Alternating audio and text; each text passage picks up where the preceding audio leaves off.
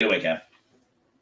It is week 16 of the NFL season, fantasy football semifinals, and Cap is going to be sweating bullets as well as sausage rigatoni today.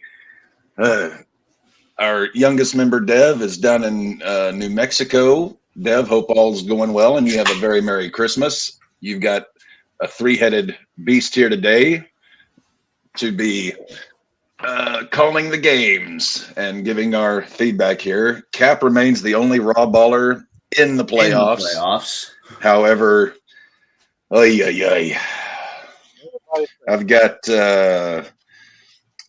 Baker Mayfield, the Denver defense, and Rashad White going today, and then Isaiah Likely, Jake Moody, and A.J. Brown going tomorrow. My opponent will have all of his guys finished up today. So Cap almost certainly will be trailing going into prime time tonight and the games tomorrow. So Tuesday, you will either have a very happy Cappy or I will be woe, blues, despair, and agony on me. So to put this in movie terms, right? If Captain's fantasy team was a movie character, right now he would be Jack Dawson, clinging From the to Titanic. life. I'm not clinging to a raft at the moment. Neither was Jack. It was the door that he could have fit on. Right now, yes, the ship has struck the iceberg. I'm trying to get myself into a lifeboat, but I'm trying to avoid going into freezing water. The water is pouring over the captain's bulkheads as we speak. And if I do find myself in the water and Kate Winslet is on the raft, I'm kicking her ass off and I'm saving my ass. Save me, damn it! I didn't come this far to drown and freeze to death. Fish food. Scott Hansen, you beautiful bastard. You've been with us all year long. Thanks again to Dave Holland for a wonderful show on Thursday night. Looking forward to part 2 of our deep dive into the vault on Kiss. I absolutely loved it. You guys only did a portion of Kiss's catalog. You guys are going right. We went 1974 to 1980. I believe 80 so, or 82. I forget when The Elder was released, but yeah, we got to The Elder, which is the point where both the original drummer Peter Criss and the original guitar player Ace Frehley had left the band. Okay. Ace has left the building. The 80s are not a good time for Kiss. Pretty much 82 to 94 is not a very good period for the band. But 94, 95 is when the reunion tour happens, and they are back on top. Looks like we have a kickoff with the Lions and the Vikings. Games are starting. Merry Christmas, everybody. It's Christmas Eve. Yes, Merry Christmas from the Great White North, where Santa originates from. Hey, I believe Santa Claus originated in Germany. No, he started there, but his winter home is. Oh, okay, right, yeah. We have had quite a few big-time moments that have happened on Christmas Day games or Christmas Eve games. The Miracle at the Meadowlands being one of them. Do we see one of those today? Do we see a game-winning kickoff return today? That goes for punts and kickoffs. Well, we got a lot of movement in the Cleveland game early. 1st and goal on the Houston 6, so that's pretty close to what you just mentioned there. Yeah, that's why as soon as I said that, the kickoff for the Browns happened, and I was like, oh. Yeah. Flacco with a 53-yard bomb to Amari Cooper. The fact In that the Amari fantasy Cooper is world, playing right now, it is the Dallas Doormats with 67 points to Nashville FC's 9.1. Cap has a very slim lead at the moment. And that lead is likely to disappear as the day goes on, because between Sunday night and the Monday games, I have 6 guys going.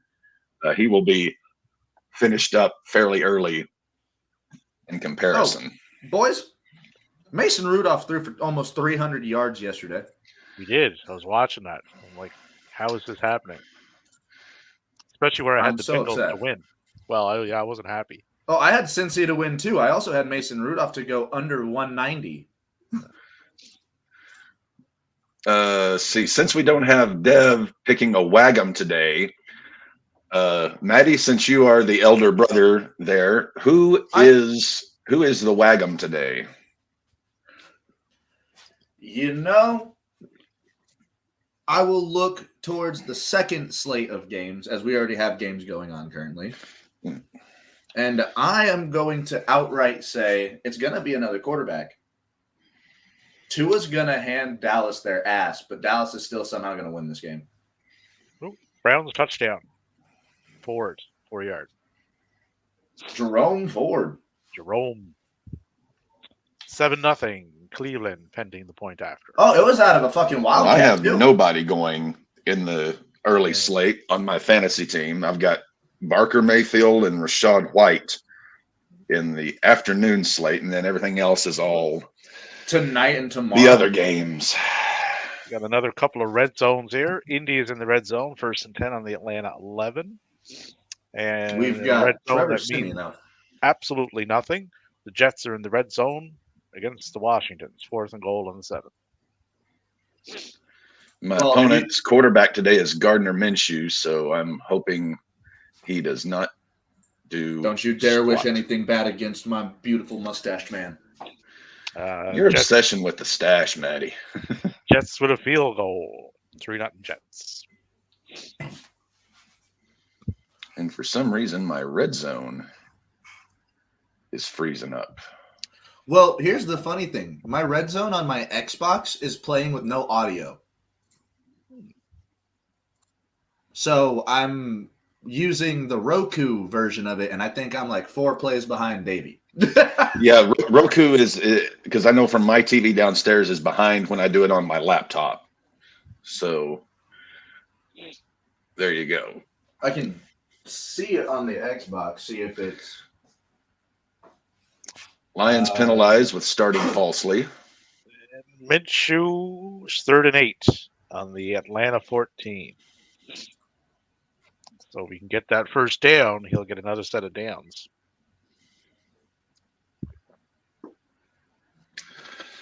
Ay, ay, ay. What is on Maddie's menu today? I just had a bowl of chicken tortilla soup. I've got a salad in the fridge, and then I got some first and sausage, tomato sauce in the crock pot. I'm going to have some rigatoni. Tommy DeVito would be proud. And Indy got the first I'm going to eat like a soprano today. Indy got the first down. Atlanta committed a 13-yard penalty for pass interference. So 1st and goal. Detroit interfered with the pass. Oh, hey, the Xbox is actually caught up to with what Davey just said. I'm just a little bit behind. Goff to Raymond for an 11-yard gain, 3rd and 1 on the Minnesota 20. And we got pass interference in the Falcon-Colts game. That'll put them at the goal line. Yep. Oh. 2nd and goal. Wait, Tennessee, what the fuck are you guys doing? Well, 2nd and 10 on the Tennessee 41 for Seattle. That's not what I'm asking, David. I'm asking why they don't have Mayo Man out there. He's hurt, probably. Son of a bitch, now they're stuck with Tannehill. They're going to let him get sacked 11 times today. And looks like it's going to be 3rd and goal, Indy on the 1. Yep. 1st and 10, Detroit on the Minnesota 16.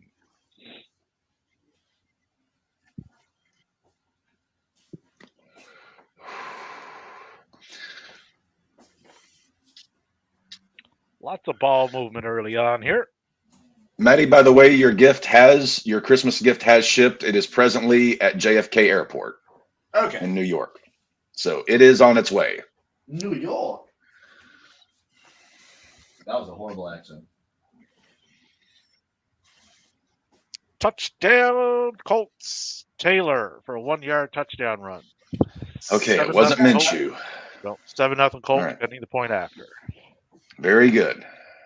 JT. I'll take that.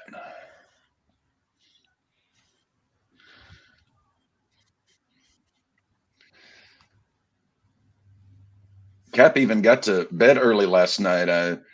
Actually, I had the afternoon. I had about 8 or 10 beers, played Madden, did a ton of housework and laundry, then took a nap, got up, made dinner, had a couple of Kentucky Colonels, and went to bed.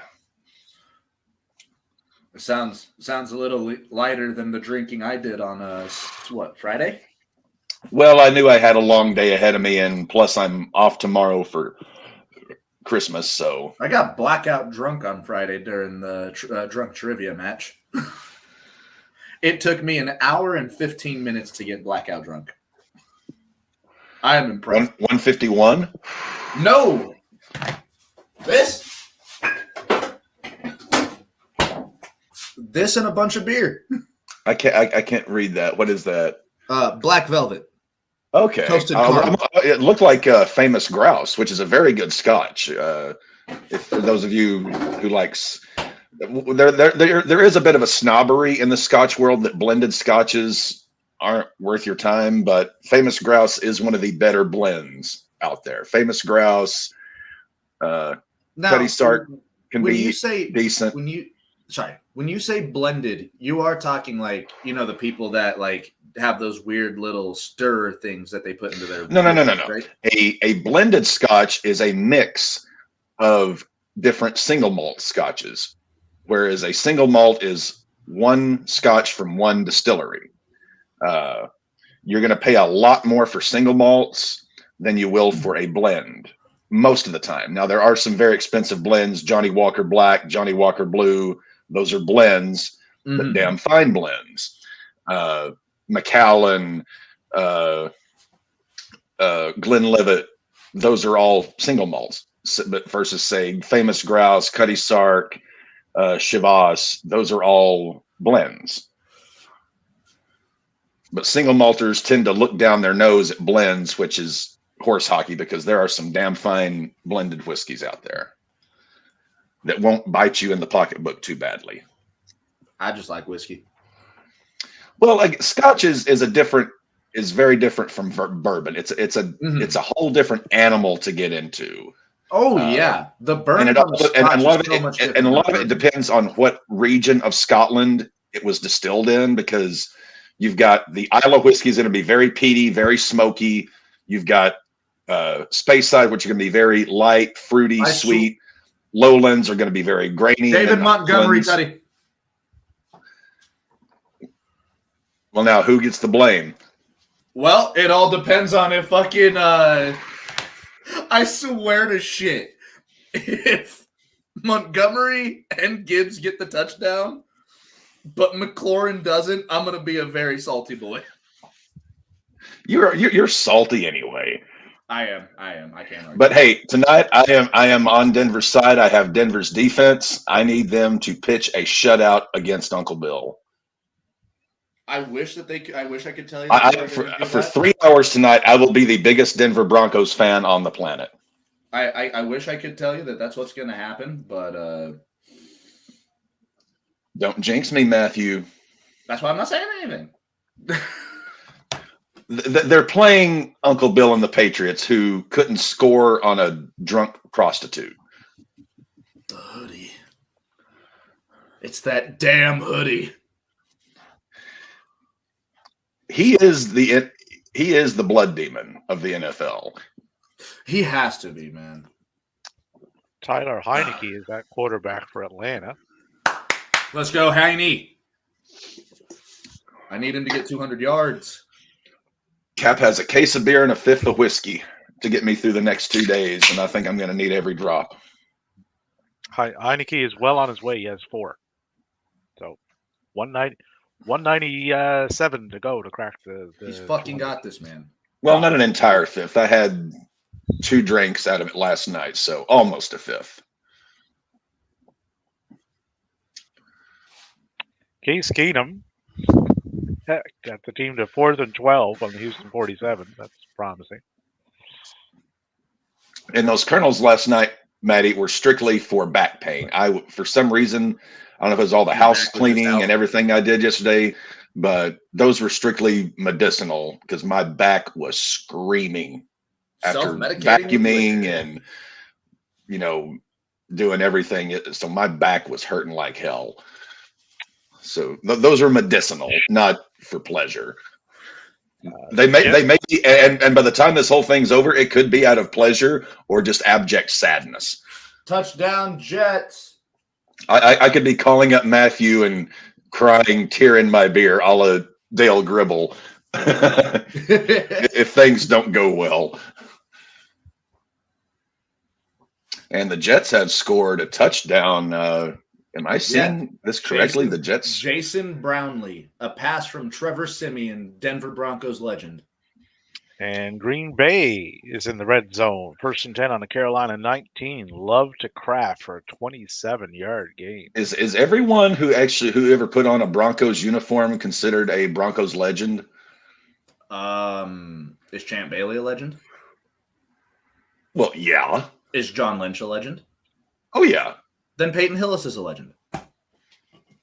No. See, there you're comparing bathtub gin to flight bourbon. Great song by the band Fish, by the way. Bathtub gin. If Atwater, Bailey, and Lynch are all legends, by God, Peyton Hillis is a legend. Your hopeless, positive optimism. Oh yeah, boy. But I'm often so pessimistic that I like to hang out with people who are optimistic to kind of be the counterweight. And he's always positive about things despite evidence to the contrary. I'm always negative about things despite evidence to the contrary. So that's why I like hanging out with Maddie, because we kind of balance each other out that way. Oh, you should watch. You should see us actually sit down and watch old wrestling. It's funny. Yeah. I mean, whatever you've been down there. Oh shit! Bijan Robinson got like a 40-yard run. Sitting downstairs in the rec room playing chess. Drinking bourbon, watching old wrestling. It's like, two old brothers from different mothers.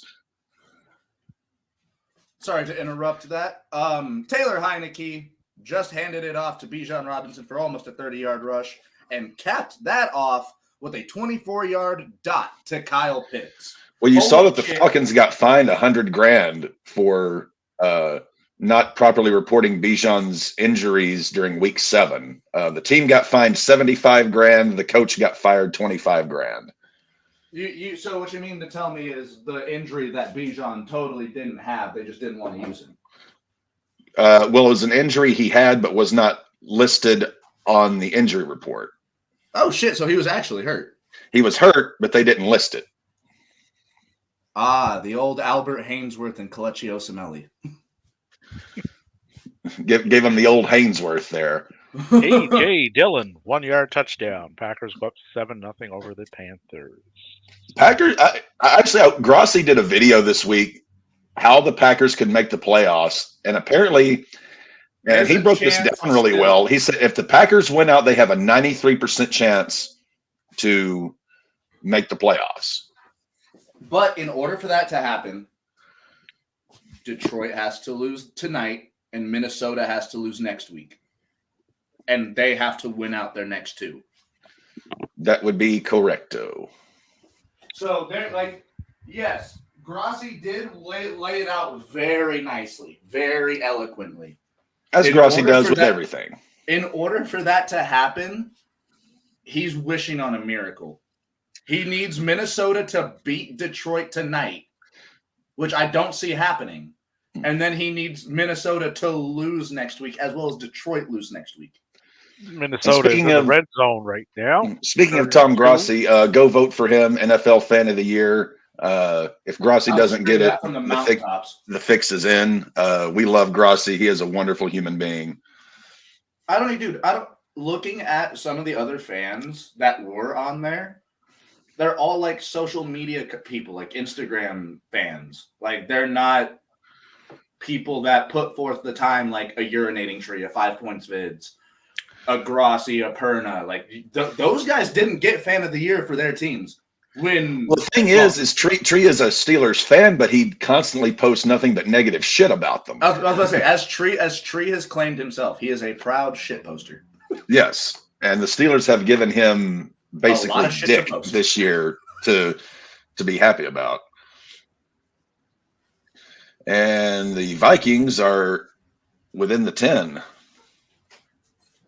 I just saw Derrick Henry stiff arm his own offensive lineman and then stiff arm a defensive player.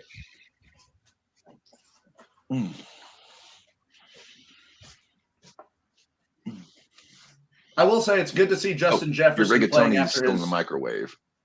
Your rigatoni is still in the microwave.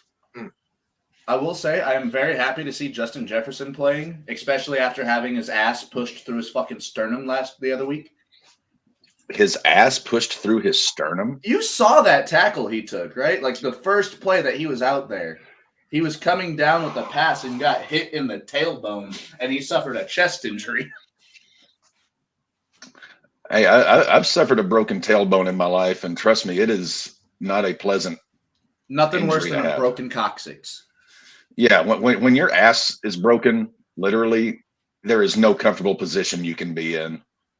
Pair that with 2 broken ribs at the same time, so yeah, you're just a miserable mofo. You can't lay, you can't sit, you can't stand, you can't breathe.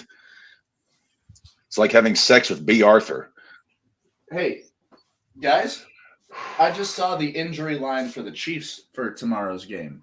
And it doesn't really matter to them, seeing as you say, Andy Reid doesn't like running backs. Kadarius Toney has no hands. And the offensive line for the Chiefs has been relatively the same throughout the last couple of years. So those are the only 3 outs that they have for tomorrow's game. Jerick McKinnon, Kadarius Toney, and I believe a right guard. Not looking good for the vicious Vegas Raiders' chances. It never looks good for us. I mean, I will say, you guys still have more of a chance to win according to the spread than Denver did against half of the teams they've played this year. Well, the big game next week, as we all know, is the Raiders against the Broncos. So that's one more week. We've got 2 more weeks. Oh, that's week 18. That's right. Yeah. So we can complete the sweep. I swear to God, if we get swept by the Raiders, I'm kicking an orphan. Imagine getting swept by the Raiders and that being the loss that keeps you out of the playoffs.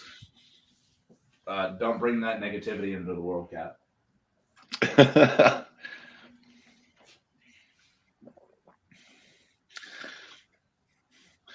Well, we may be dog shit, but we kept Denver out of the playoffs. No, Denver kept Denver out of the playoffs. Because Denver playoff insufferable Matty, I don't even want to imagine the horror. Nick Mullins in the pocket is like an infant trying to put a fucking square block into the triangle. 2nd and goal on the Detroit 2, though.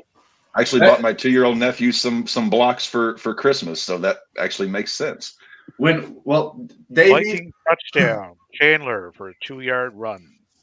You see, that's why, because it wasn't in the hands of Mullins. Mullins is 4 of 6 for 69 yards. Nice. Good little start. It's a nice little start. 69, always nice. Yeah. Also, Tyson Chandler. That kid came out of nowhere the past couple of weeks. Well, Madison's been hurt, and the Vikings have just been having problems all years. Yes.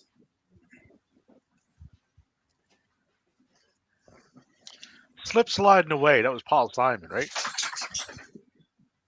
Slip slide the night away. Yeah. That song popped into my head when I was looking at your matchup here. Thank you, Davey. Anytime, Captain. Davey is literally that gif from The Simpsons where Homer's just patting the couch. Join us. Actually, no, I was thinking, when Homer's digging under the couch looking. That absolutely did not work. I'm sorry. When Homer's digging under the couch looking for money and he finds a peanut, Davey is kind of like Homer's conscience for me. When Homer's talking to his brain and his brain actually tells him, legit advice and Homer just doesn't get it. $20 can buy many peanuts. Explain how. Money can be exchanged for goods and services. Woo-hoo! Woo! Woo-hoo! Minshew moving the ball, eh? Hey, unfortunately, passing leader today so far. Oh, Matthew, my opponent has him. I need Minshew to have a horrible day. It's not going to happen. You see that Ron Jeremy porn stash he's got? Dude, he's got... Where is Ron Jeremy right now, Matthew? Hey, Google. How old is Ron Jeremy? No, where is he? Not how old is he? Do you want to know what happened to Ron Jeremy's money? Yes. Yes. Ron Jeremy is currently incarcerated for sexual assault. They say Ron Jeremy's earnings and investments. He invested his money into real estate and at one point had assets worth over $40 million. However, due to sexual assault allegations against him, he has sold all his house properties and paid $27 million to various women for settlements. To various women? Look for the link in your Google Home. 27 million. To various women? Well, Ron McMahon Jeremy. That would kind of make sense. Paralegals. Jets with another touchdown. Brees Hall Holy with smokes. a 36-yard run. Can I just point one thing out about this game? The commies haven't got past midfield yet. No, say it's 9:37 left in the first. Sam Howell is 0 for 5.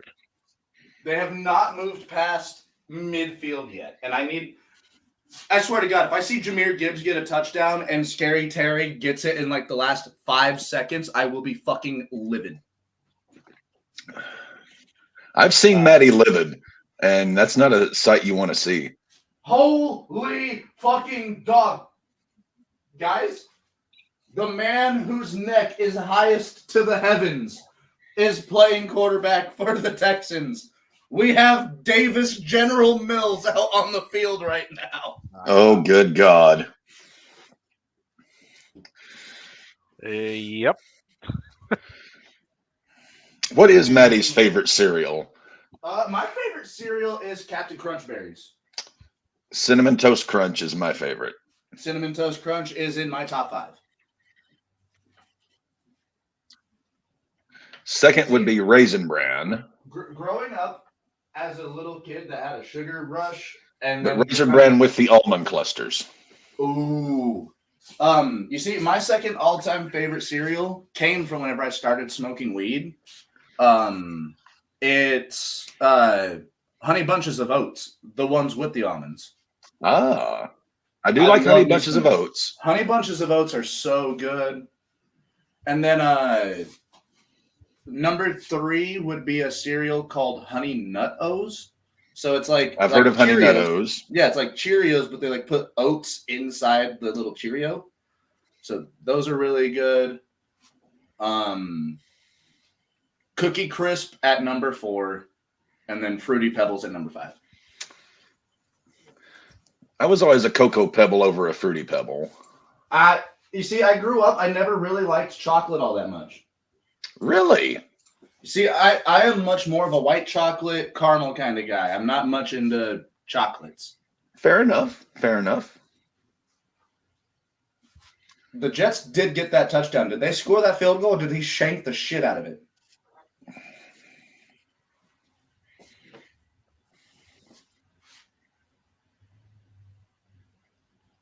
Jared Goff down the middle. Not a very smart pass from Goff, but it was caught. 11 yards for Williams. Yep. Yeah, it wasn't a smart pass by any stretch of the imagination, but it got the first down.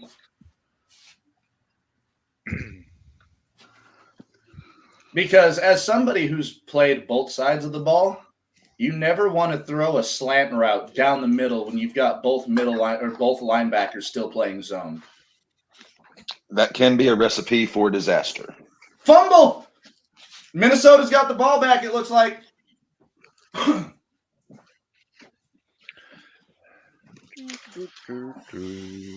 Tom Grossi, you might have predicted something, buddy. Jahmyr Gibbs with the fumble there. I swear to God. Yep. Gibbs rushed to the right for a 14-yard gain. Gibbs fumbled. Minnesota recovered. 1st and 10 on the Detroit 48. And we've got Geno Smith getting sacked on the 1-yard line, it looks like. Yeah, they punted it back there. 1st and 10, Tennessee on the Tennessee 43. So they got good field position out of it. Who would have thunk that when you draft a generational tight end like Kyle Pitts, that if you throw the ball to him, he'll do something? Shudder to think. He's been targeted twice. He's got 2 receptions for 44 yards and a touchdown. Yep.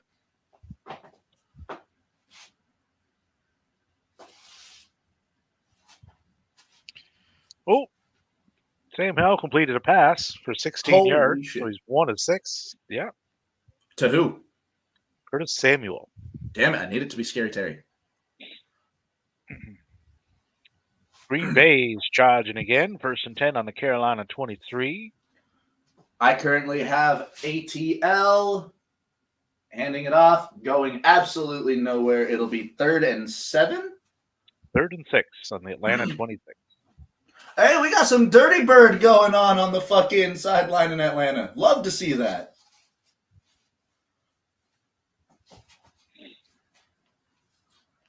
Oh, we got a comment. Oh, Green Bay's in the red zone. Merry early crisis. I hope everything's going well for you, D. Love you, and I hope that your trip's going well, buddy.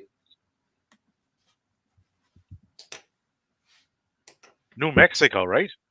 Yeah, he is in New Mexico. Don't go all Jesse Pinkman on us. Jesse, we need to cook.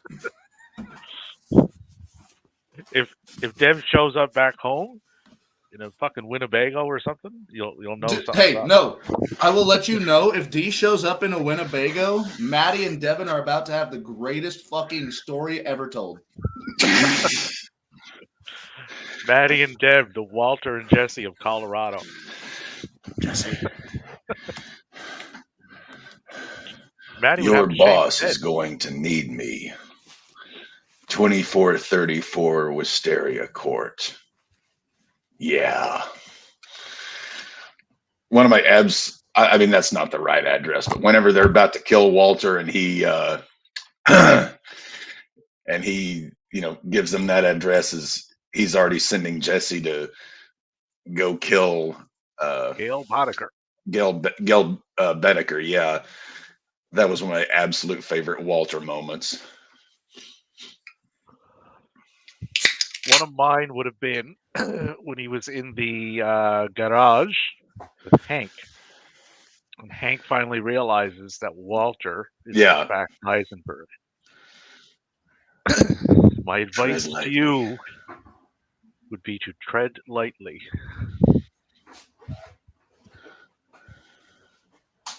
Breaking Bad is such a fucking good show. Well, see, and that's what I liked at the start of that season, because Walter's finally going to have the balls to tell Hank, stay out of my business, or I'm going to have you rubbed out. And then Hank gets rubbed out, and Walter just cries like a bitch. I'm like, dude, problem solved. You won. I won. There That's we just go. to look at me, Hector. Sorry, I have no idea what happened. My my little touch pad mouse didn't work, so now I have to go grab ye old mouse. Hey, I always use ye old mouse. Green Bay, first and goal, and the Carolina 2.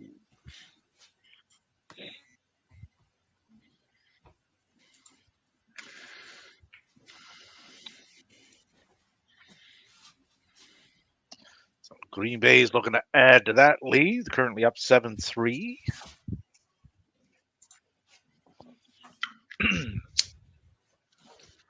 Green Bay moving like a well-oiled machine, but that means absolutely nothing when it comes to them playing the Panthers.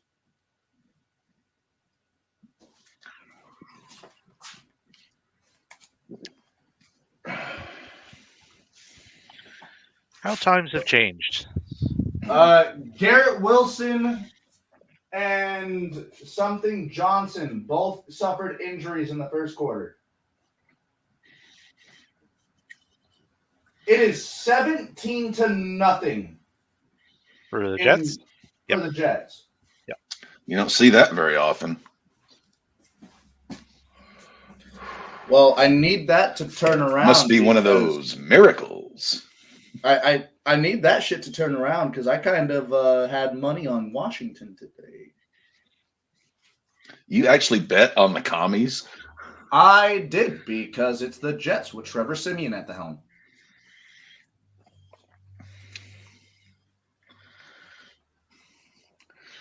Maddie, I really think you, in another life, if I'm looking back in like 1940s, 1950s New York mob, I think you would have been one of their bookies. Somewhere in a past life, Maddie was wearing the fedora, the suit, running the phone lines. Looking like Sean Stiletto. Yeah. Tommy DeVito's agent. Devin says that his trip is going great. That's what I like to hear. I know all of us like to hear that right now. Yeah. Especially Merry since Christmas to you, vacation, Dev. D. You've earned it. Yeah, just like I did, you deserve this vacation as well, D. Ooh, Mullins intercepted. Nick Mullins intercepted. Oh, no! If you can't, And that hear was there's a no pretty sarcasm in my voice. poor interception there. Green Bay is So- still third and goal on the 1. End of the Davey, first. since you are our callous claws today, are you the person who denied Ralphie his Red Ryder BB gun by kicking him in the head, telling him he'll shoot his eye out? I deny all that stuff. I deny. Can you imagine Davey dressed up as Santa Claus and just him with a hot wired live mic having to listen to all the children at a mall on a Saturday? I want to see Davey grow a beard. No, that's not happening. I would be a cross between, well, back in the day when I drank, between Billy Bob Thornton's Santa Bad Santa. and I don't know if you've seen it yet, but Nick Gage reading the By the way, I finally watched Bad Santa 2, and I don't know why it got such horrible reviews. It cracked Maybe me a second up. one? Yeah. It was good. It's not as good as the first one. But. They made a second one? I laughed the whole way through. I liked it. I don't know why it got such horrible reviews. Him Midget getting, comedians still in it? him helping Thurman Merman pop his cherry. Thurman Merman.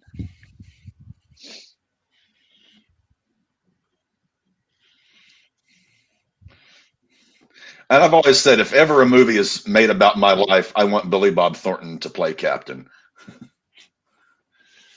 If ever a movie is made about my life, I want the role to be played by a pot plant. By who? By a pot plant? A singular pot plant. I want everybody else to be. Woody Harrelson. Yeah, I want everybody to be acting around it and acting like the plant is a person, and just whenever it cuts to the plant, dead silence, and then the rest. That's sort of like BoJack Horseman. You want you want to be played by an unusual object or creature or whatever. I've never watched BoJack Horseman. Is it good? Well, it's 'Cause gotten a lot of really great reviews, and I watched the first season of it. It wasn't really my cup of tea, but it wasn't bad. If that makes like I wasn't like, oh my god, this sucks. It was like, this just isn't my thing. The thing with those Netflix shows, like, because Netflix had like a bunch of animations that went onto it, like Big Mouth and shit like that. I never got into any of those. And I really enjoy shit like American Dad, Family Guy, stupid shit like that. I just could not get into Big Mouth, and I never watched BoJack Horseman. As far as current shows that I'm into, obviously Letterkenny is my current favorite show. Of course. Archer is actually ending. They're doing their very last. Ended. They're doing their last show, which I'm sad because I've always liked Archer. 14 seasons, though, bro. I didn't expect it to go that long. Well, no, nor did I. Love Archer. South Park, obviously, huge fan of. The newer shit kind of sucks, but touchdown in Green Bay. Jordan Love, 1-yard touchdown, point after missed. 13-3. Because kickers suck this year. I'm trying to think of any other shows that well, obviously Beavis and Butthead, this reboot has been phenomenal. They've done 2 seasons of that and they've got renewed for a 3rd. So I'm loving that. I love this reboot of Beavis and Butthead. That would be because Mike Judge literally has a plethora of fucking ideas in his head. He just never gets them off the ground because he's so fucking, like, he himself is bland. It's hard for him to get pitches off the ground. I'm trying to think, what other shows am I into? Because imagine someone trying to pitch you King of the Hill in this day and age. Yeah, well, I mean, no. The premise of this is it's a family, and the main character sells propane. If you gave that as propane accessories, don't forget that. If you gave that as the synopsis for the show, I guarantee you, producers, TV companies would look at that and go, I don't know. I really don't know about that. Also, Tannehill basically lobbed a touchdown pass into the end zone to a wide open tight end. If you're looking for 2, you would have to, one, you would have to like this gentleman to begin with. Ricky Gervais. I do like Ricky Gervais. There's a show on Netflix. It's called Afterlife. 3 seasons. It's a really easy watch. You could probably watch all 3 seasons in probably 3 or 4 days, if that. Okay. Really funny and really touching and really heartbreaking. All rolled into one. It's excellently done. Okay. Because I was about to say, Ricky Gervais is one of the people that hates modern Hollywood and shit like that. So I'm very interested to see something come from his mind. Yeah, it's not that type of show. It basically has to do, the main premise of it is he lost his wife to cancer. And it's the grieving process afterwards and how he progresses through that. Okay. But in a very Ricky Gervais kind of way.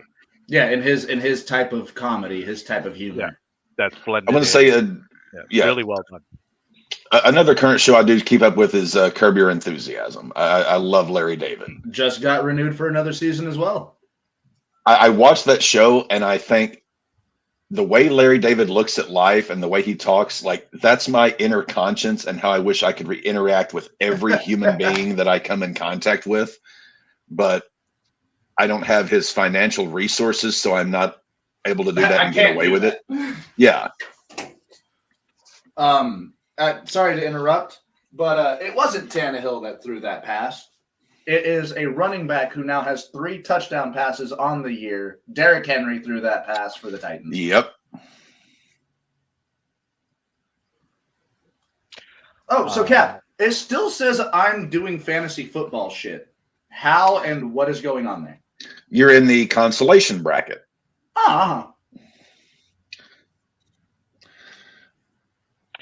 Another show definitely worth checking out. Heavy Early is actually Well, looks like Heavy Early's kind of checked out. Roger Zaya Houseco retirement is winning over the team I eliminated last week, Grey's Anatomy. If only I played them, damn it. Another show to check out. It's on the Netflix. It's called Maid, MAID. I actually know the one you're talking about. I heard it was really fucking good. I don't have Netflix, unfortunately. I've got Paramount Plus, Hulu, Peacock, Tubi. And Wait. why not have Tubi? The shit is free. And Tubi is awesome. Of all your free streaming services out there, I'm a documentary hound. Tubi has so many good docs on there. It's got your documentaries. It's got all of your older movies. Like if you're looking for movies pre-2000, Tubi has almost all of them. Yeah. Well, they've actually got the whole John Wick series, which John is downstairs watching. Oh, he's been watching John Wick all day. They got John Wick on there? All 3 John Wicks. He's watching John Wick on the brand new wall-mounted 65-inch flat screen, and I'm watching. Oh, hey, it's Tom Grassi's favorite guy, Joe Barry. Yeah, and I'm watching RedZone on my laptop with you guys. I'm watching it on my TV at like a WWE wrestler style of looking at something. So did you hear the news that Triple H is now firmly 100% in control of the Hall of Fame? I don't believe that until Vince McMahon's dead. Well, if it's true, I think we'll see some very long overdue Hall of Fame inductions in the coming years. I think if Triple H is in charge, he's reaching out to Martha and seeing if he can't get her get Owen in the Hall of Fame. That would be wonderful. Will Martha allow it? I have absolutely no idea. But I feel like if Triple H does have that, that's the first person he's reaching out to. I don't think Martha does, to be honest. I don't think Martha would. It would have to take a lot of. I'm going to agree with you both on this because hearts know how to hold a grudge. Just ask Brett how he feels about Bill Goldberg. Well, Martha has a reason to. Well, yes, and I'm not doubting her reasoning. I completely get why she wouldn't. I wish she would have a change of heart for the sake of posterity's sake, but I understand her reasoning if she does not. Four groups I would like to see in, and this would signal a touchdown Panthers. Yeah, Demolition. There's one. Demolition should be in. Wait, hold on. Demolition is not in the Hall of Fame? No. Nope. The team that had the longest reigning tag team title reign up until the fucking New Day are not in the Hall of Fame. They're not in the Hall of Fame. What did they do to get so much fucking hate? They had a lawsuit against them. That automatically, no matter how good you are, what you've gets done, you out of Vince's graces. It takes you out of the Hall of Fame, which therefore takes the Hall of Fame out of any credibility because it's not a Hall of Fame. It becomes the Hall of Good. Yeah. Well, it becomes the Hall of Goodwill. Yeah, it changes the meaning of what that particular hall is. Which honestly is why I do kind of respect that GCW is doing a true Hall of Fame like every year. Doesn't surprise me because, like I said, GCW is like the only wrestling promotion out there that I pay attention to that I'm like, okay, this promotion is presenting pro wrestling in a way that I like. I still don't think I could see Cap and Brett Lauderdale have a conversation. 3 other that I would like to see in. This one would bridge a gap and would show that, okay, Paul is actually looking to potentially work with other people. Dustin Rhodes. Yep, Dustin, agreed. Putting Dustin, Goldust, the Natural, however you want to call him, putting Dustin Rhodes in the Hall of Fame would be that gap. And the reason he deserves it, for one, but the other reason would be is Dustin is currently employed by AEW. Yes. You want to bridge that gap, right? then you can't be ignoring people that belong in there just because they work for another company. And So if you you want to can't start, do what Yeah. he did to Billy Gunn during the DX Yeah. induction. yeah, you can't do shit like that, right? Yeah, you're bringing them in the Hall of Fame for a fucking reason. And if I'm going to be honest, Billy Gunn and Road Dogg don't deserve a Hall of Fame spot just because they were part of DX.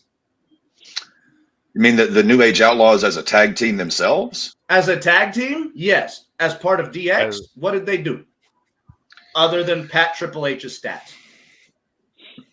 I think if they're in as the Outlaws, then you have to go in as DX. If they're in as DX, I don't know if I would. Also, mind you, China wasn't it's added. a big New Age Outlaws mark, so I have to try and temper this. China also wasn't added, right? No, and China would be another potential in maybe. To not have Joni Lawler in the Hall of Fame in any stretch of capacity, just because of what she did post, and y'all allowed Tori Wilson, Sable, Christy Hemme, Ashley Massaro. I can keep going about women that we've seen the bazongas on Playboy for. Well, let this sink in, right? And like I said, this is coming from someone north of your border. You don't have. Oh no! You I don't think have Smith and Jigba fucked up his Achilles. Brown's Another one? Oh yeah! Oh no! Oh no! Brown Flacco to Cooper, 75-yard touchdown. Cooper's up to 150 yards on 3 catches. Yeah, rookie wide receiver for the Seahawks, Jackson Smith and Jigba went down. It is looking like ankle injury. He's walking on it, so I don't think it's an Achilles. Well, I mean, Aaron Rodgers was walking on his. Aaron Rodgers is also not normal.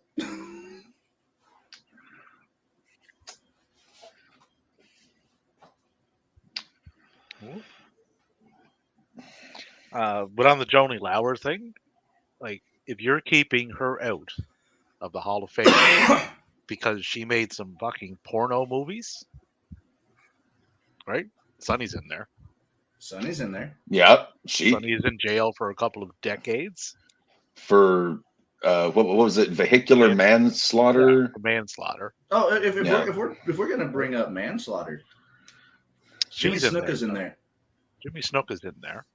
Carlos Colon is in there. And if I'm not mistaken, the only thing China ever killed was people's innocence. Yeah.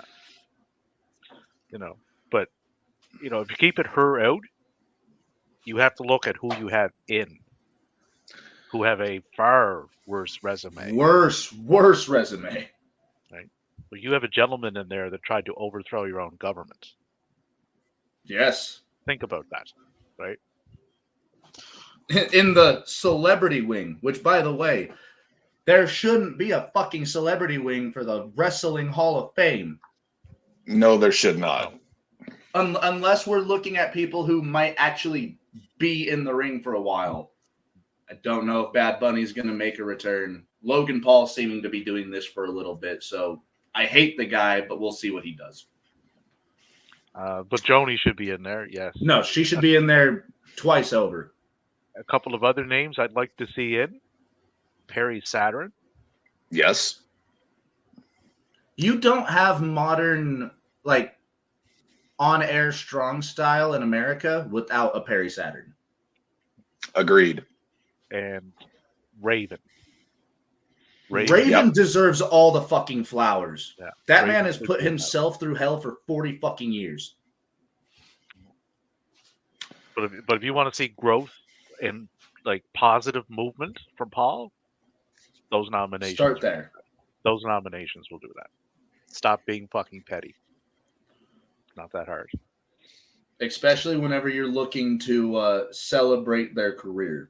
Is Eddie in? Eddie Guerrero? Eddie got inducted posthumously, yes. Okay. Oh yeah, Eddie's in that. Okay. I couldn't quite remember. Bray Wyatt, I think, gets in. Yeah, Bray will probably get in this year. He's going to get in. I just wish we had more time with him. Yeah, more ways than one. Yeah. I almost wish we actually had I wish he had lived and that we had RAWBall business cards printed up so that I could have handed him one in the airport in San Antonio. You have our number now. And if they really want to do that right, you have Bray go in, and you have Brody Lee go in, and you have Braun. I'll tell you one. No, speaking induct the of, Wyatt family. Induct the Wyatt family as a whole. I would like to see go in as a solo. He's already in as a member of the Horsemen. I would like to see Barry Windham inducted as a single. Oh, Barry! Wait, Barry Windham is not inducted yet? He's in as a member of the Four Horsemen, but he's not in as a single. Yeah. Ooh, Texans touchdown, 14-7 Browns. So I definitely would like to see Barry in as a single. I would like to see Arn go in as a single, another crossover. Well, Arn's contract expired with AEW, if I understood. Oh, one of the greatest cruiserweights of our time. Dean Malenko isn't a fucking Hall of Famer yet.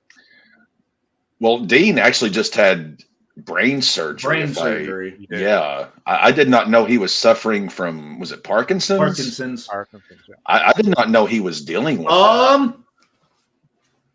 To the 30, the 20, the 10, kickoff touchdown for the Texans. Is that a wag'em? Damian Pierce with a 96-yard touchdown. Fuck it, yeah, Damian Pierce, let's get you up there, big. 98, my bad. That's putting on your big boy pants. There we go. Damian Pierce, have a fucking day. He'll be tired after that one.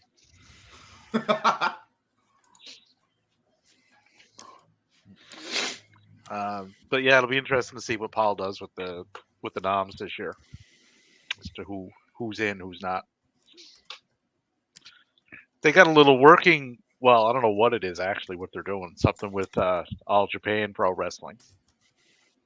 Yeah, I heard about that. New NXT is doing something with AJPW. Yeah, I don't know what it is. If it's just kind of a one-off thing, so I'm not getting too hyped up about it yet.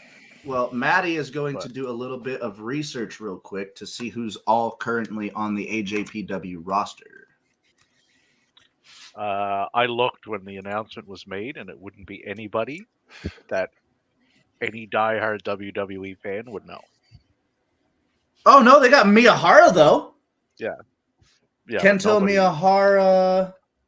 Yeah, but nobody who only watches WWE would know any of those people. So I do. I know that nobody who watches WWE would know these names, but Davey. It would be we might have a chance. We might have a chance at another Shigehiro Irie versus Gunther matches. Yeah. Also, did I say Maddie. Jacket Man? I did. A question I was wanting to ask. Have you and Dev spoke about what we could potentially do for the Rumble, since, like I said, I cannot make it to Orlando this year, but you were mentioning me and Devin will be looking to go down. We'll probably hit up Missouri, a part in our town in Missouri, and then we'll probably head down to you. Okay. Yeah, like I said, if you guys are going to drive down, I will put you guys up for that weekend.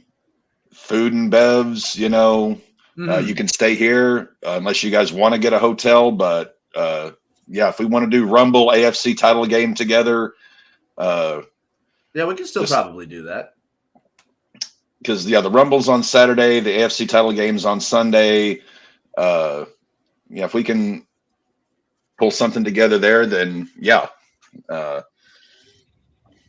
let's coagulate and figure out what we're going to do there. Okay. Yeah, I'm looking at this roster, Davey. There's a lot of talent that I would actually be interested to see people like Carmelo Hayes or Ilya Dragunov work with. Well, I What thought of with Dragunov, his injury? What happened there exactly? It's a work. that's a cave. It's very okay. fucking It's a bonehead. work, but yeah, they shouldn't have fucking had Ridge Holland be the guy in that spot.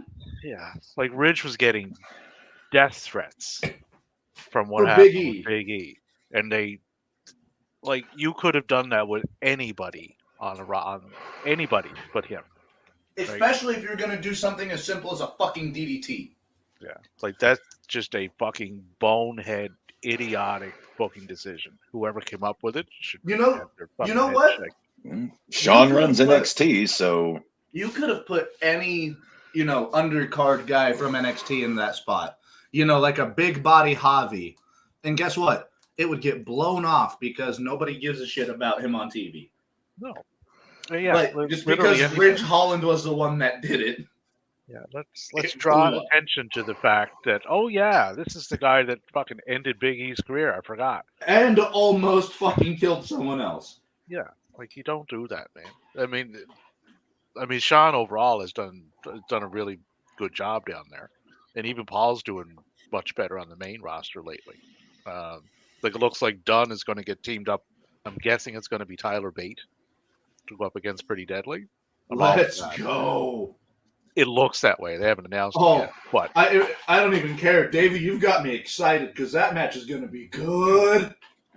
it was the go find a partner angle they're working. yeah. Yeah, so it would lead to Bate because there's no one else that kind of matches up. Oh, That that could match is also going to be lead- so good. Yeah, and you know what that could also lead to if they do this, right? Tyler Bate, Pete Dunne, who would be good to lead them as a bit of a figurehead / manager whose Sheamus. non-compete is now up. William Regal. Yep. Is he in the hall? That. I don't know yet. Where he's still active. I don't think Regal's in the hall, but he should be. Yeah, Regal should. Well, he's not active in ring. I mean, No, active character, but if he's not, he should be. He will be. What do you think about Heyman? You think putting Heyman in the Hall of Fame, even though, well, I mean, he's still active, but I don't think where he's still so active in what he's doing. I don't think that'll Pick happen six and mini. Or no, Yep. not a pick six. Fumble. yet. Fumble. Yeah. Jared, no. What I'm gonna say, what I'm about to say is gonna anger Davey, but you've got the WWE Hall of Fame. We're talking about managers. Mhm. Jim Cornette is in as a manager. Actually, no, the Midnight Express. He's in with them, I think. No, Based the Midnight are not in. The Rock and Roll Express are in. I think Based it would on be- Jim's body of wrestling work, right? Because you have to differentiate here with him. Yeah, you have to put personal bias ahead of or aside from their professional careers. the body of work speaks for itself. Yeah, the body of work leads him to a Hall of Fame induction, right? As a person, he's fucking garbage, right? But you have to, like I said, separate the person from the character. So if you do that, then yeah, Cornette gets in. If you take your personal bias out of it for what Cornette actually is, then I would be fine with him going in as because the Midnight Express, I mean, they were a trio. I think you put the Midnight in with Cornette. Well, you have there were three wrestlers in the Midnight. You had Stan Lane, Bobby Eaton, Dennis Condrey. I think and I think you have to put all four of them in as the Midnight Express. Jim as a manager. Now, granted, he did manage Owen, he managed Yoko, he managed Vader, he managed Davey. I wouldn't put him in solo as a manager, but I think with him in the Midnight, I think you have to put them in because you could put him. I think you could put him in as a manager because you can also put him in as a promoter, as a booker. I mean, figurehead.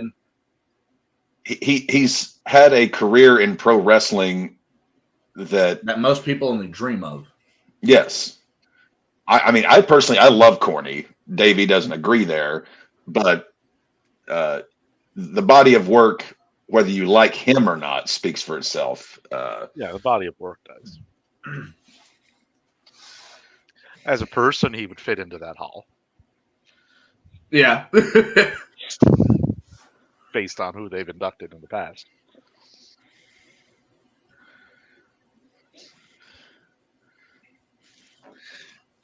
We have a pay-per-view for this Saturday, gentlemen. We do. World's End, yes. Yes. That's right. That's right.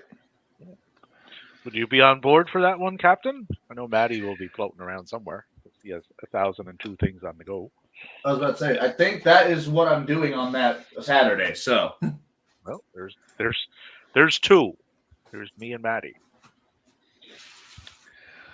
I mean, Jets. I'm not in the planning RedZone. on ordering it, paying for it. we ain't got to do that, Continue. baby. I can send you a stream for it. No problem. Yeah, we ain't got to do that, baby. We're all pirates. Arr. You even have it in your name. That was the most enthusiastic arg I've ever heard in my life, Davey. Arr. And I've done D&D pirate themed. Let's see what's next. 30. Is that Saturday the 30th? Yeah, it's this Saturday. next Saturday. Main event is MJF versus Samoa Joe. What do we have booked for that particular card? Julia of Hart now? versus Abaddon, which I'm very happy for. Very hard for. I would imagine there'll be a 0 hour for that, which won't be set up till this week. But right now, as it stands, we have Christian Cage versus Adam Copeland for the AEW TNT title in a no disqualification match. I did see that. Excited. FTW title with an FTW rules match. Hook. Oh, it's for the versus FTW Yuta. title. Julia Hart versus Abaddon for the TBS title. Tony Storm versus Riho for the AEW women's title. The AEW world title match, MJF and Samoa Joe. And the Continental Classic Championship final match, which I am picking to be Jay White versus Eddie Kingston is my pick. It's hard to argue that that's what it's going to be. Yeah, like if you're following the story, that's where the story is leading. Oh, but Davey, there's no story to the Continental Classic. No, they don't tell stories at all in AEW at all. No. Just matches. Like other matches probably added to that would be FTR and House of Black, which would be Malachi and Buddy. What else is likely added? I would say Swerve and Keith Lee get added to that.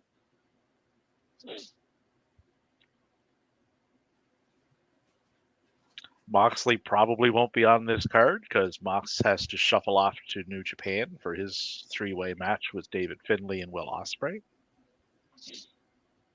And you will probably get the tag team match added to it, I would say.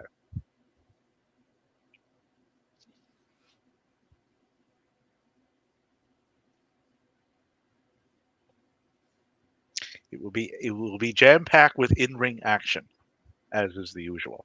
Oh, yeah. And even Cap, as somebody who's not, the biggest fan of AEW, he has never argued about the fact that the cards themselves always deliver. Yeah, it's rare that a AEW pay-per-view doesn't deliver on what they set out to do. It's like the odd time it doesn't.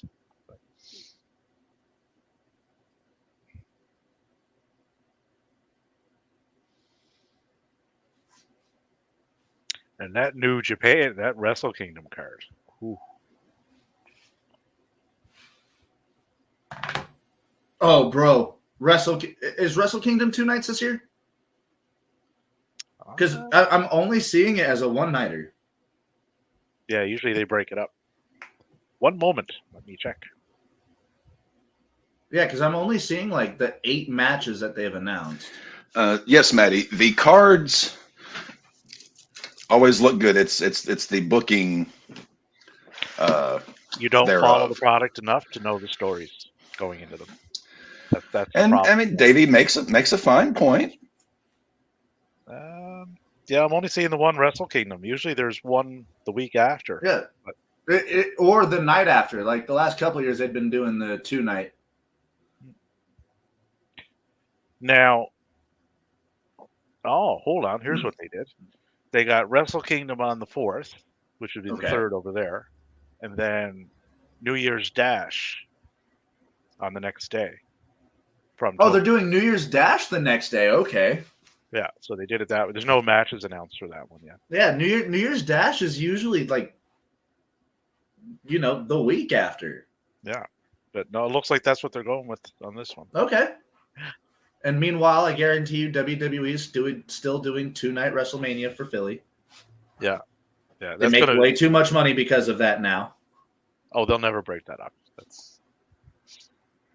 But the New Japan card for Wrestle Kingdom, it's Connors and Maloney versus Catch 22, which is Francisco Akira and TJP.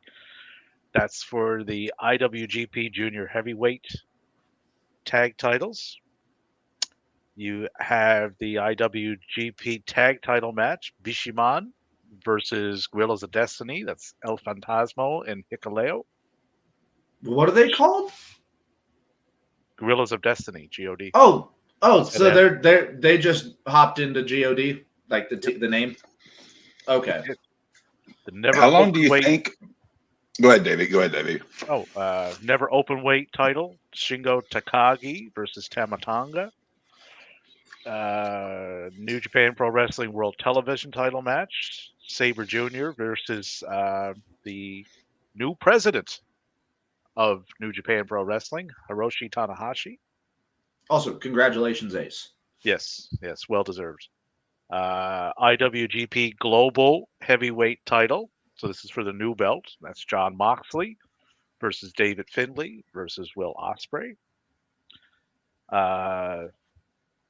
IWGP Junior Heavyweight title match, Hiromu Takahashi versus El Desperado. Very looking forward to that one.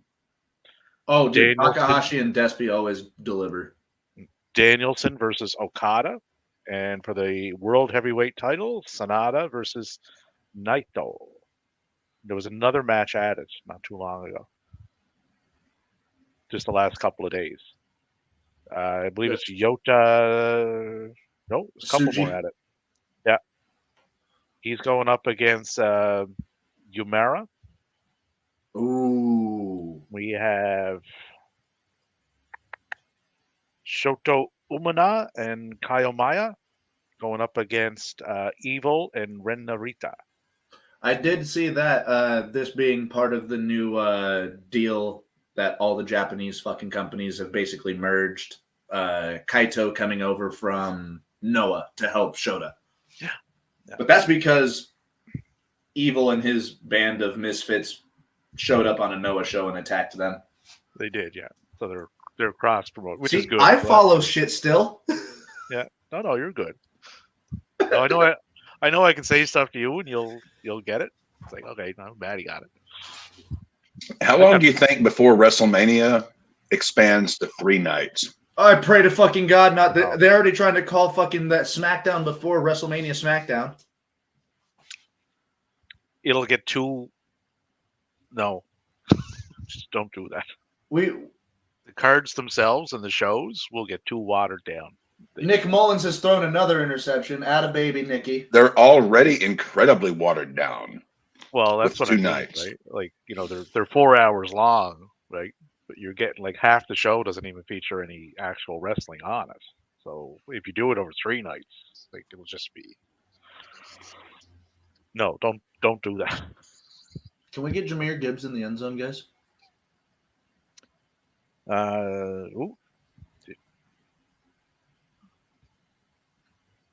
would be good. They're 1st and 10 on the Minnesota 20.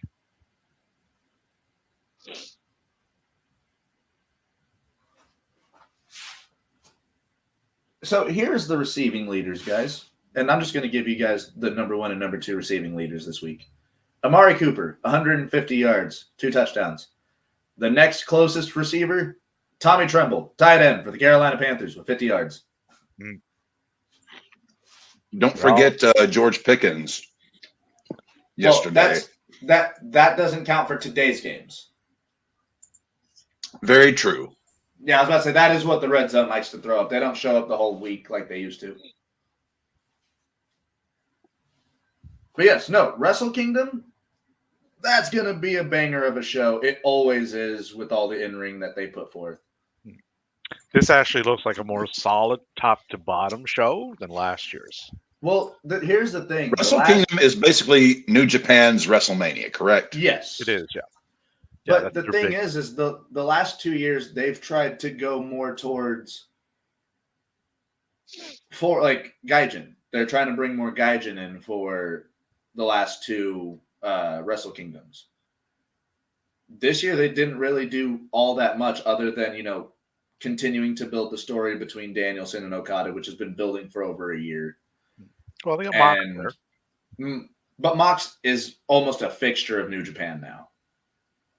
Almost. Yeah.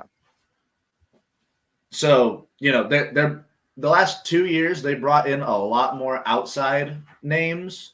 Omega coming back, Jericho, Mercedes. This year, they're kind of doing it a little bit more homegrown, is what it feels like. Have there been any updates on the diverticulitis? No. No, I don't think we're going to get updates on that for maybe a month or so. Cleveland is charging again, 2nd and 12 on the Houston 21, and Detroit is 1st and 10 on the Minnesota 20, and everybody else is just doing stuff in the middle of the field. Stuff in the middle of the field.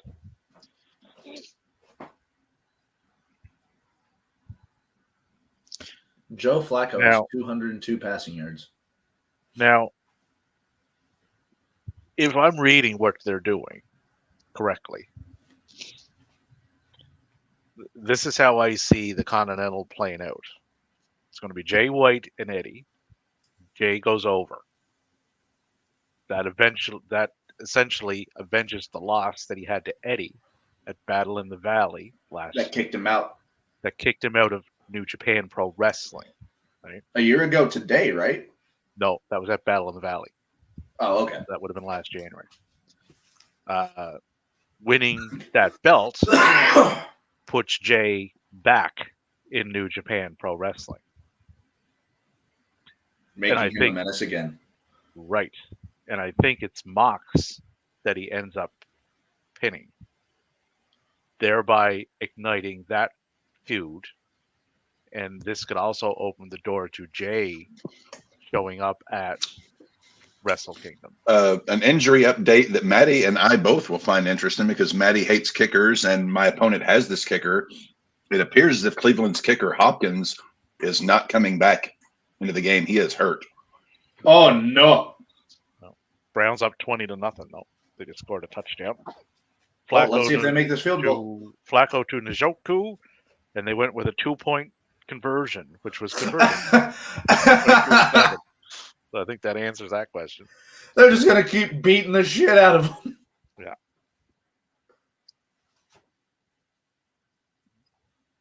But Jay showing up, if Jay wins that title, right, at World's End, Jay showing up at that match, there's 3 people in it that he has a history with. Mox, Ospreay, and David Finlay. That could open up a whole plethora of stuff going forward. Detroit Lions touchdown. Jamar Gibbs for a 14-yarder. I swear to God, if Terry McLaurin is the only one that doesn't get this touchdown. Well, I think the only thing working has McLaurin. You got 1 catch for 13 yards. The only thing working in your favor here is Commanders are down so much already. They're down 20-0. They're going to have to throw the ball. I need Scary Terry to be scary. Not that it matters. They're 4-10. Like it's not like it doesn't matter. I just need Scary Terry to get a touchdown. God damn it!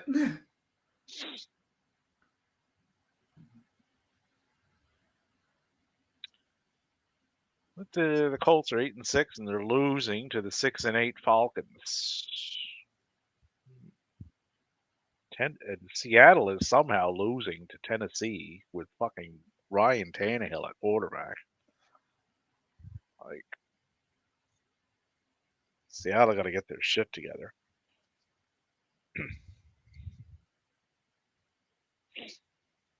Green Bay is on the Carolina 21, 3rd and 8 with 1:01 to go in the second. So they're looking, that escalated quickly. Jordan Love to Wicks for a 21-yard touchdown.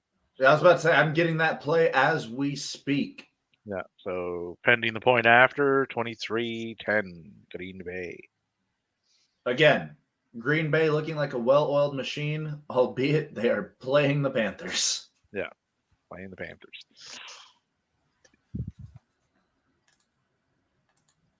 How's the captain's fortune? Hey, it's Josh. I am not king. I wish I was. I am just a short king. Crowns.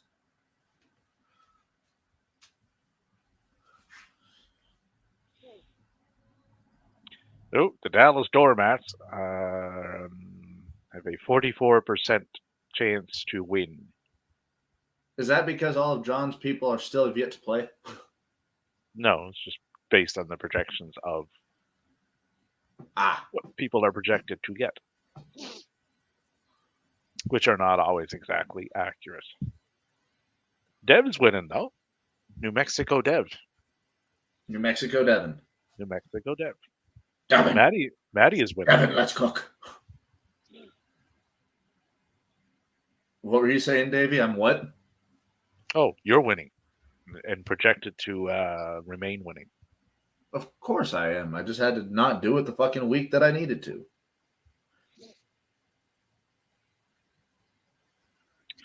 Washington is in the red zone. 1st and 10 on the Jets 12. Because Trevor Siemian got fumbleitis.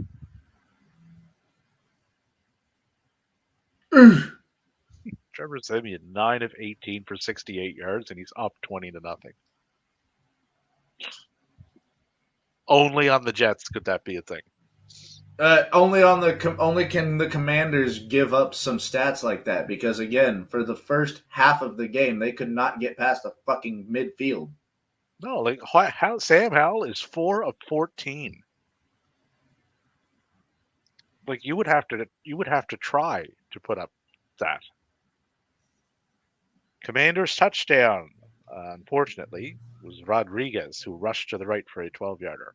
Fuck! Well, hey, a touchdown. A touchdown is going to get the morale going. A touchdown is going to get them fucking thinking. You have to look at this in a positive light. The Commanders now are aware that there is a red zone Josh. that they can go into. So, yeah, with this touchdown, the Commanders now have the confidence, hopefully, to throw the ball to Scary Terry. Their GPS is now fully functioning, so they know where the red zone is. And the Vikings are kind of sort of moving the ball. Mullins to Jefferson for a 22-yard gain. What's Jefferson doing? 30 yards. Justin Jefferson can hit 1,000 yards after missing, 6-7 weeks? It's insane. That's insane. God damn, bro. Ollie, did you see the picture Suge put into the group chat?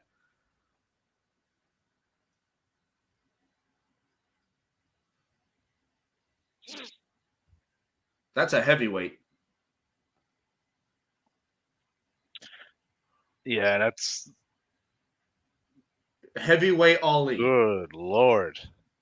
Jesus fuck. Cut the fuck.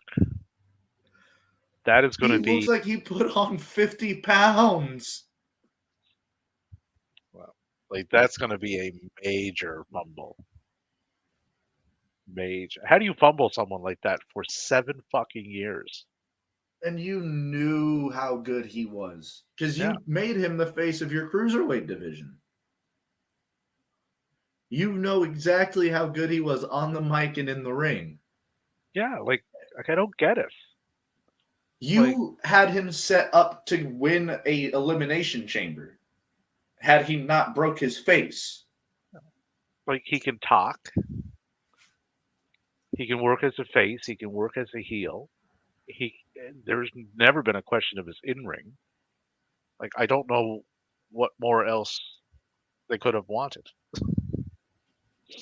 You know, he was in his, when he started there, I mean, he was in his early 30s. Boggles the mind.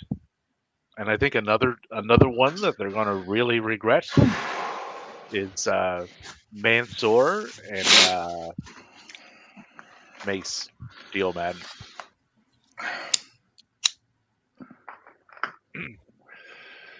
Because they have gotten extremely interesting in the places that they have shown up.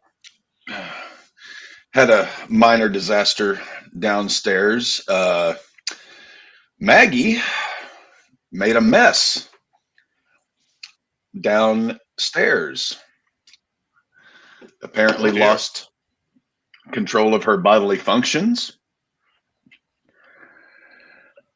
which I didn't know until I walked downstairs and stepped in canine excrement.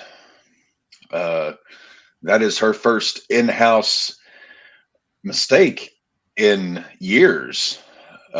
So while John is efforting that and cleaning that up, Captain has washed his feet and changed his socks. And managed to put away dishes.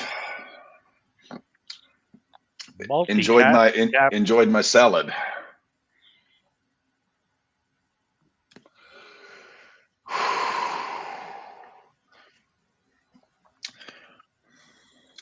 What were you saying, Davey? Oh, the multitasking captain. Well, I'm not the best multitasker. I will say that. John is. I'm not.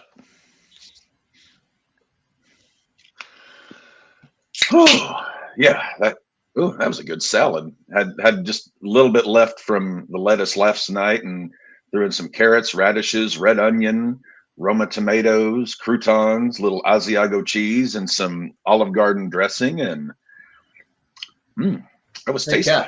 Cat, look at our group chat. Mustafa Ali been working out.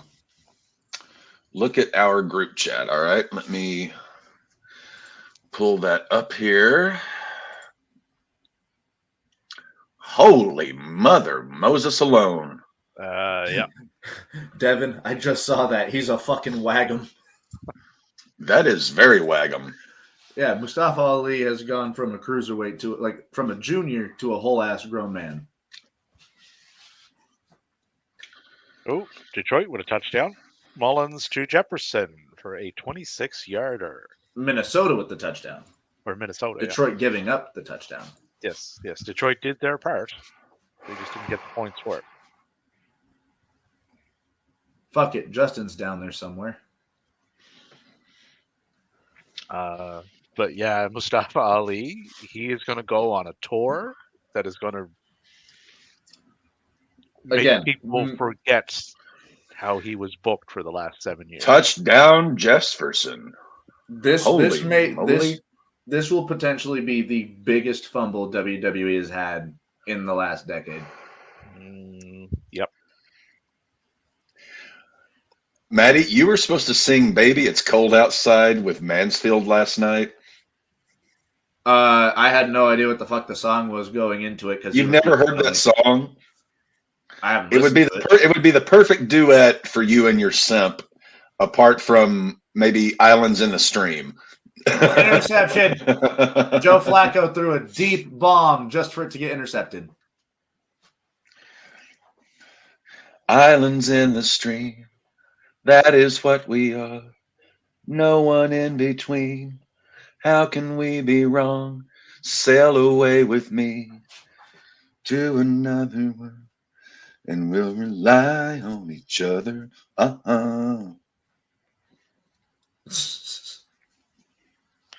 Kenny silence. Rogers, show some goddamn respect. And a silence fell over the crowd.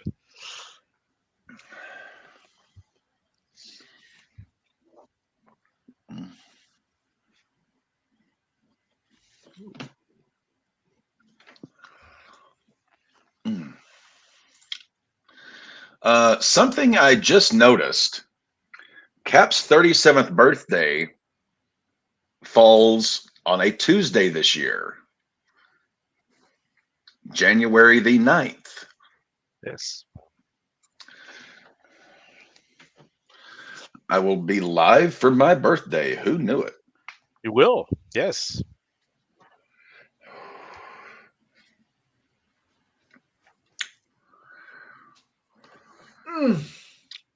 I've always told my close friends, and I'll tell you guys as well because you are my close friends.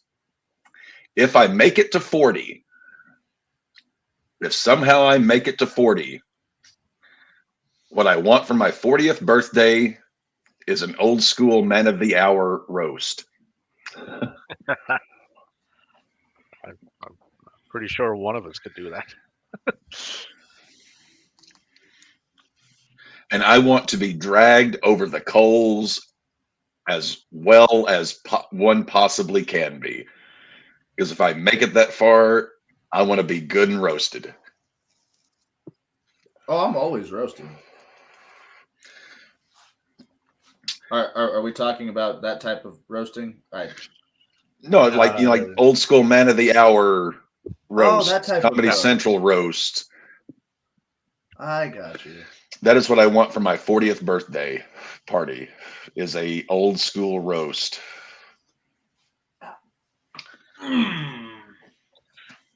We have They got Don Rickles, Dean Martin. Even if we can get Foster Brooks booked for that one, I would love it. I remember when Dean was just a young Boy Scout, and he performed the first emergency vasectomy on a great horny owl. To this day, if you are in any Steubenville woods, you can hear his poor, pitiful call. Hoo! Hoo! To this day, that owl is looking for you, Dean.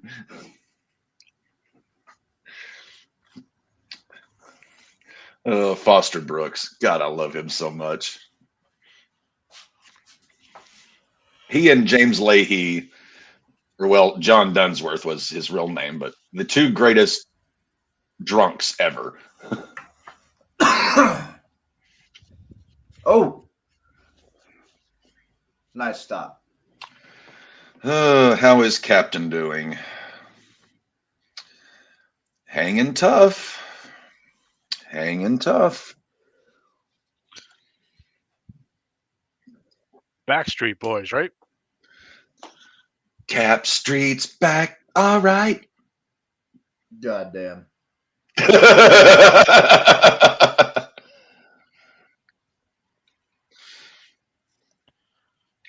We have the Fightful year-end awards list up. 28 awards they're doing. Okie dokie. Davey, you muted yourself or unplugged yourself? Yeah, whatever possible category, they have them all covered. Like if you could think about it, they've got one. Yeah. Wait, Mansfield, you were actually going to try and do Islands in the Stream with Maddie? For those of you not in the know, Islands in the Stream was the #1 chart-topping duet between Kenny Rogers and Dolly Parton back in the 80s. Yeah. You see, I was born in 98. I grew up through the 80s. I would have been like from 10 to 19. And I lived through that song, and I fucking hated it then.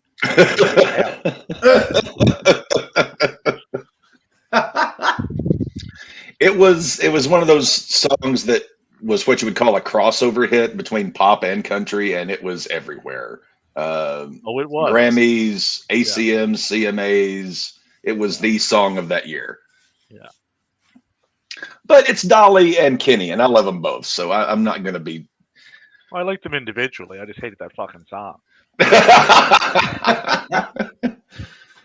You're almost like the owner of the Cleveland Indians in Major League. I hate this fucking song. Yeah. There are certain songs that I will always love you. I will not always love By that Whitney song, Houston? regardless of Whitney or Dolly singing it. 'Cause I feel that way about Sweet Home Alabama. If I ever hear that song again in my life, I'm going to vomit every time I Sweet hear it. Home Alabama. Well, picture this in your mind. Picture doing a karaoke show, right, for 3 Yep. years straight, 6 nights a week, and every show we did, somebody would put their name in for "I Will Always Love You." Not one person, I mean, not one could fucking sing it. No, because there's only one Whitney fucking Houston. Right. Well, They and all- only one Dolly Parton, but They all thought they could sing it. And they all thought they were Whitney. They were not.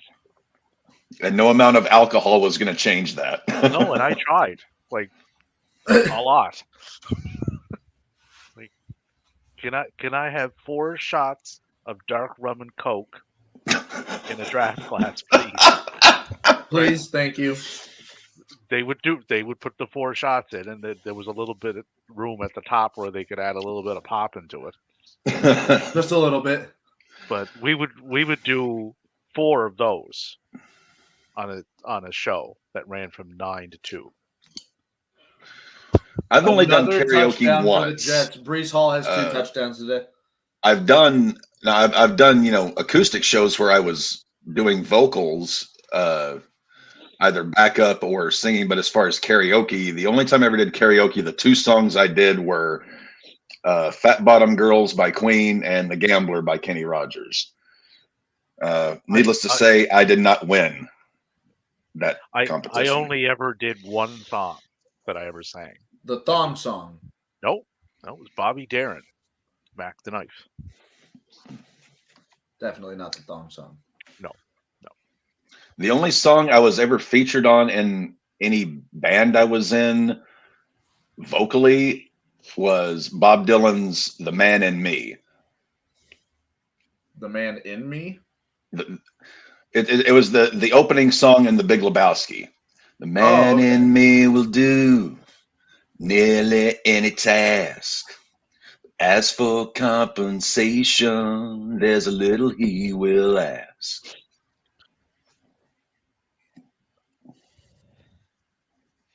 So what do we got here? Atlanta's leading 13-7 over Indy at the half. The Jets Tennessee. are beating the piss out of the commies. 27-7 with 1:35 left to go in the second. The Lions over the Vikings 17-14 at the half. For some reason losing to Tennessee 10-3 at the half. Green Bay at 23-10 over Carolina at the half, and Cleveland over Houston 22-7 at the half. So we got pretty much everything going into the halftime festivities here. The Patriots versus Broncos. I'm surprised we're not streaming that tonight, since that is the 2 respective favorite teams of my colleagues today. I'll be driving up to my mom's after we get off here. I could totally stream the game at her house.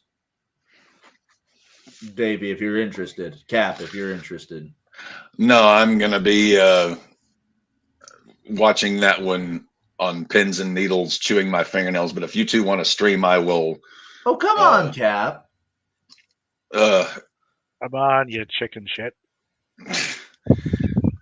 I've got a feeling that I'm going to be relying so much on Denver's defense tonight that I am just going to be tied up in bed in the fetal position, just constantly checking updates on that. Come on, Cap. It's one late night, and it's the holidays.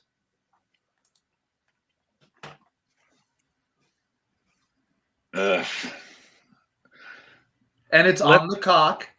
Yeah, let that simmer and get back to us. We'll wait here.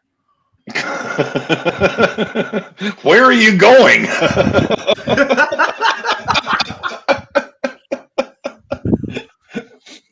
Wait here. Where the hell are you going?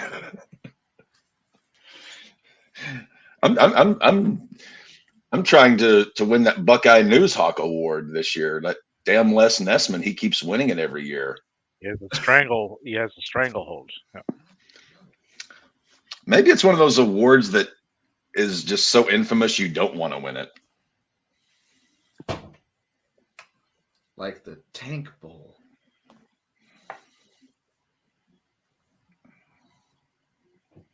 So, Davey, what do you actually think is going to happen in the Denver New England game? I think neither team scores over 20 points. And I think Denver wins 17-6. Hey, I'll take that. I would like to see Denver pitch a shutout. Now, hold on. Is that 6 a touchdown and a missed field goal or 2 field goals? 2 field goals. That's how much faith I have in Z-Man. Not Tom Y'all Zenk. realize Terry McLaurin can go downfield, right? That zappy individual. Well, it looks Is that like who your quarterback is? as far as the other fantasy game going on, it looks like John is manhandling the doormats. Did it turn around? He's up 83-81, projected 152-123. 152? So as of right now, it looks as if it will be John in the championship, playing the winner of myself and Tyson. So he's playing Tyson. Thank you, Davey.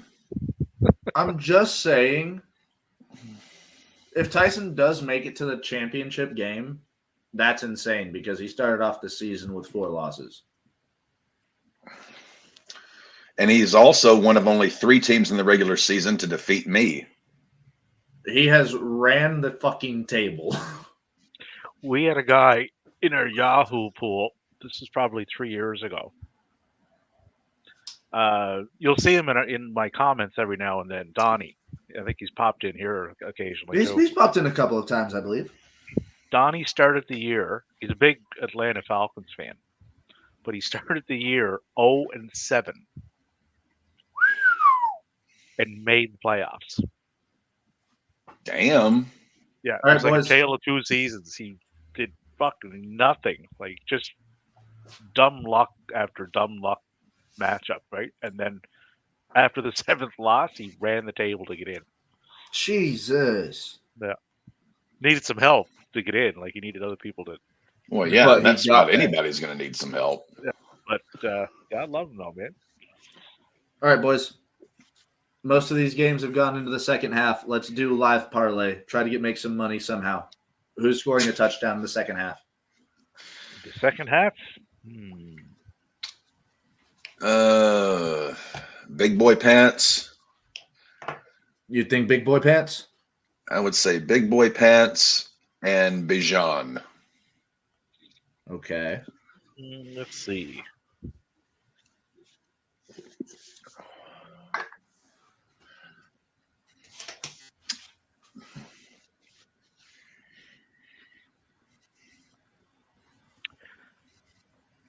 I think Aaron Jones gets him. You think Aaron Jones gets in? I'm pretty sure he's high, like a high number. So that's a pretty big return, I think. 12 rushes today for 94 yards, so he's getting a lot of touches. He's getting touches. Yeah. Next down from him, as far as running backs go, is Dylan. He has 3 touches for 7 yards. Dylan got the TD. But I think Jones gets the other one. Because they're up 23-10, so they're probably going to be, if that holds, they'll be doing a lot of running to eat up the clock.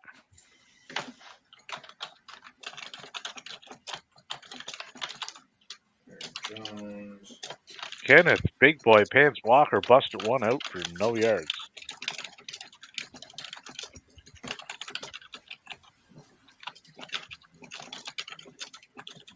And Davey, did you say another name or no? No, I just had the one. Okay. See if I can pick out another one here that I would feel confident in.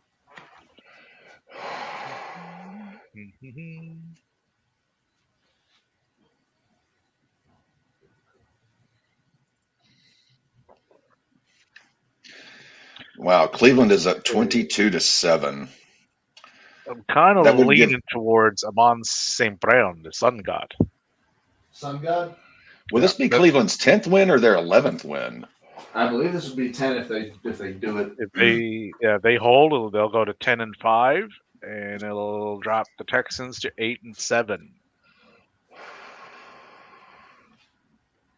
which will not help their playoff aspirations. Did you say their aspirations or their expirations? Aspirations. With an A. Falcons touchdown. Algier rushed to the right for a 31-yard touchdown. The Falcons will go up 20-7 on the Colts. The Maltese. Which is probably not good for the captain's aspirations, because Mustache Minshew will have to start throwing the ball. Well, he also doesn't have Pittman, which helps. He does not, no. Captain is hanging very silently optimistic. I'm liking what I'm seeing thus far. I'm not going to get bent out of shape just yet, especially with Baker and Rashad to go in the afternoon slate, and then Denver's defense. I'm hanging. What was that line from? I'm hanging on in quiet desperation. That's the English way from Pink Floyd's Dark Side of the Moon. Hanging on in quiet desperation. Quiet desperation. Yes. Hanging on in quiet desperation is the English way.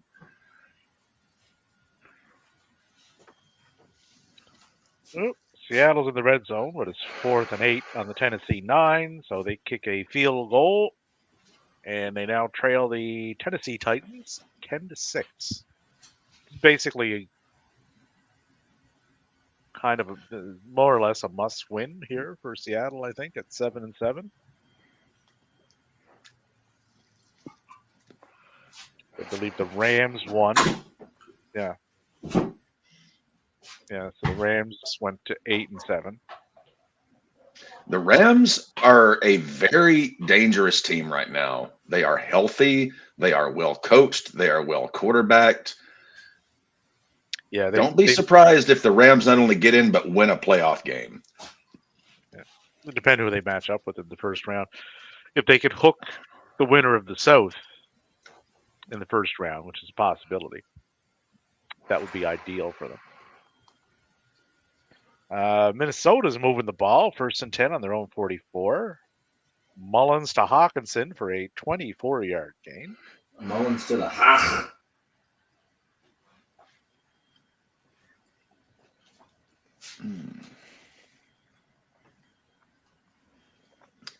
Yeah, not much else going on there as far as red zone activities.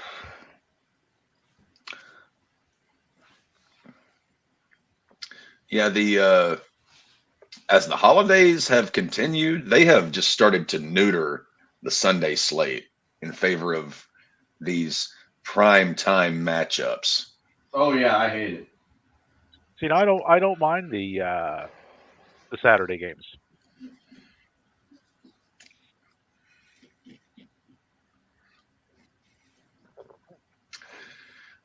I would prefer to go back to a world where there are no Thursday, no Saturday games, no Sunday night, just everything on Sunday, then one prime time, either Monday or Sunday night. But I'm just an old fogey who misses the way things were.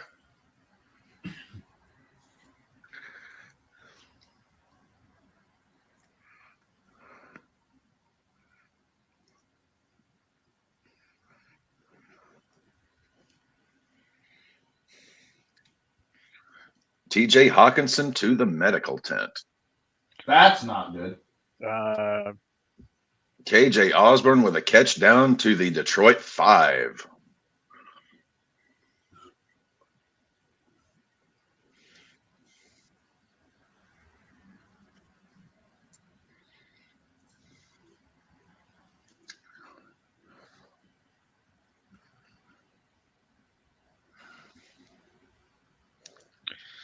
So January 1st, Hammerstone is a free agent.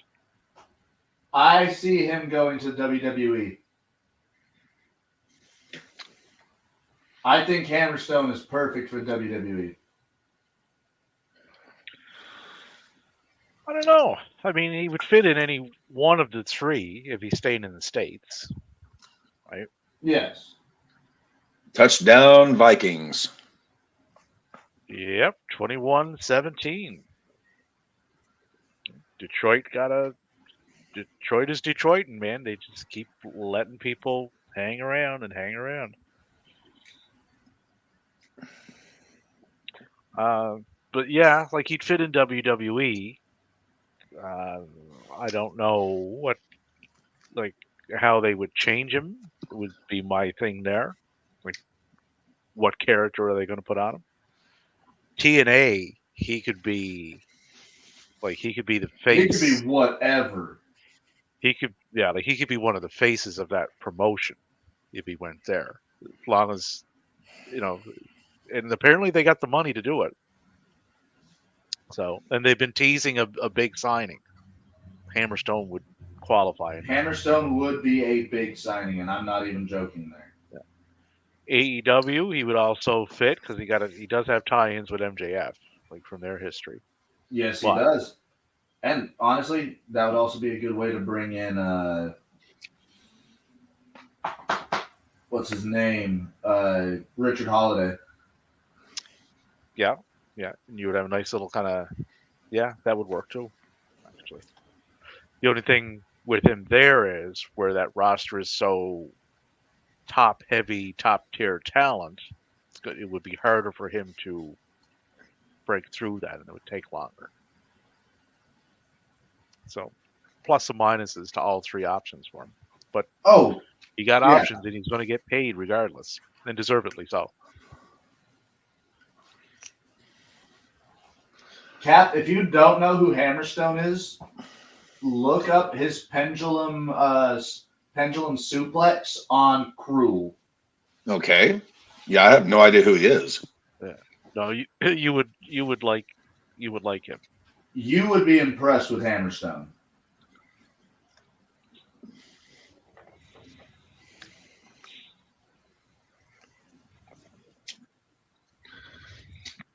Carolina trying to make this a game with Green Bay. And by Carolina, it's actually Bryce Young. This kid is actually trying his ass off, it looks like.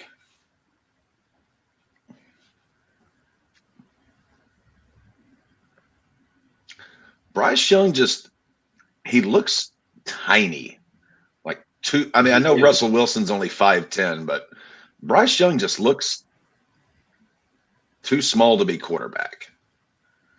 I'm not a sizist, but he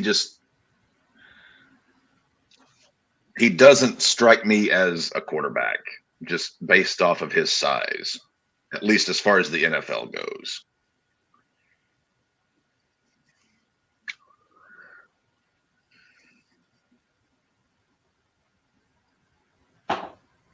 So apparently we thought this egregiously because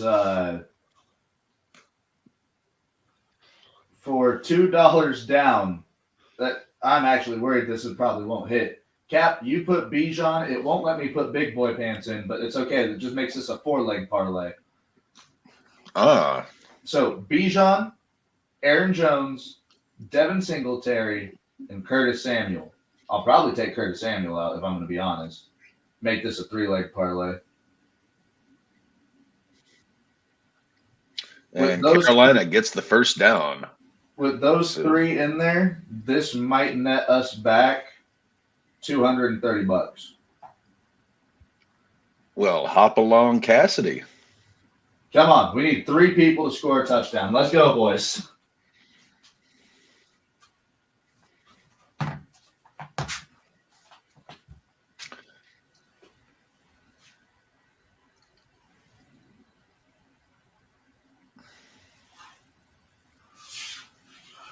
Looks like the Falcons recovered a fumble off of a Minshew pass. Uh-oh. They are reviewing it, but it looks like it may be. There's a little preview of Mr. Hammerstone in our chat. Yeah, I just saw that come through. Yeah, young fumble, young recovered. No, the not Panthers, Falcons. Falcons recovered a Indy fumble, it looks like. Well, it did also happen to the Panthers as well. It should be coming up soon for you. Yeah, I just saw the Panther fumble. Okay. Ooh. Green Bay committed a 15-yard penalty for roughing the passer. First and 10, Carolina on the Green Bay 20. Hammerstone has a very kind of a Brock look to him. Size, But shape. he's like 6 foot tall. Yeah, he's not as massive, but he's not as massive. vertical. Yeah, but he has that kind of look about him. But very athletic, like very incredibly strong. He can talk, so there's no real downside to him. But he did a promo at his last MLW show. There, I was listening to it last night about all the companies that passed on him. Like TNA passed on me, WWE passed on me. So Colts maintain possession. Yep. Well, shit.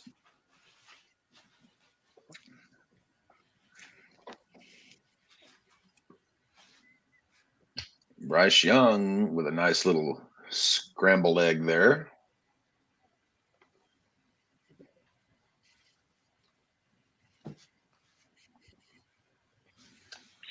So Detroit got to start moving the ball here. They're 2nd and 10 on the mini 43, down by 4.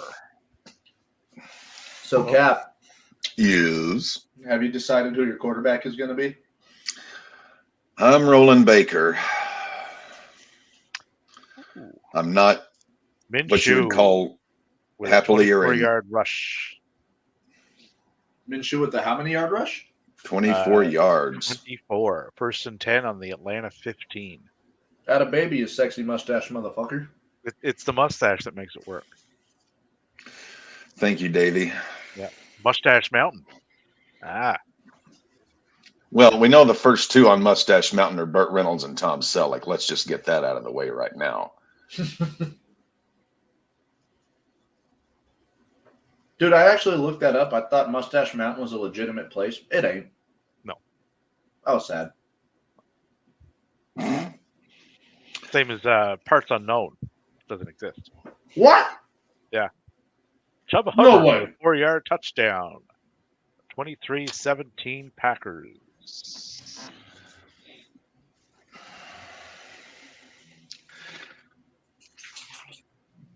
Oh, Indy got pushed back a little bit.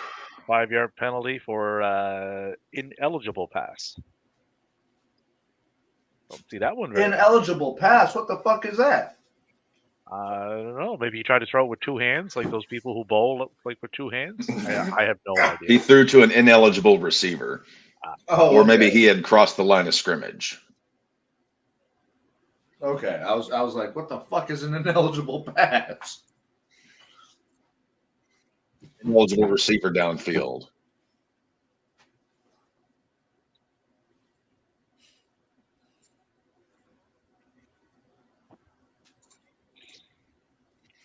Detroit with a 5-yard penalty that they can't afford to be taken.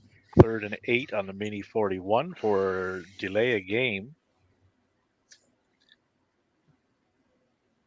Oh, ooh. 4th and 1, Detroit on the Minnesota 34. So that would be a 52-yarder if they go for that. Minshew 52-yarder for who? Detroit. Detroit. Minshew sacked for a 10-yard loss, 3rd and 21 on the Atlanta 26.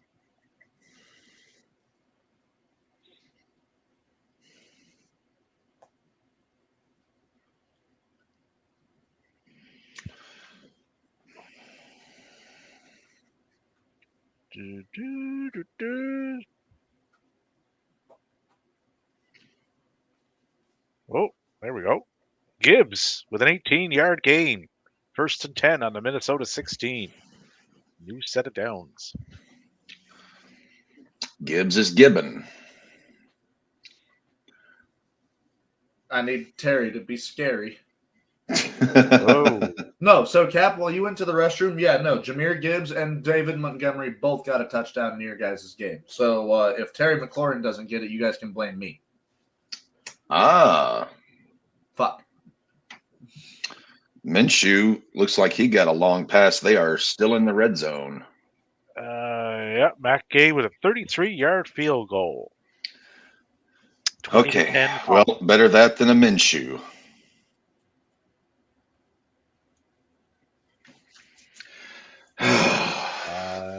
Detroit has its 2nd and 1 on the Minnesota 7. 3rd and 2 on the 8.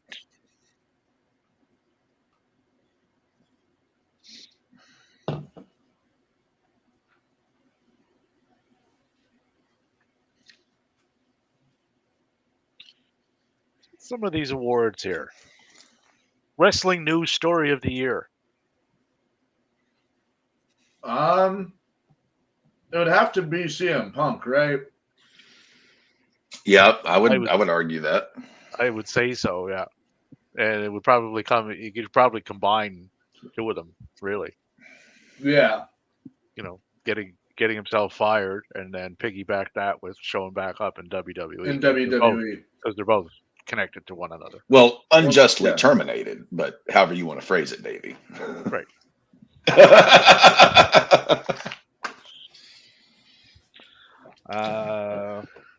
This one is kind of subjective, really, because it would depend on what style of product you like. But promotion of the year, if you like a sports entertainment product, you're going to vote WWE. If you don't, you're not.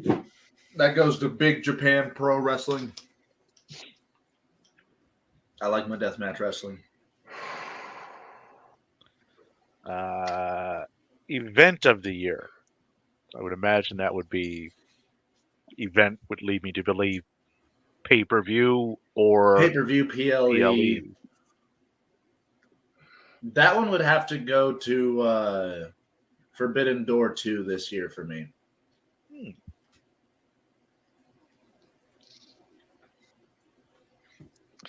I would probably go. It's a real toss-up for me. It would either be All In, just due to the fact that they pulled it off, and Wembley. And to the extent that they pulled it off, or Wrestle Dream, one of those 2. But What about I would WrestleMania, pal? for event of the year, I just due to the magnitude of it, I'd probably go All In. Because I mean, nobody thought they were getting 80,000+ people. Like,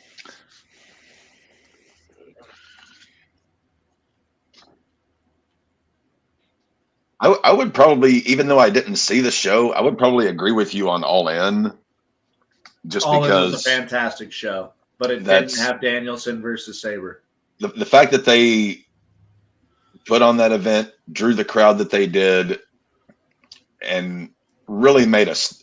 That was a statement show, and and I say that based off the fact that they did it, they sold it out, and they did it overseas in Wembley, which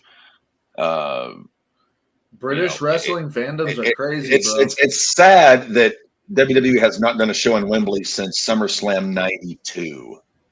Goff to St. Brown for one. I was 5 the last time WWE was in Wembley Stadium. Maddie was 6 years a sperm in Daddy Laws' scrotum. I was still old. Jared Goff to Amon St. Brown for a 1-yard touchdown. Let's go. The Yeah. Sun God. I'm God. That's what I said. I'd pick him. You did call it, but for some reason he's not on the parlay, which makes me very irritated. Well, fuck the parlay. Parlay is stupid. The parlay. You just made the list. You just made stupid idiot. See, that's around the time that I got Alora into watching wrestling, and she still references that shit to this day. Cooper is whenever Maddie commits a relationship faux pas, she says you're going on the list. Murray Cooper is 7 catches for 213 yards. Yeah, that pretty much means John's going to the championship. And Cleveland is in the red zone too. 1st and 5 on the Houston 12. So it's going to be a question of will he meet the Cap or the Tyson? Will he meet Cap or the Nugget? Here's an award category that shouldn't have any divisiveness whatsoever. Booker of the Year. Oh, no divisiveness there whatsoever. No. I would have, if I had to give it Booker of the Year, I would give it to Triple H. I mean, as much as I have criticisms over, Paul has not even had control over the booking for over half the year. He's doing a really good job since he is. He's definitely turned it around a lot. But he hasn't booked that roster the entire year. He wouldn't get my vote. I'm going to defer with the answer that I don't watch enough weekly product to be able to determine who's the best booker of the year. I'm hoping that come WrestleMania season. Let me rephrase that. WrestleMania season, we get redemption for what was WrestleMania last year, and I'm speaking of one match in particular that should have gone a different way. I still don't think that happens. I still think they're getting to Hogan, and then they'll go. Davey, you're not wrong. I'm just saying I'm hoping. Yeah. There's a difference between I can wish in one hand and shit in the other and see which fills up first, and I got a pretty good idea which it'll be, but I can still hope. Although in wrestling, as Morgan Freeman said to Anna Dufresne, hope is a dangerous thing. That's why I have hopeless optimism. There's no hope. That's if you're a Bronco fan. Hey, in the Shawshank Redemption world of professional wrestling, hope is a dangerous thing. Do you see this? We won that one. Uh-huh. Yeah. Well, still the biggest Super Bowl that's happened yet, so whatever helps you sleep at night, bitch. For that one there, to quote Stewie Griffin. for that one there, I would go with Tony. Like, the stuff he's done with Swerve, the stuff he's done with this Continental Classic, the Tony Storm booking. I have loved what he's done with Swerve and Tony Storm. Yeah, and the way that he's brought up, Julia Hart and I would have to agree. I think Tony Khan does get Booker of the Year this year, and the fact and it's very deservedly. Amari Cooper touchdown. And the fact that he's able to do this and be able to intertwine stories from different promotions, some of which are literally on the other side of the globe. And work them in. Like, that's not easy. Like, I don't imagine in any way it is, right? So, it's a much bigger, and a lot of people are saying Sean's done a great job in NXT. Like, it's a 2-hour show. And did you also see what he did with fucking Ridge Holland? Yeah, that doesn't help his cause. His booking of Roxanne has been bizarre. And Roxanne has all the potential in the world for everything. Yeah, like they ran. I have bad anxiety. I suffer from anxiety, and then had her lose. It's like, okay, like that should be kind of a bit of a not a redemption story, but overcoming that to show that I can succeed. That's what that story should have been. Yeah. Not like, oh, you have anxiety and you're a loser now too because you're Yeah, losing. your anxiety causes you to lose. Okay, Right. you have a weakness. Right. So they kind of, I don't know what they were doing there. Didn't help. But anyway. So, there's iron of kings, but the stuff that Sean's done with like Trick Williams, phenomenal. Oh yeah. Like, the stuff, Dragonoff. Baron Dragunov, fucking top-tier Corbin. guy. Baron Corbin, yeah. Like he's done some really good stuff down there. Like, He made Baron Corbin look legitimate again. Send that man back to the main roster, have him win the world title off of Roman Reigns. yeah. Well, I'd be scared of him going back to the main roster because they might try to fix him. It's like, no, exactly. You fix what you fix what was broken. Don't fix what you fixed that was broken to break it again. Just Here, keep we doing fix what you're this for doing. you. Enjoy it. Breaks it again. Oh, Breaks again. Yeah. Manager of the year. Not a lot of them floating around. Basically, that would be down to probably Callis or Heyman, I would say. I want to say Heyman. I wanted to say Nana, but he really hasn't done shit for Swerve other than help him win a couple times. And he doesn't really talk that much. No, Nana's more of a... He's a side character. Well, he's a complement to what Swerve does because it's a direct contrast of Swerve's character and Nana's character, right?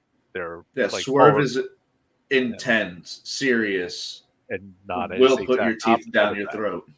Right. So they complement each other in that way, but he's not really he is a manager, but not in the sense of I think what we're talking about for manager of the year. But if Swerve ever turns on him, the booze. For as popular as Nana is, like that will garner him major heat. Swerve will be an eternal heel if he turns on Nana.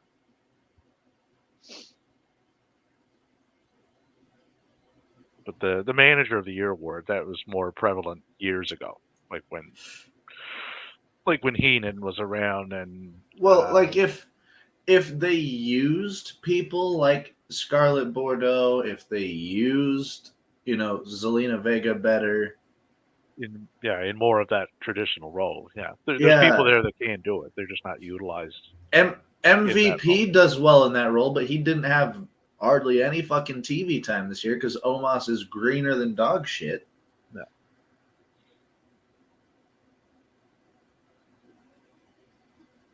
And even Impact / TNA, they don't really have managers there. Packers touchdown. No, really. Jordan Love passed to Dobbs for a 5-yarder. Shit. 29-16. You needed that to be Aaron Jones. It did. Lots of time left, though. 14:57 left in the fourth. So safe to say, I think the Green Bay Carolina game is pretty much put to bed. Cleveland Houston's done. Yeah. Jets Washington, that's pretty well decided. If the Falcons score a touchdown, then that game's pretty well decided there. Maggie, come here. And Maggums. Seattle Miss is Maggums. 3rd and 9 on the Tennessee 11. Down by 4. So they would most definitely want to put that in, but they don't have a lot of field to work with. They can still get another first down, though. Falcons with a field goal to go up 23-10. Young Hoo Koo with a 41-yarder. So they've left the door open for the Colts.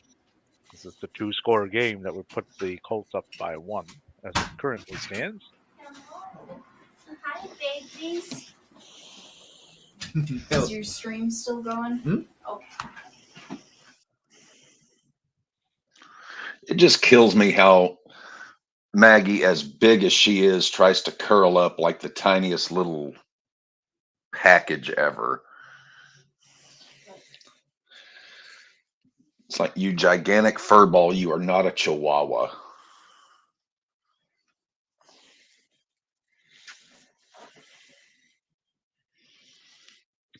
It's an interesting one. Men's best on promos. Men's Eddie best on Kingston, promos. it's not even close.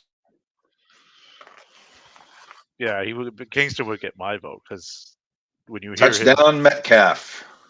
when you hear him talk, it's like, okay, like he thinks this is real. Oh, out of bounds. Like that one he did with Danielson last night. Like, okay, like these two don't fucking like each other. They may, I have no idea, but that's certainly the impression that I get. Men's best on promos, my initial vote would be either MJF or Paul Heyman. MJF is a good one. MJF is a good one. And Paul Heyman, you do believe him whenever he talks too, because he's usually that slimy.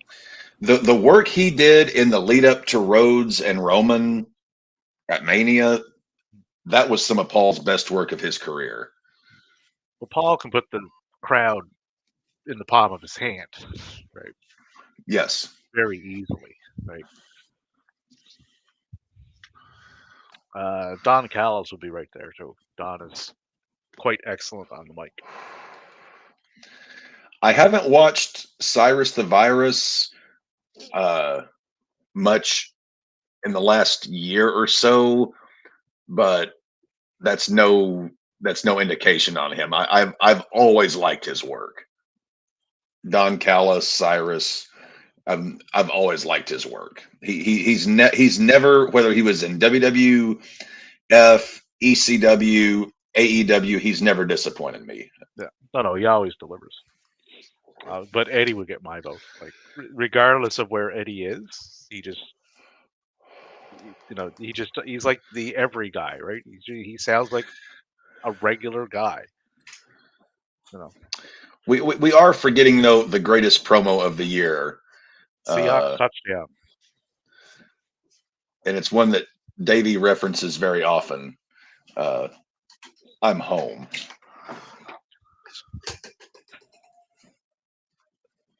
A lot of words said and said nothing. It was the most disingenuous fucking plastic thing that I've ever heard. If anybody's wondering, and for all those people that have said if MJF goes to WWE, they wouldn't have to change his character, watch Punk, and you'll see how much that character would have to change. From Punk's promos in AEW and Punk's promos now, there is a discernible difference. So people thinking that MJF won't have to change any if he goes there. Ooh, Minshew doing Minshew things. 12-yard pass to Granson. I don't know any of these fucking receivers on the Colts. Granson, Mallory, Downs, DJ Montgomery, Pierce. One catch for 7 yards. But yeah, Pittman out for that game is definitely hurting the Colts. Oh, Pittman's been out for the game? I didn't notice. Yeah, he was ruled out earlier. It's almost like they don't use him normally as is. Carolina doing Carolina things. 4th and 9 on their own 38. Do you want? Sam Howell doing Howell thing. Sam Howell is 6 to 20, like against the Jets.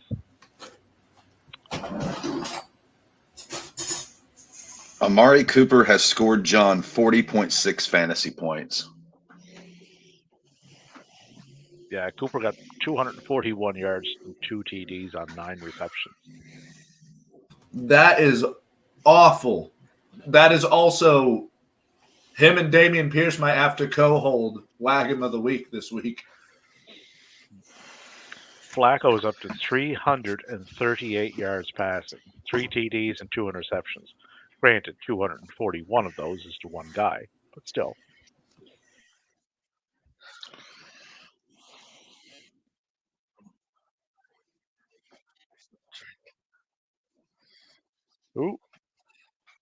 Seattle with a big sack on Tannehill for 6 yards. 2nd and 16, Tennessee on their own 19-yard line. Trying. I don't know the word trying. I don't know to learn. I don't know learn either. Sign language.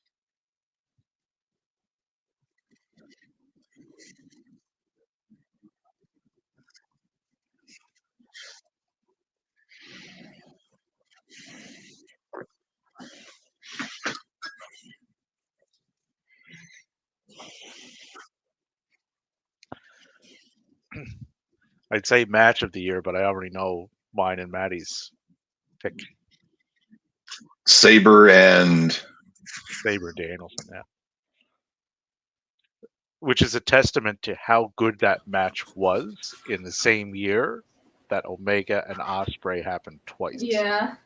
Hey, dude, it did not matter. Once we got that match, I knew it was going to be match of the year, match of the century, match of the millennia. Oh, yeah, Cap. And I know you're muted, but I could read your lips, and I know you said match of the millennia.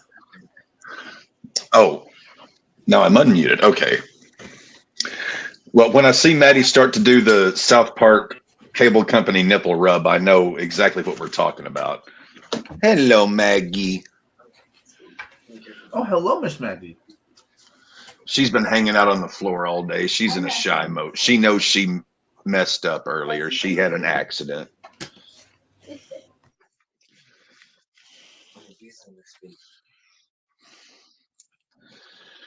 Magums, you can't poop on the floor.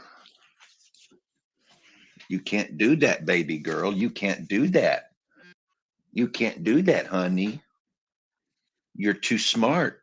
Well, no, you're actually one of the dumber dogs I've ever met in my life, but you're the sweetest dogs, and we housebroken you accordingly. Oh. I've had far, far smarter dogs than Maggie, but none nearly as sweet. No, Maggie is an absolute angel. And intelligence is not her forte, but sweetness, yes, she's the sweetest dog I've ever had. JP was the smartest dog I ever had, my Rottweiler, but sweet. He wasn't so sweet. Oh. He was, well, he was sweet to me, and he was sweet to my brother, but he was a Rottie. He was a big muscled guard dog, and Something's wrong here. if he knew you, he was sweet, but otherwise he was on guard. I just saw the ball change hands over in the Commanders-Jets game, and it was 2nd and 10 a second ago. What happened? I don't know. I was playing with the damn dog. We have 5 viewers. Intercepted to the right. Thank you. 1st and 10, Jets on the Washington 22. Baby, her ass is not a drum. Was that a Fat Man interception? Ooh, No, Detroit is charging again. 3rd and 8 on the Minnesota 25. Sam Howell is legitimately just giving this game away. John's trying to play Maggie's ass like a conga drum. 1st and 10, Detroit on the Minnesota 14. Jets in the red zone. 1st and goal on the Washington 6. Cleveland in the red zone. 1st and 10 on the Houston 18. We do have a potential to go short tonight just because we only have 3 games in the second slate. Yeah. Well, I mean, we've only had 3 in the second slate the last few weeks anyhow. Yeah. And none of those games in the second slate are all that appealing apart from Tampa and Jacksonville. And they start at 3:05, which means they'll be finished before the others. Yeah. Well, Jacksonville, Tampa, that has a lot of playoff implications. Yeah. Arizona, And Chicago. Minshew almost threw a pick. Turnover on downs. All right. Maddie shall be right back.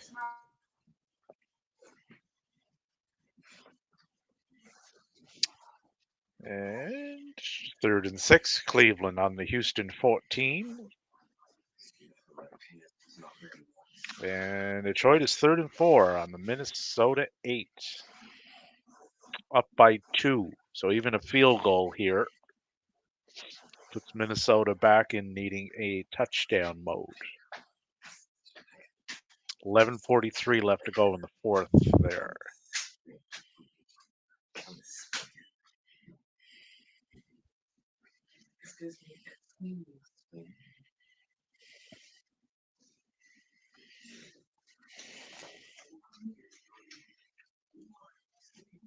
St. Brown almost got into the end zone. They're going about the 1.5, 2 yard line. It's 3rd and 4 on the Minnesota 8. On the 8? Maybe I'm a play behind you, which would not be all Goff that to Gibbs unusual. for a 5-yard gain. 1st and goal on the Minnesota 3. Don't be squished. Don't be squished. Don't squish.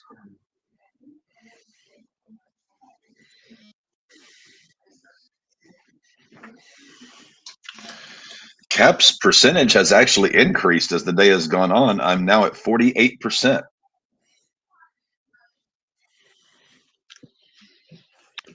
First and goal on the Minnesota 3.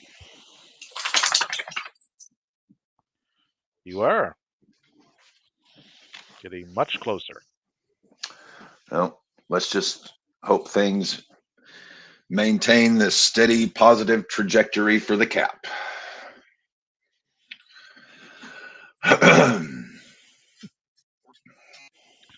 First and goal, Cleveland on the Houston 1. Flacco to Cooper for an 11-yard gain.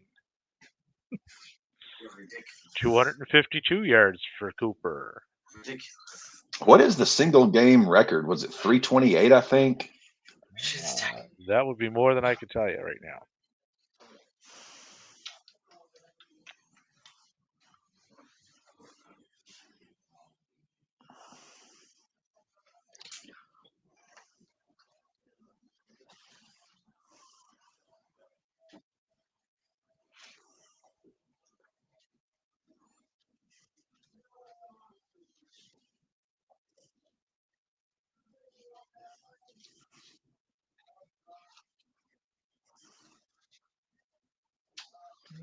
Okay, so we got a timeout in the Detroit game here.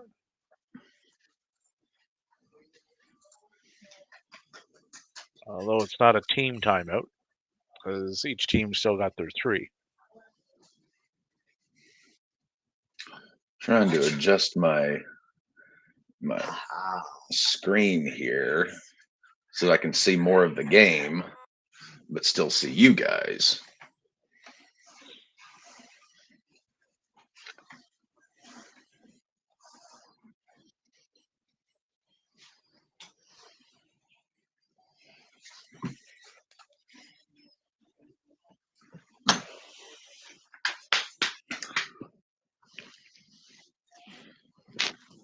Ay, ay, ay. And tomorrow to make our Christmas feast, we're doing smoked ham, beans, potatoes, stuffing. What else? Ham, beans, potatoes, stuffing, gravy.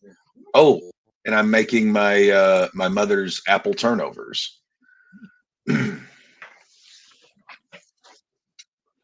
McDonald's recipe or no? No. Well, my mother made old school fried pies where she would, make, little apple pies and would fry them in lard. I take apples, a little bit of, spices, some non-calorie sweetener, and I put them in a pie crust and I bake them. Mom was very old school. She literally fried her fried pies in a cast iron skillet of lard. And oh my God, did they taste fucking good. But Jesus Christ, you needed a cardiologist on standby. Detroit touchdown. Who was it? Gibbs, 3-yard. All right. Cap was right on that one. So 30-21. Detroit.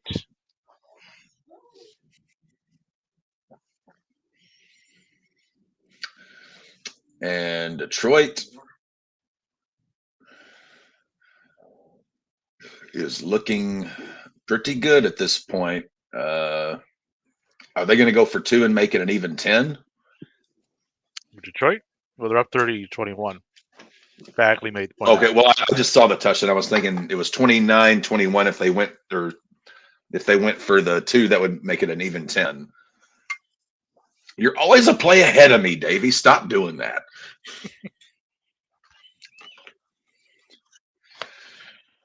We got anybody else doing stuff? Not really.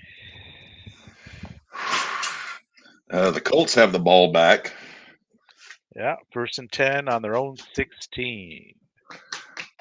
Dolphins took a timeout. So Indianapolis have to get their head out of their own ass here. Well, I said they're 8-6, right? And that conference is a bit of a logjam, right? Like they could fall out. Ray, thanks for joining us.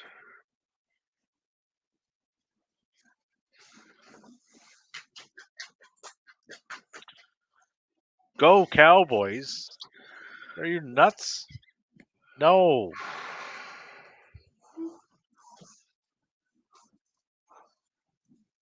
I rarely cheer for the Dolphins because I'm kind of like Davey. I don't like the Dolphins at all. But today, I'd go say Dolphins! The Cowboys even more. Whip that Cowboy ass. Like my level of hate for the Dolphins and the Cowboys. You know, I would still go for the Dolphins and the Cowboys on the road. I don't like that matchup for them.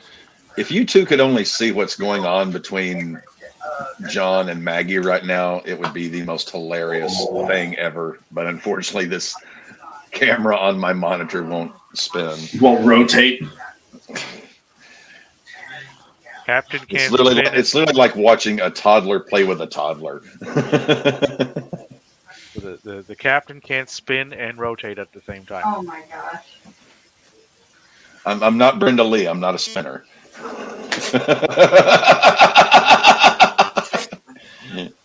If he could do that, he'd be in porno movies. I can put myself be in porno movies.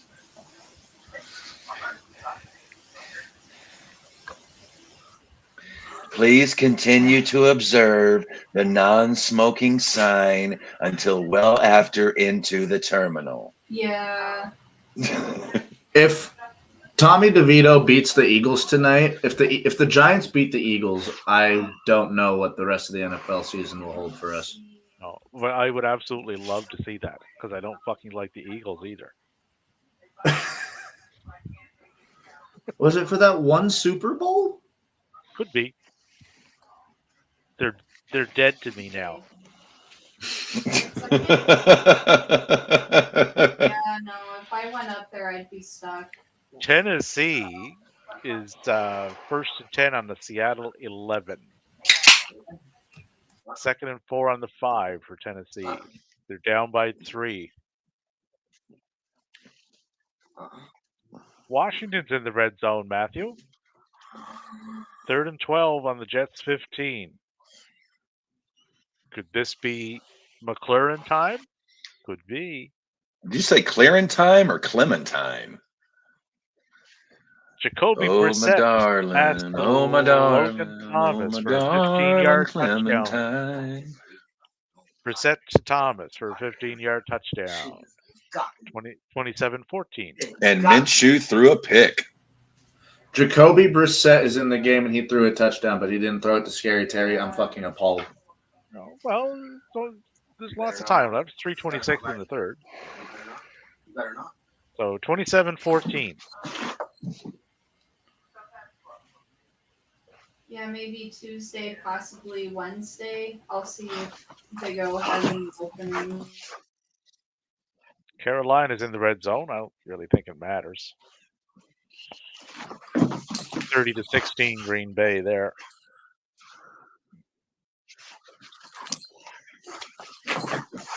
First and goal, Tennessee on the Seattle 2. Watching John and Maggie play with each other is like watching two monkeys try to hump a doorknob.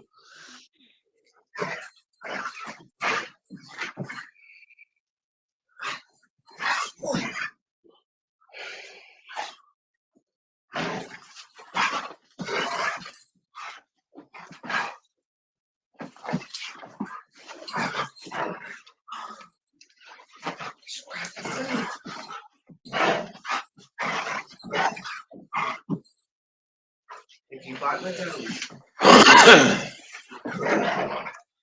You keep egging her on, and she just might.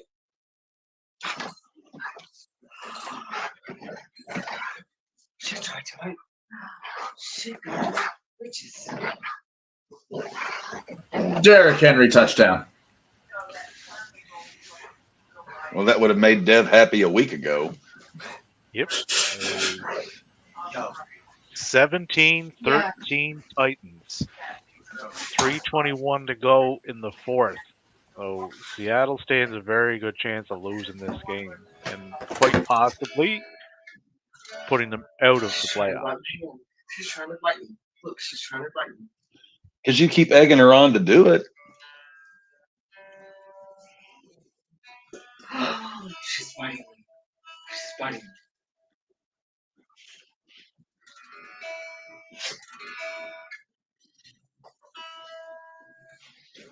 That's pink.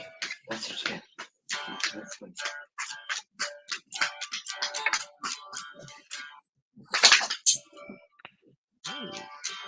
Bijan Robinson, 26-yard gain, 1st and 10, Atlanta on the Indianapolis 20.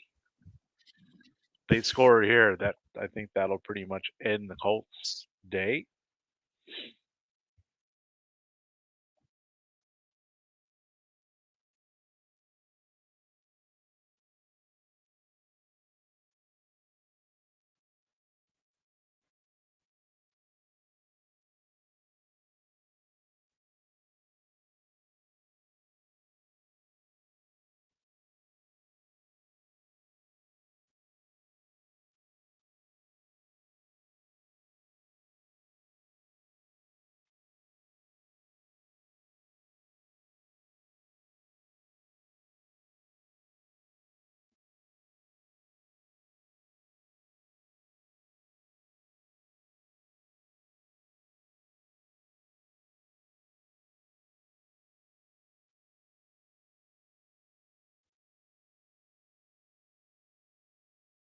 Ooh.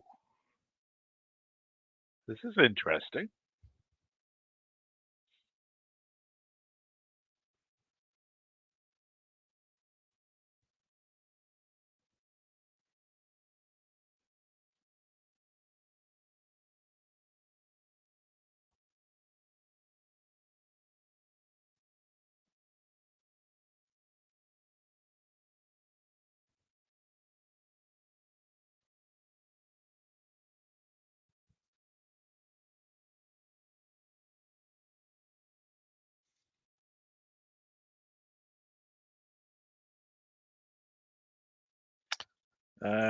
Joe Flacco is out of the game.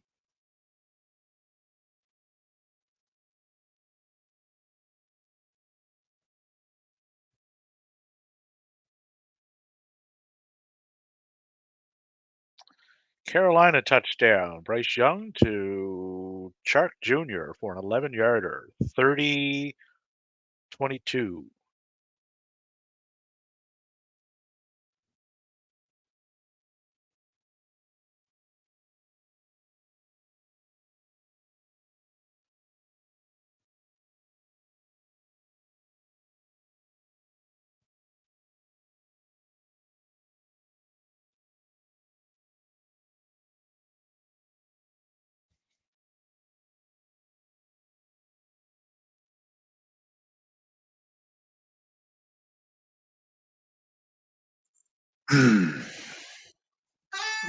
There's the sound.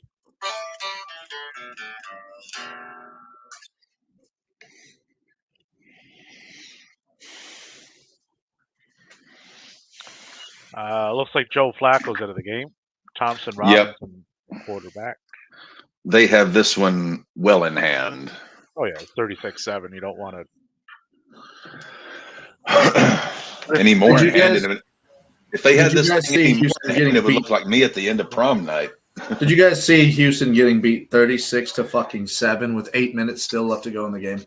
Yep. Well, I figured You saw that happening? I figured Well, Houston- I'm looking at the screen, same as you are. Oh, did I see it happen? Oh, no, I didn't predict it would happen this way, but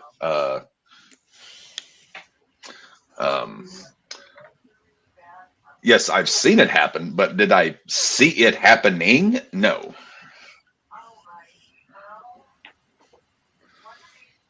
I figured Houston would lose just due to the quarterback situation, but I didn't think Yeah. it would be this No bad. Stroud, no Dub. No. Well, Ray, I will turn this over to Maddie, since Maddie is all about the Japanese baseball contingent.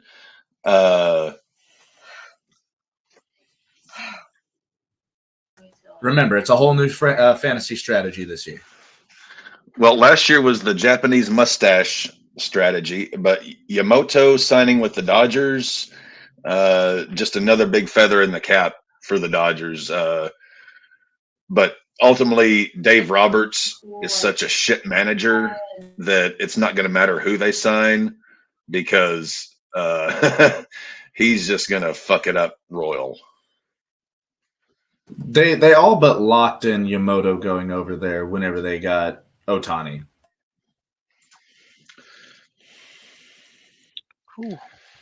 So With Maddie as is going to be much drafting money, a lot of I don't Dodgers know. next year. Is that what I'm to understand at this point? New, Or are you new, going to- new drafting strategy. You'll find out when we Well, get there. considering you finished dead last in our fantasy league 2 years in a row, I would think that maybe you would think of a new strategy apart from New just drafting are they strategy. are they Japanese or do they have a mustache or both? New drafting strategy. Cap is now 51% favored to win.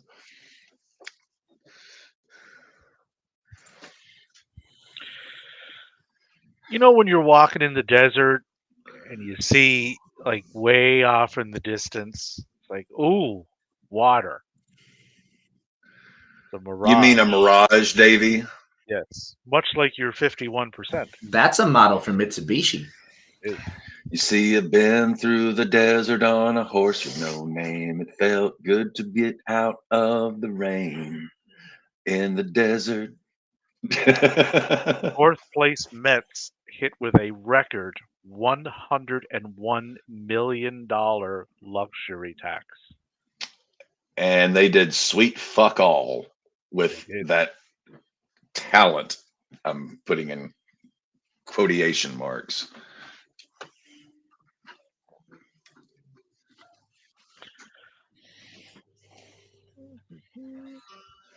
Although they did swing a little trade, it would seem. Mets get Adrian Hauser and Tyrone Taylor in a trade with the Brewers.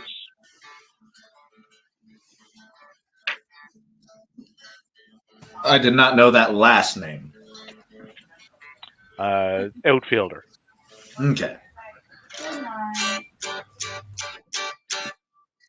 Taylor, who turns 30 on January 22nd, batted .239 with a .294 on-base percentage, 41 homers and 136 RBIs with the Brewers from 2019 to 2023. So he's not the biggest power threat. No. Last season, he hit .234 with a .267 on base, 10 homers and 35 RBIs in 81 games. So if you project that over a full season, that's 20 homers, 70 RBIs. Fucker doesn't walk, apparently, because he got a .267 on base percentage. But he plays all three outfield positions. So there is that.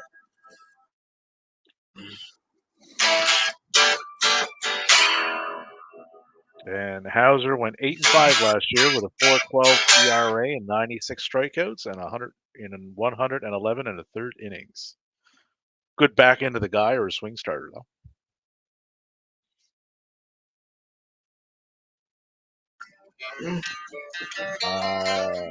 Yeah, Falcons up 26-10. That game is done.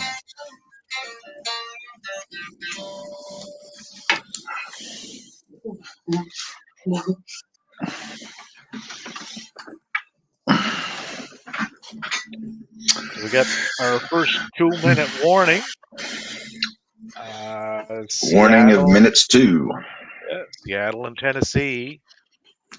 Seattle has the ball 3rd and 14 at their own 32. They're down by 4.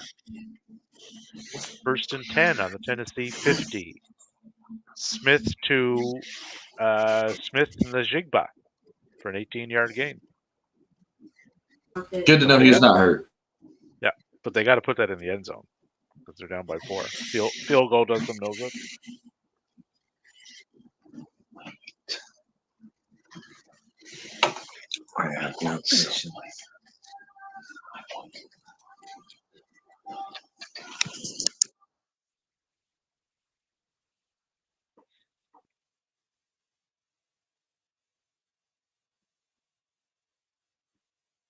which is a bit unexpected. Jahmyr Gibbs but has 2 touchdowns. Yeah, let me know anytime this week or even next weekend.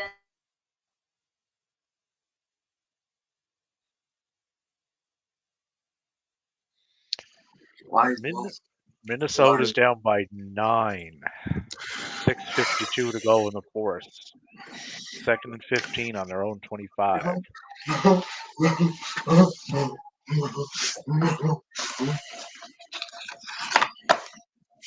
Atlanta is just fucking pounding Indianapolis. 2nd and 6 on the Indy 14. It's crazy that Washington actually has a chance to come back. Well, they're going to hand the ball back over here, I think. No, they went for it. 4th and 1, and they got it. Samuel rushed to the right for a 6-yard gain. John currently has a 91% chance to win. He knows how to put together a football team. What can we say? Well, it's up to Cap to silence that. Is it up to you or is it up to Nugget? Maddie, we have a question for you from Ray Ray. I genuinely don't know. It's a Christmas Eve game. There might be snow coming down in Denver here in a couple hours. So there's a potential that it could be a Christmas snow game. But I really don't know. I hope we beat the Patriots because I think having Davey laugh in my ear like that would be insufferable. Well, if anyone knows insufferable, it's Maddie on the heels of a Broncos win streak. What are you talking about? Have you not watched much RAWBall Tuesday podcasting this year? Oh my God, it was right in his hands and he dropped it. Houston almost had a touchdown, but that man's got hands of fucking granite. Oh. Seattle, 1st and 10. Tennessee, 38. 1:49 to go in the 4th, down by 4. Texans touchdown. Mills to Collins for a 5-yarder. 36-13. Pending. 1st and goal, Minnesota. 2nd and goal, Minnesota. Down by 9 now, 30-21 to the Lions.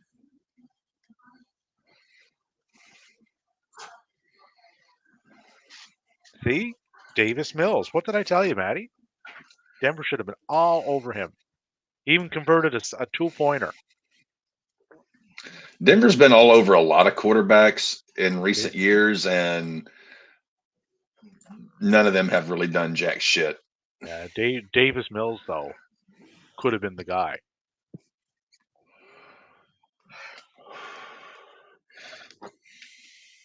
Carolina is in the red zone again. 1st and goal on the Green Bay 10, down by 8. So they could make this interesting. Washington is whittling down the amount of yardage between them and the red zone. 1st and 10 on the Jets 22. Well, whittling is essentially what the Commanders are left to do at this point. They're like Jed Clampett just sitting on a porch with a pocket knife and a we just stick. need Scary Terry to get a touchdown, Cap. Hey, if that parlay pays off, I want my do re mi fa sol la ti da. That's what I'm hoping for. That's why I want fucking That'll help Terry me buy a McLaurin new to Tampa. chess set. 3rd and goal, Minnesota. Panthers touchdown. Bryce Young to Chalk for 10-yarder. So that's getting kind of interesting there. Let's see if they go for the 2-pointer or do they go for the field goal or the point. That is one of the big things I'm super excited about getting you guys down here is having endless amounts of chess games between the three of us, you, me, and Dev. A whole bunch of chess.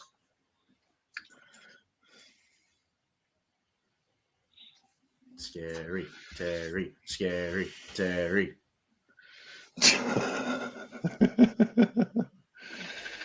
Dave, have you seen The Sopranos? I've never seen that show.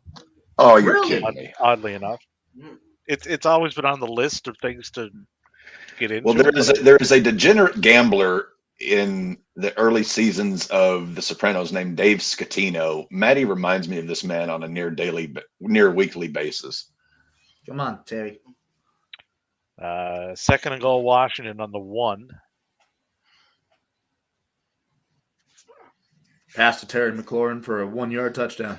Come on. Eventually, he gets into Tony Soprano for about $50,000, and they bust out his sporting goods store. You see, that's why I like FanDuel. Vikings settle for a field goal. 30-24 Lions. Touchdown, Washington. Commanders Who was it? touchdown, Rodriguez rushed for a 1-yarder. So I'm that'll guessing be- it wasn't McLaurin. So Penny the point after. Be 27-21. Thomas.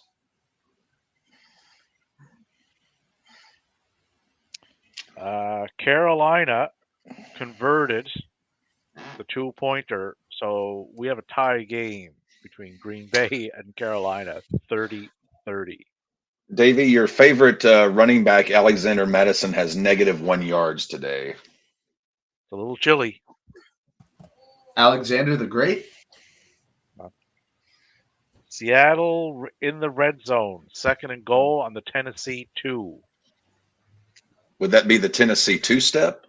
Would be, yeah. That was clearly some PI on Metcalf. Well, perpetrated upon Metcalf, I should say.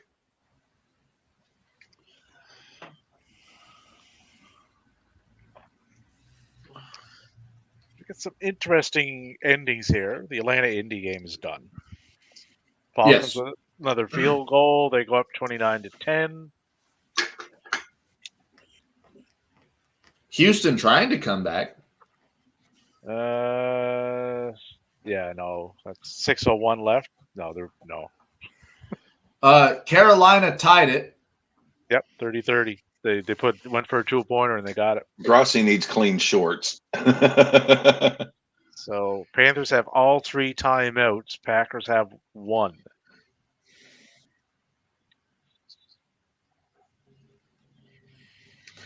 Let's check the Twitter and see what Mr. Grossi is up to. If he hasn't had a stroke yet, I'm guessing he is shortly. This defense is so embarrassing.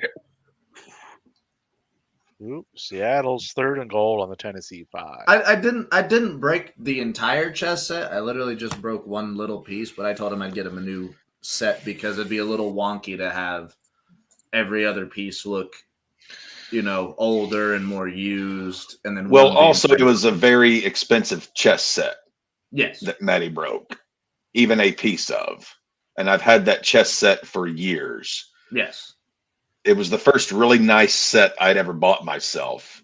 I'd had my old tournament set from high school and college, and then I, Seahawks touchdown. Spent some money for a nice hand-carved wood set, and Matty broke a king. Seahawks was touchdown. it the king or the queen? I believe it was the king. It was the king of the queen. One of the. It was one of the big. You broke a crown. Let's put it. You broke a crown. I broke a crown. Seahawks touchdown To Parkinson. Yep.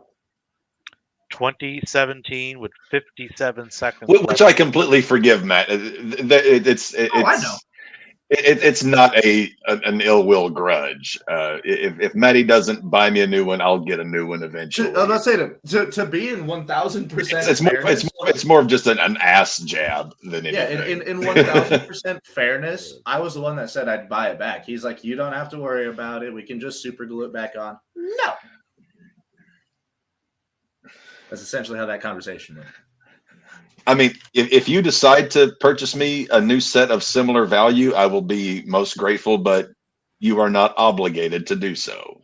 Because as much whiskey as you and I were drinking that night, it very well could have been me doing it. You are under no obligation. If you do, great. Insane. If not, it's insane how well I can handle my liquor down at altitude, but the moment I come back up to the state of Colorado, no. Well, I mean, good God, you and I together on a given night will take out at least 2 full bottles of Jim Beam or the Jack Daniels. Well, it depends on how much beer we have with dinner and before it, because we were drinking beer all afternoon once you landed. The moment I landed and I got into your apartment, it was beer. And then after dinner we started drinking Colonels. But yeah, I mean, I would say Maddie and Cap together, if we're given a full long night with no obligations the following day, at least a case of beer and at least a bottle. At least a bottle and a half of bourbon. And it's not like we necessarily drink fast. We just imbibe and we go about our business. But as time goes on, it's, the bottle empties. The more time goes by, the less liquor is abundant. Yes.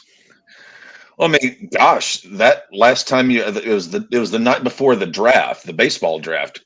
We were up till like 3-4 in the morning. And we wanted to get to bed by like midnight. Yeah, that was a pipe dream, bro. But it was a fun draft. After this song, then a good friend of a mutual good friend of ours provided leaves and edibles that was very for nice, you. Very good. Very nice, very good. Very nice, very evil. Did you see Denhausen's barista flim? I have not. He made a cooking with Denhausen video where he's making coffee, but he called it Denhausen becomes a Batista - a flim. God bless Denhausen. Well, we actually have one interesting game going on right now because I don't think Tennessee's going to drive down with no timeouts. Especially with Tannehill at the helm.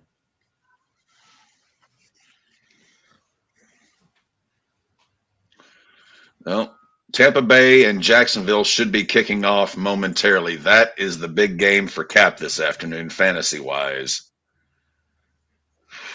I have tried not to gamble on that game, so that way I don't fuck anything up for you. Oh, Maggie's over there. A dog that big and I lose track of her. Because she, as big as she is, she'll curl up into the tiniest of balls. Huh. Last night, I can tell you it was nowhere near as much as Friday night. So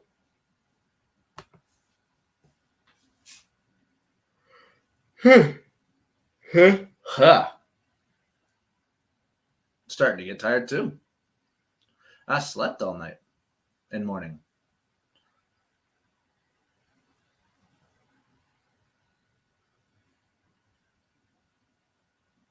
All right. Tennessee, 29 seconds to go. It's 1st and 10. They are on. Oh, they're midfield. I might have to eat my words. The ball snapped out of the shotgun. Step back to drop. And he gets dropped because Tennessee has no offensive line. Clock is running. There's no timeouts. Loss of about 10.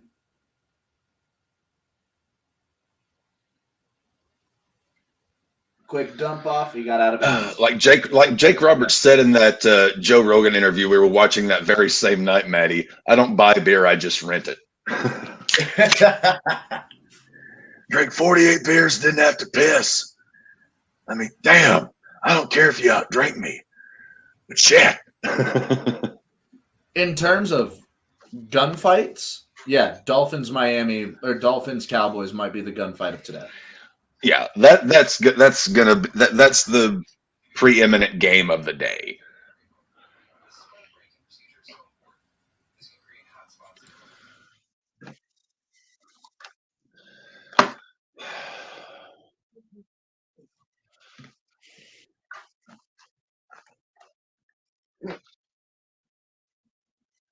The Commanders are going to be getting the ball back with 8 minutes left. Terry McLaurin still has a chance at a fucking touchdown.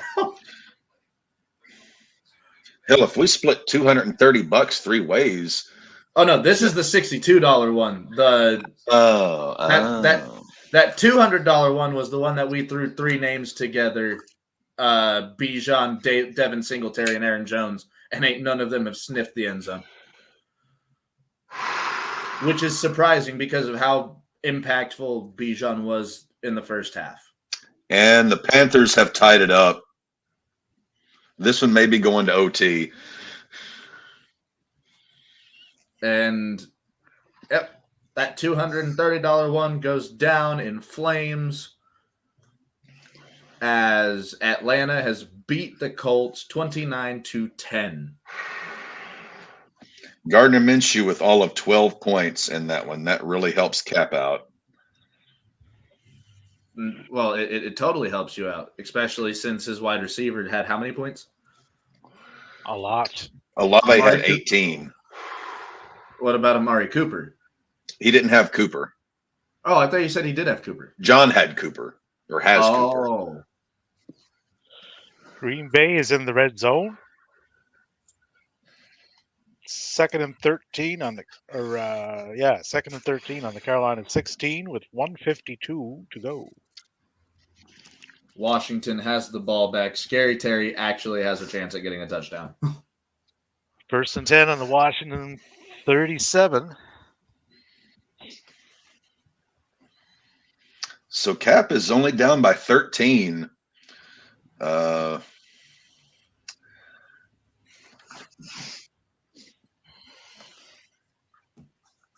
Flacco is back in the game. Let's go, Joey. Why? Why? I think it's because Houston started coming back. Well, they're down by 14 with 3:59 to go. Well, nobody ever said the Browns coaching staff was smart, right, baby? Well, no. Browns are going to Brown, right? But how many more quarterbacks can you possibly go find to, quarterback your Do I team? need to get you another pack downstairs? Or you got one? I just wanted to make sure you have one. Now, what's Green Bay doing here? 4th and 11 on the Carolina 14 in a tie game. 30-30. Panthers have no timeouts left. I can't believe Can't I'm get my relying on headset. Jacoby Brissett. To They're set gonna I'm be properly. relying on Jacoby Brissett to get the ball to Scary Terry. So big field goal attempt coming up in Green Bay. So Davy's a play ahead of, actually 2 plays ahead of Cap. Always. 1st and 10, Washington on the Jets 41. If I could somehow find a way to hack into Davy's Right. internet connection and stop him from being so many plays ahead of me. Well, I told you what to do. All you need is get in a Yahoo league and it gives you that stat tracker. It's the most up-to-date thing you'll ever get. So This game between Green Bay and Carolina has had 3 missed field goals or extra points. The last 3 time missed that extra happened, points. the last time that happened, Tampa was Bay and Christmas Jacksonville of has last kicked year. off. Packers field goal. Carlson with a 32-yarder. It's a Christmas miracle. 19 seconds left. Packers 33. It's a Panthers Festivus miracle. Davey, do you celebrate Christmas or Festivus at your residence? Neither. Well, I was curious if you put up the metal pole and air the grievances and have the tests of strength or the feats of strength. I should It's say. quite possibly my most distasteful holiday of the calendar year. Thank you so much, Davey. Flacco to Cooper. It's my simultaneously favorite and least favorite holiday. I love so many things about it. I hate so many things about it, but I love a little bit more than I hate.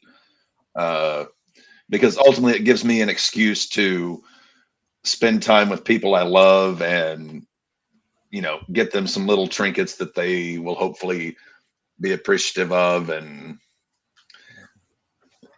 I have a story that would explain it, but it's more of an off-air story. It's not for. Okay. Oh, dude, Nope. same.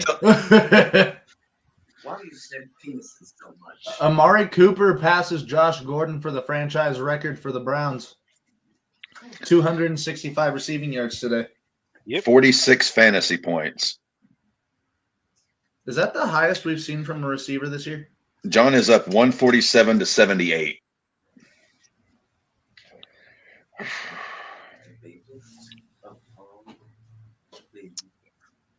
That Detroit game is still not over.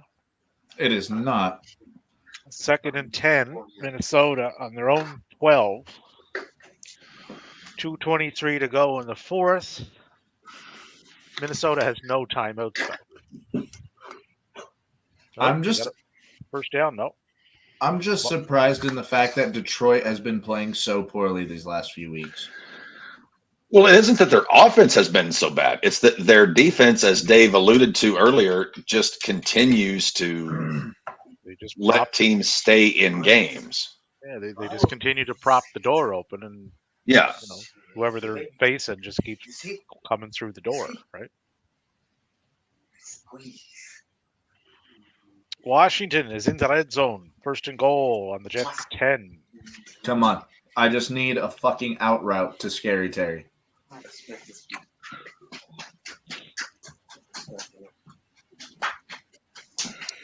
Cleveland in the red zone. Not that it matters, but 2nd and 12 on Houston 15.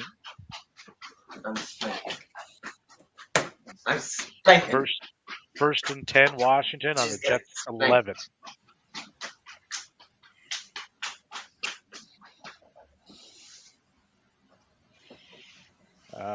Carolina's trying. 1st and 10 on their own 32. 13 seconds left. They just got to get the ball at what, 20, 30 yards? And they did. They can't get. I don't think they can get up to the line quick enough to spike it. Gibson for a 9-yard rush. 2nd and 1 on the Jets 2.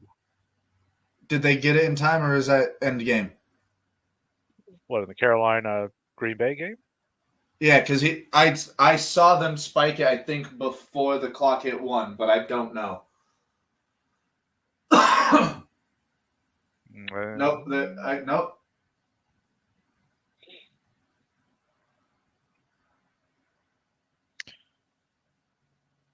One second left, 2nd and 10 on the Green Bay 31. They're giving them a chance to get that field goal.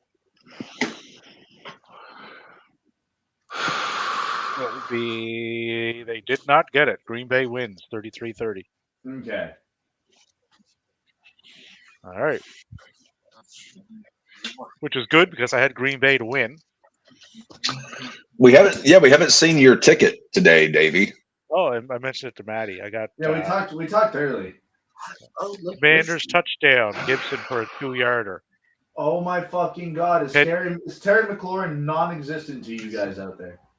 Pending the point after, Commanders will go up by a point.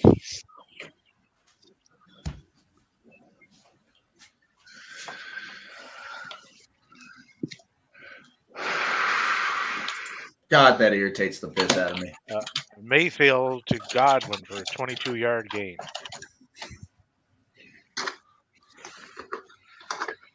Now, this is Washington. They could miss this extra point. Easily, yes. Yes. Damn, Jacksonville's already in, Tampa's already in the red zone. Yes. 1st and 10 on the Jacksonville 19. Cap needs all from Barker and Rashad today that he can get. Joey Sly made point after. Commanders 28, Jets 27. So next score essentially wins in Washington. Jets be jetting. On my ticket today, Captain, I had Cleveland to win, Okay. which they are, 36-22. I had Detroit to win, All right. which they are. Touchdown, Washington. Gibson. I had Green Bay to win, which they just did. And then in the late slate of games, I have Chicago to beat Arizona. I have Miami to beat Dallas. And then tomorrow, for the Christmas festivities, I have Kansas City to beat your Raiders. I have Kansas City to beat my Raiders. I have Kansas City to beat the Raiders, I think, too. Well, then we're all in agreement. Cap's The team Raiders sucks. Oh, Minnesota's running into a tad of trouble here. 3rd and 27 on their own 16-yard line. And then Mullins fumbled. And then Mullins fumbled. 1:56 to go on that, and Vikings have no timeouts, but they just got a first down. Mullins to Jefferson for a 28-yard gain. 1st and 10 on the Minnesota 44. Down by 6, though, so they got to put that in the end zone.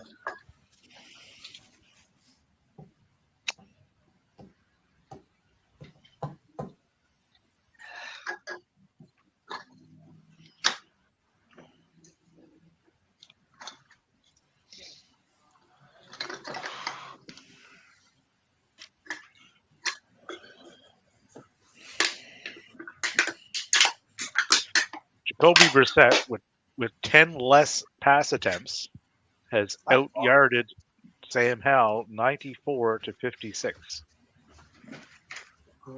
Tampa Bay in the red zone. 4th and goal on the Jacksonville 6, so that'll be a field goal, most likely. 3rd Justin and goal. Jefferson has glue for hands.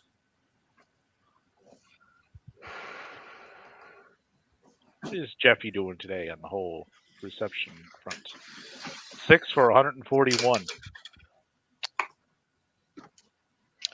Safe and to say 10. he's back. Yeah. 1st and 10, Minnesota on the Detroit 30 with 1:05 to go.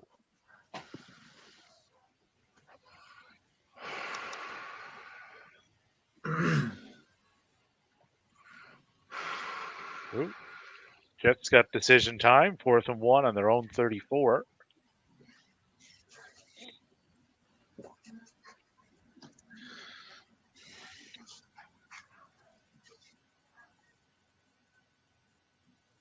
So the Detroit game is the one to watch here. That their Detroit game. Yeah. Davey's got a really good Western accent. It's the Canadian. That's the Canadian in you? It's the Canadian, yeah. Well, you are on the west coast of Canada, correct? According to some, yeah. Cap is quite familiar with maps and globes, and I know where Davey is, at least essentially in the world. And no, he is not on the west coast of Canada. Man, He is just a spit's distance from Newfoundland. If I hopped on a boat, or the ferry as they call them here, I could leave where I'm at and be in Newfoundland in approximately 6 to 7 Nick hours. Mullins threw another interception. Did. That is his that's 4th four on the interception of the game. Yeah, so that should put that game to bed.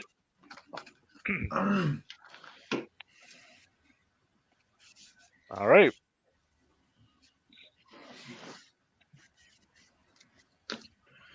And you got to feel bad for the kid because he's thrust into this position. He's a third string quarterback.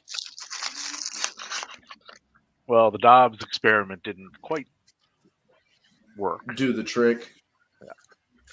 John has scored 154 points, and he still has McBride, Casey defense, and Aubrey to go. Good. John God. may set the single week RAWBall record for points scored. Which was Wait. what, 157? He's at 154, Wasting and he all still those has points. 3 guys to go. He may hit 200, possibly. Wasting all those points in 1 week. All his players will get tired. Hey, if I wind up pulling this out this week, I'll happily take that. If you pull this out this week, Maddie will shave his head. I don't think Maddie's ever taken that bet. No, the fuck I'm not.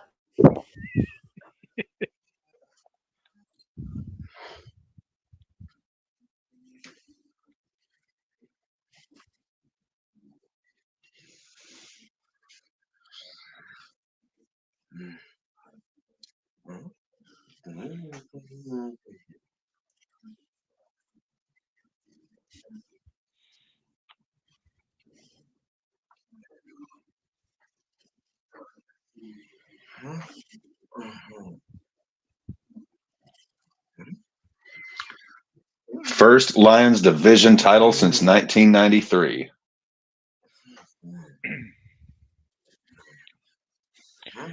What are the Jets doing here? 3rd and 20 on their own 37. 2:28 to go. Game doesn't mean anything. But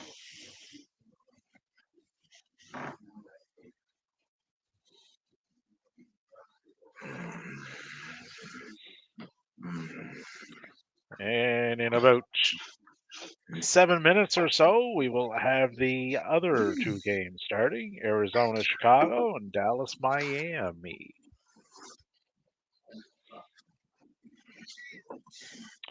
Fourth and 20 for the Jets on their own 37. They're going to have to punt that back. They can't be that stupid.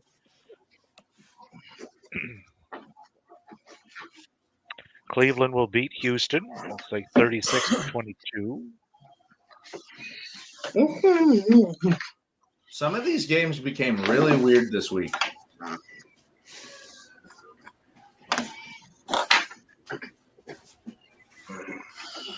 And the most handsome man in all of pro sports, Trevor Lawrence, is quarterbacking the Jags. Cleared from concussion protocol. Yep. Maddie, how many times have you cleared concussion protocol? I've never tried concussion protocol. You just cleared it? You can't go under concussion protocol if they don't catch you.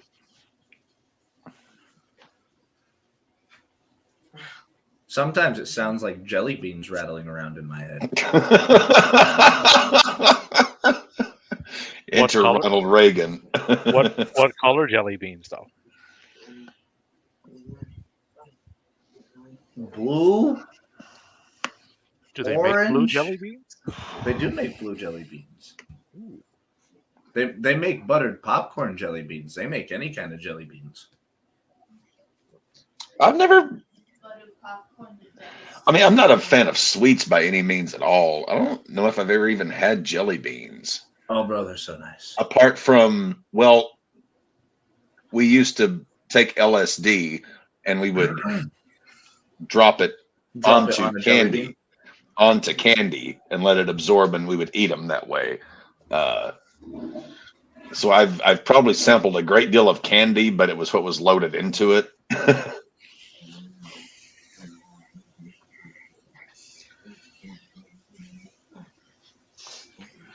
I know back in Dave's day it was just straight sugar cubes, but in my day we would just take random candies and Give me the sugar cube, damn it. and absorb it in there. So who's the quarterback for the Pats today? Bailey Zapp?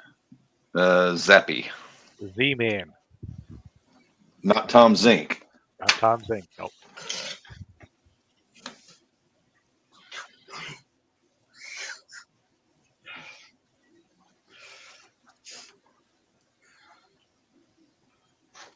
Ooh.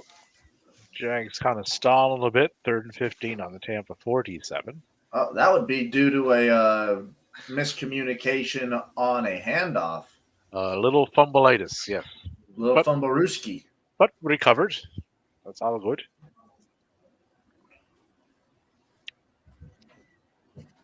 Tony has Brian Keith teaming up with the Von Erichs on Ring of Honor. Oh, yes. That's a good trio. That is an interesting trio, yes. Even though Sir Remy of the British Isles Esquire does not like Brian. Sir Remy of the British Isles Esquire. Yes. Don't give him hints because he may just take that and run with it. Oh, I said that to him on numerous occasions. Love you, Remy. If by chance you are watching us, love you, Remy. Well, the thing with Remy and Brian Keith is he don't dig the shorts. Yeah, the pants come up to about his belly button. So instead of low riders, they're high riders. Yeah, Brian Keith be wearing high riders in the ring, and Remy ain't a fan of that. Yeah. Not gonna let them catch me, no. Not gonna let them catch the high rider. So Brian Keith moves like a man in his early 30s in the ring, but dresses like a man in his late 70s in his Yes. Brian Keith is the guy that you fight in the tavern in Red Dead Redemption when he takes his shirt off. Yeah. I played Red Dead 1. I haven't played Red Dead 2. Oh, I love it. Red Dead Redemption 2 is my favorite video game of all time. I'm such a Madden and MLB The Show guy that I never get a chance to play any games other than that. Dude, I fucking feel you, but whenever it came out and I heard about it, I had to try to get a hold of it. And it's so much cheaper now that it's been several years, Cap. So I highly suggest go out and get yourself a copy of it. I wish I could. I just don't have time between work and RAWBall and you'll find time. Trust me. When you start it, you'll find time. But Cap's time is so limited. I mean, when you start it, you will find time. Trust me. Is that your cornfield? If you build it, they will come. Yeah, pretty much. Do you realize once fantasy football ends for me, whether it be tomorrow or a week from now, I have to start working on baseball? Like I typically give myself whenever football season ends for me, fantasy wise, I give myself baseball. I give myself like a week and a half to kind of decompress. Then I start working on baseball. Well, in that week, you can totally play some Red Dead.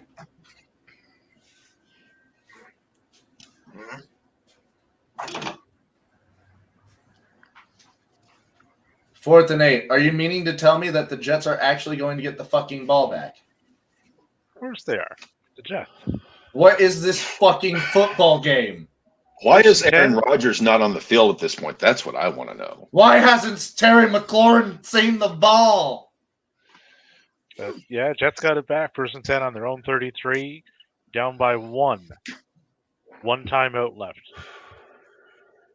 Football makes me want to.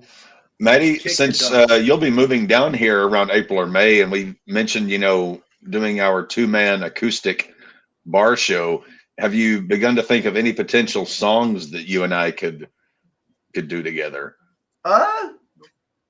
I can put together a playlist and send it to you. I mean, I sent you one that I thought would be pretty cool. Well, there's a couple because I know you're good with the guitar, and I know my vocal range, and I somewhat know your vocal range, so I could definitely find some songs that I think. Well, I thought that we could do the classic Willie Whalen "Mamas Don't Let Your Babies Grow Up to Be Cowboys." Oh yeah, we could definitely do that. I know that one. I think this would be too sweet. Maddie and Captain go out, and Captain is dressed in jeans and a jean jacket, the hair kind of slicked back a little bit, with the sunglasses on, and sings Jane. Orange Cassidy. Yep. I could learn how to play the guitar. Yeah, I think that would be good. And the entire time he has to hold his hand up like this with the thumb barely up. The crowd Cap, would go have wild. have you ever actually played a guitar? No, I have not. I've played guitar, bass guitar, mandolin, lap steel. So you've played actual strings. You haven't played the electric Right. guitar. I've played Ukulele? trumpet, harmonica. I mean, I've played many instruments, but Davey asked if you played a ukulele. no, never played the ukulele. Okay, so any Tiny Tim songs are off the board then. There'd be no tiptoeing through the field. the tulips with me. Well, you got the falsetto in. Our second slate of games have started. Chicago starts off with the foosball, and Dallas starts off with the foosball. Mama said that foosball's the devil. I tend to have respect not just for my audience to not sing anything except low lead vocals or low backup vocals, and when it comes to guitar, I tend to not try to jump too high. The Jets might have just won this game. Second and 10 on the Washington 39. 22 seconds left to go. That's definitely field goal range. I know my vocal range. I know where it is and where it isn't, so I tend to stay there. I know my role and only open my mouth when it's time. Cap does, in fact, know his role and shuts his mouth accordingly. Ooh, I know what you, I do know Dave will respect this. I do know the Layla Unplugged acoustic version note for note. So if Maddie can sing Layla, I can do that. No, I'm not a big Eric Clapton fan though. I know Valerie by Amy Winehouse. Here's one. I don't know any Amy Winehouse. Here's one from your neck of the woods, I believe. Tracy Lawrence, Time Marches On. Do that one. I don't know that song. I do know a little bit of Randy Travis. You could pull that song off. You got the vocal range for a Tracy Lawrence song. Man of Constant Sorrow from Oh Brother Where Art Thou. My acoustic band used to cover. I was in two bands for about 3 years straight. We had an acoustic, just cover band that we went to bars and stuff for. Then we had our rock band that we went to clubs and things. But I had a lot of fun just doing acoustic covers. We did everything from Kenny Loggins to fucking kidding me. To bluegrass and all points in between. It was fun.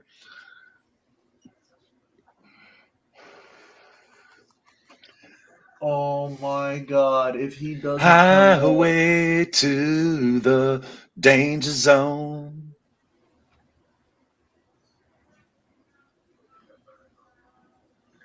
DJ Moore injured. That's what I'm bitching about. That's not good. There's that Tracy Lawrence song with lyrics. I'm familiar with the song. Oh. Time marches on. Time marches on.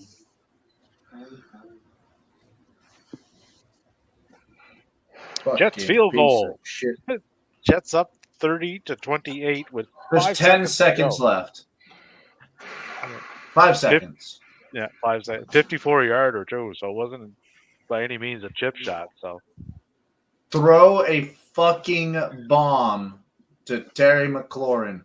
Let the man do what he's meant to do. Tampa Bay's in the red zone, 4th and 2 on the Jacksonville 18. So it looks like another field goal. You're not an Eric Clapton fan, Davey? No. I am surprised to hear that. Clapton is one of my The only song I've ever liked that he's ever 2 done. or 3 biggest guitar, electric guitar influence. I mean, Clapton's one of my guys, man. Only song he's ever sang that I really liked was "Lay Down Sally." Other than that, I take him or leave him.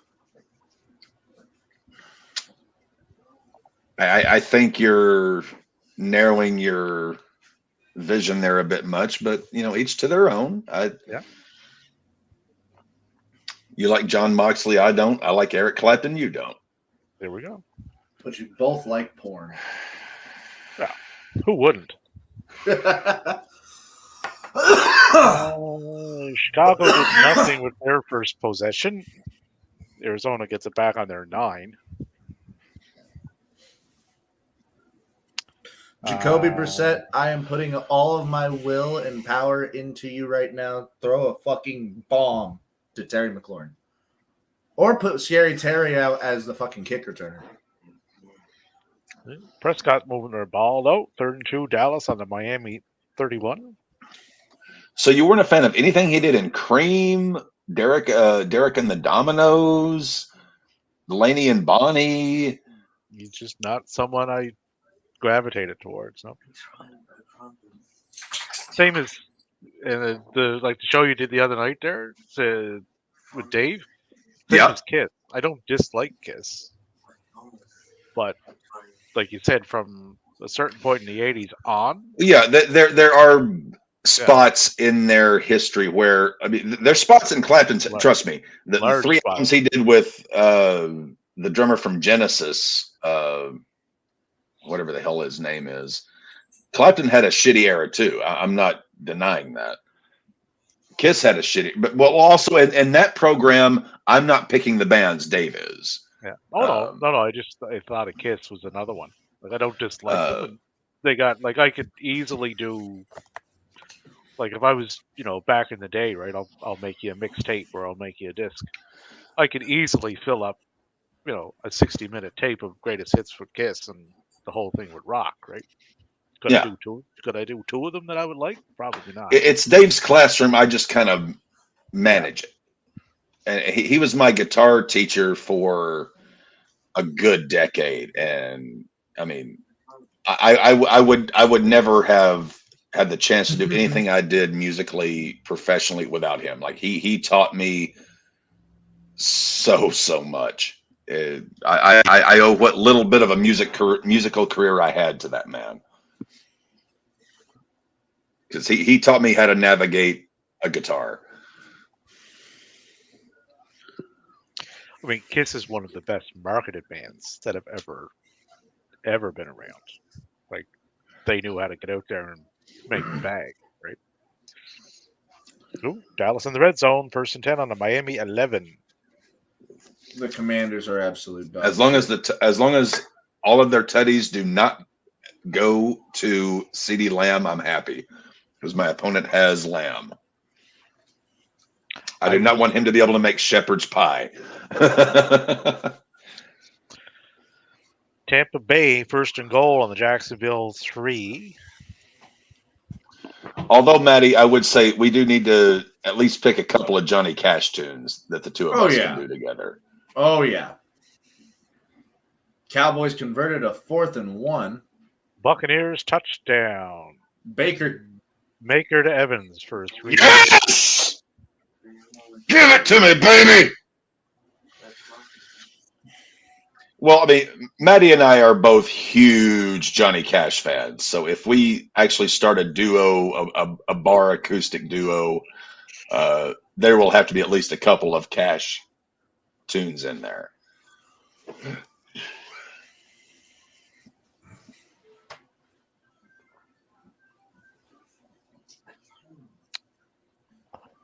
So Buccaneers up 10-0 early.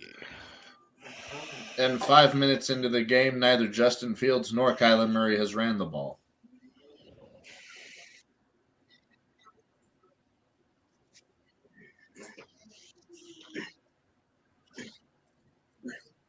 9-5, 8-6.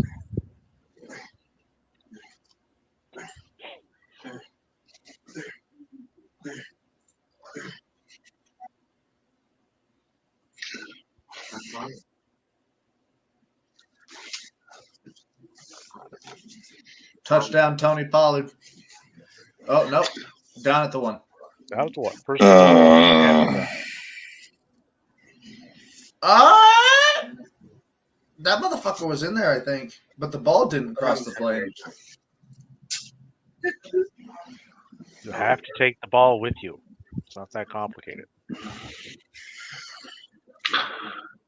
Maggie, you look so sad and pathetic right now. It's not even funny. Yet I know you're the most spoiled dog on planet Earth. I have never seen a dog always look so damn. You can see her in the upper part of my camera. She looks so sad and despondent, yet she is the All the most time. spoiled pup on the planet. She's always sad.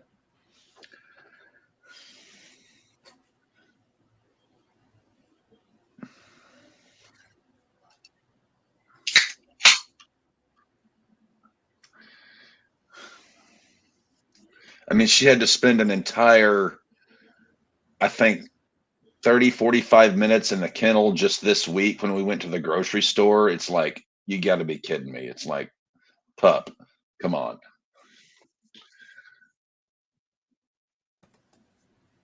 Ball is loose. Miami recovers the fumble. Dallas fumbled on the goddamn goal line. Oh, my God. I love Dallas. All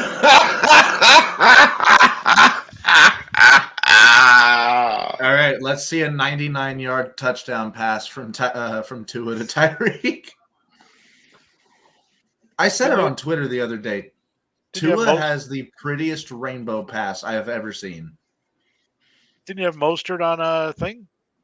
We do have Mostert on the anytime touchdown. So our anytime touchdown for this slate is Evan Ingram for the Jaguars, James Conner for the Cardinals, and Raheem Mostert. Raheem.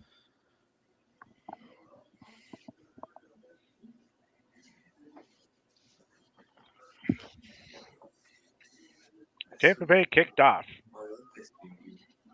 Jacksonville received kickoff. First and 10, Jacksonville on their own 25. Oh my goodness, this baby. Oh my goodness. Oh my goodness. This baby. Oh my gosh. Oh my gosh. Yeah.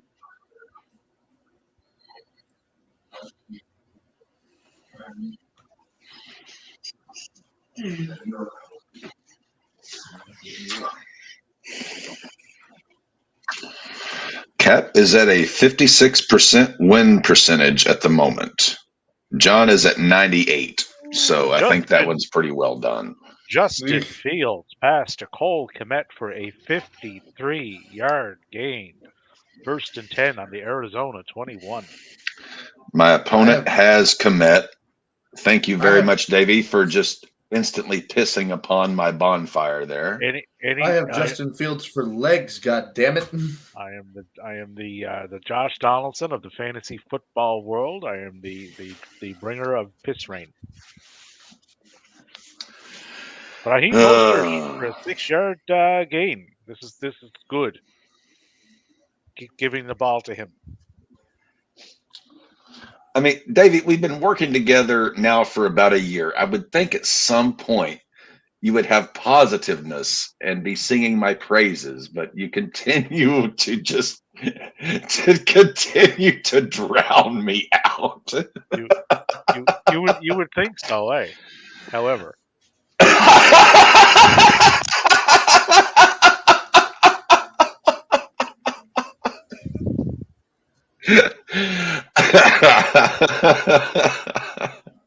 I would think so, but I would be incorrect. Yeah, well, see, I was trying to be positive. I didn't add that part. You threw it in there, Mr. Negativity. That's the best laugh I've had all day, Davey. I'm actually crying. Debbie Downer of Arkansas. I know it's a good laugh when I'm tearing up.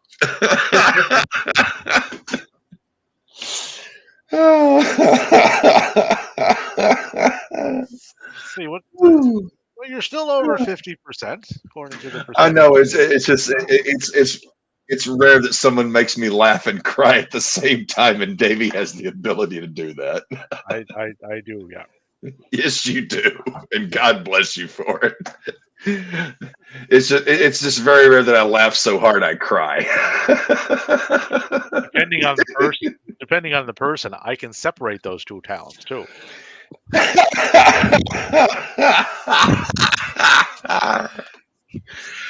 Oh. Make people cry, go hide, fucking run DJ away. Yeah, Come on, man. Oh boy. There's levels. Come on, DJ. Please tell me your ankle okay. I need you to get 80 yards for me. Chicago's in the red zone, 3rd and goal on the Arizona 6.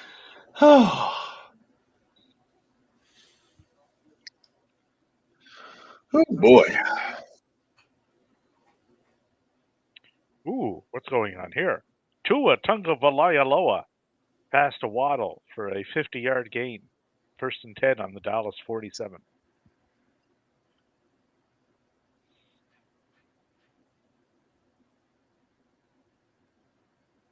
I never touched on this one. Day 1, which is next Monday. I believe it's day 1 they're doing this. Yeah, I think it's day 1 Raw. Or I think it could be the SmackDown one. AJ Styles versus Randy Orton versus LA Knight in a 3-way. I believe the winner of that gets Roman at Rumble. Okay. Also, I just saw that pass from Tua to Waddle. That was fucking gorgeous. Oh, Raheem Mostert. I like when his name keeps popping up. Only 2 yards, but still. Wait, is Mostert on your team? No, I told you to pick him, so I want him to do stuff. Oh, okay. I was about to be like, I didn't know if he was on your fantasy team. I was like, you didn't pick with your team and not with your head, did you? No, I never pick with my team because that rarely works, especially this year. Understandable. Same. Cap, you're muted. What am I looking for? 29th.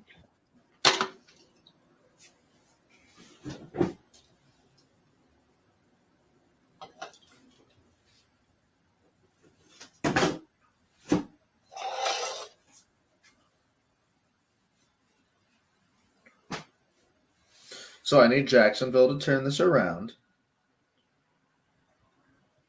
And I need something to happen in the fucking other games.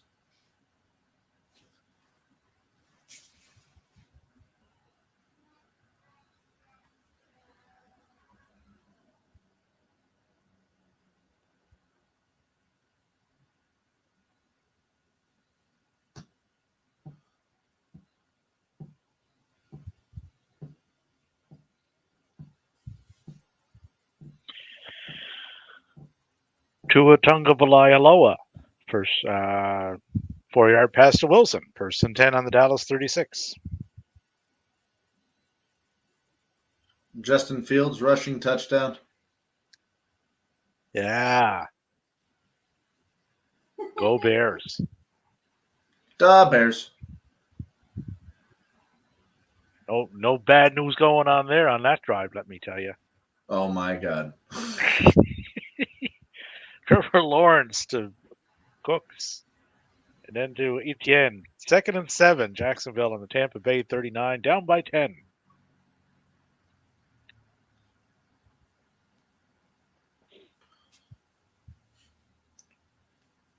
The thing with Tua is he throws the ball really fucking hard. Because I see some of the lasers that he throws, and it looks like he's hurting his receivers. Well, the quicker you get it there, the less chance of somebody else getting it that you don't want to have it.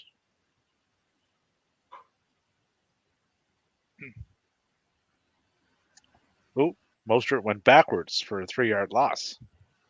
You shine, bitch. Mm.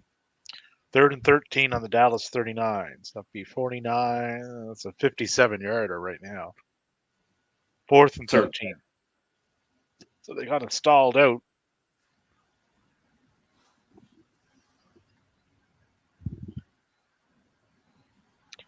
That would be a 57-yard kick. I say they go for that. Yeah, who's their kicker? Sanders.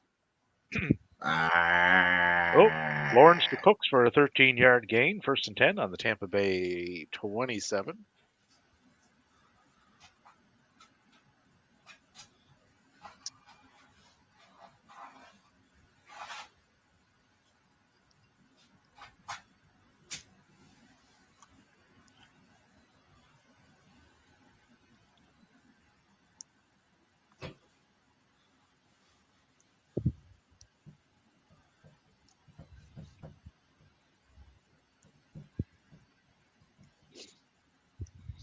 Second and 22.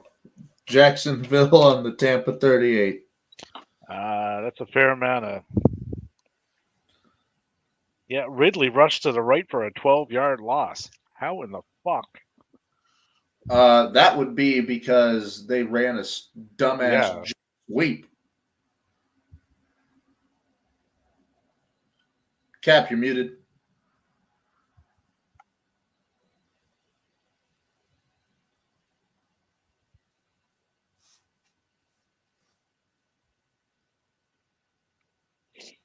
Here, Cap, drop out and then come back in.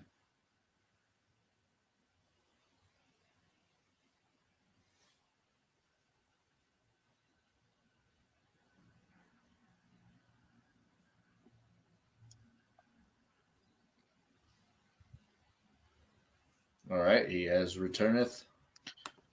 Has he returned it with sounds? Yeah. Maddie, Yes, can you hear me? Yes, he has. I was saying, I saw that Vikingo has a title defense coming up soon, and I was curious as since you're more up on AAA than I am as far as what was the whole thing there. Oh, like what's the match that's happening for the title? Well, I saw if I understood correctly, it was him and Taurus. They've had a couple matches for that belt in AEW and Ring of Honor now. Yeah, they had one on. They had a match on Final Battle, which was fantastic. Yeah, they had a match on Rampage, which was even better. And then they had another one on in AAA. So like they've been putting in the work against each other these past couple weeks. I mean, I love Vikingo, and I saw 2 of Taurus's matches when Maddie was down here last time. But and I liked them both. You're gonna be interested in the Fatal 4-Way that's gonna happen with him. Davey can help me get the competitors in that because I know Penta is in there and Ali is one of the competitors. Who was the 4th one? I retweeted this. Let me see here. Somewhere.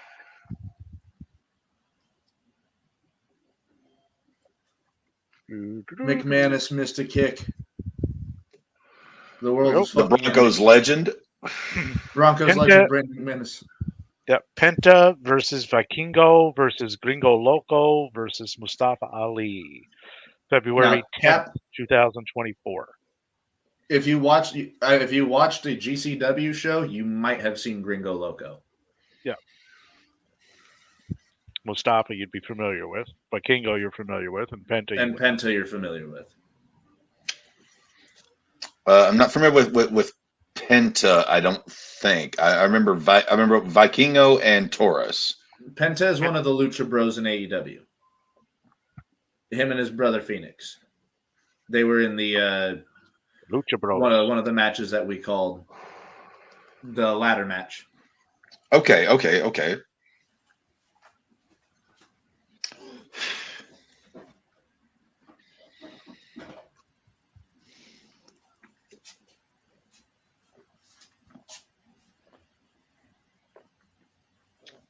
Yeah, so Ali is booking himself like a few months ahead, which is smart. Oh yeah, Mustafa Ali is, but he needs some new fucking headshots because that is Slim Ali that he's promoting. Yeah, he looks a tad different now. He's built like Buddy fucking Murphy right now. Built like a brick shithouse.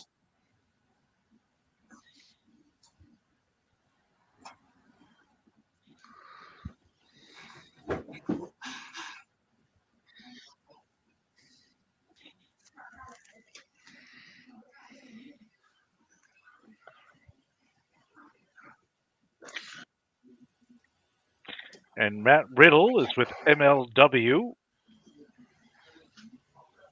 Has that been clarified yet or no? Yeah, he's fighting Fatu. He's No, signed with them. I know he's got that match, but like that's what I was asking. Is he signed or is he doing like a real short term deal? I don't know if I haven't heard a contract signing yet, but I know he's working MLW. Could be just on a per appearance deal. So, but he's another guy too. I like Matt Riddle. I hope he gets. I hope he lands somewhere where he can be Matt Riddle and not a goofy stoner. No offense, Matty. Not a goofy stoner, birds flying out of his ass type of. I don't have birds thing. flying out of my ass. Well, it's. I like Riddle. I really do. And I've said it ever since I first saw him. I was like, dude, this guy could be really good if he just had a decent gimmick or was just allowed to be the legit badass that he is. I mean, well, they booked him in a way that didn't play into the talent that he has. Exactly. And in doing so, they made the character that annoying that people were just sick of seeing. They would hear Matt Riddle on the show and they would zone out. It's like, I don't want to see this, right? I don't know, man. I wanted to hit his bong O's. But coming to the ring on a fucking scooter and sitting in the ring playing bongos, like that's it was just it's ridiculously over the top. Yeah, like you have touchdown, CeeDee Lamb. Like you have guys on the roster there that would fit that role, but don't have the amount of in-ring talent that Matt Riddle has. That one hurts.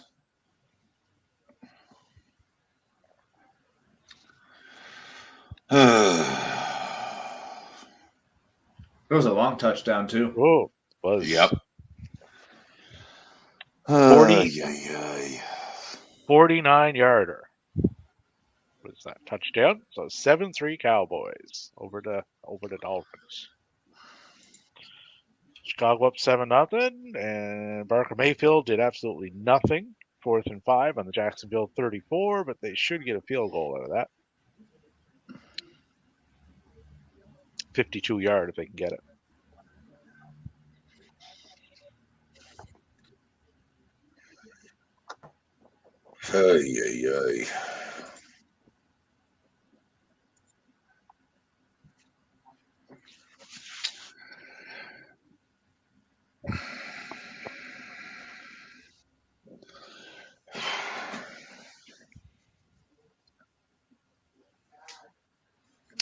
But I mean, the Dallas Miami game, that was going to be a high scoring game. Wasn't going to be 10-7. No, I knew Miami Dallas is going to become a high scoring game.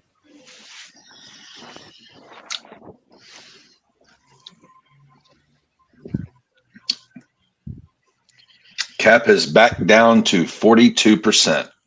Ooh. Oof. Very very desert like. Barren. Mirage.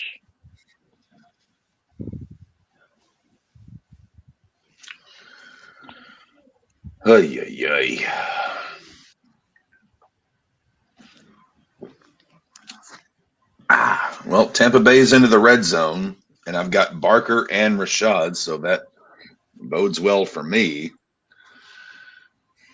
And I've still got Denver's defense tonight, and I've got 3 guys tomorrow. So I'm not panicking just yet. It's just I'm not liking the implications. I'd be panicking. You should be. And I'm the positive one of the group here, right? Like I'm always the sunshine and rainbows and lollipops and leprechauns. Yes, Davey, Sunshine, you are lollipops, the and- epitome of sunshine, rainbows, and lollipops. Yeah, don't forget the leprechauns, because the leprechauns will lead you to the pot of gold. And Cole Eight. Kmet with another big catch, which hurts the cap. I'm down to 40%. You're fine. 40%. If you were a bottle of vodka, you'd be fucking perfect. 40%. Well, gee whiz, I don't know if cheese actually, I whiz, shouldn't and say- shit whiz. I don't know if that's what your percentage down your neck of the woods. It is up here for the vodkas. Well, yes, 40% alcohol means 80 proof, but right now I'd like to be somewhere around 150 proof. Yeah. Well, I just didn't You want know to be Everclear? As far as my fantasy projections, yes, I would prefer that. then everything would be wonderful. Ay, ay,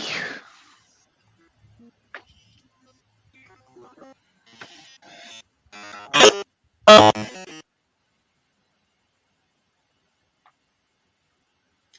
So, Davey, Natty. you gonna bet at all on the Broncos Patriots game? No. I will. Oh, I'm picking Broncos to win. I thought I had them on my ticket to begin with, but clerical error. Clerical error. An error of clerical proportion. Yeah.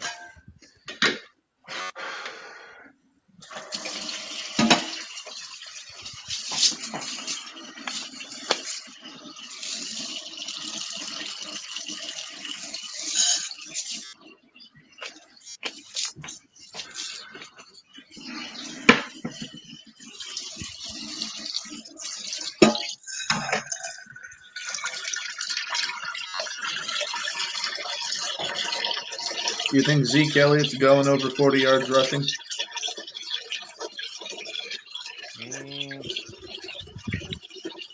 Good question. It's such a hard team to predict, like week to week.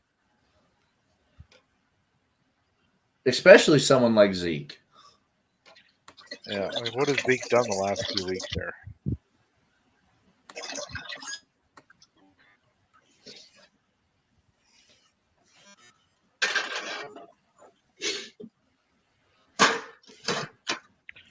Zeke Elliott, last 4 weeks rushing. He's had 25 last week, and then 68, 52, 46, 54. 48, 56, and what? Going back to the November 12th game, he had 54, then 46, then 52, then 68. Last week he had 25. So I'm going to go with him over 40. well, 4 of the last 5 he's gone over that. So And then Javonte Williams. You're going to go over 50.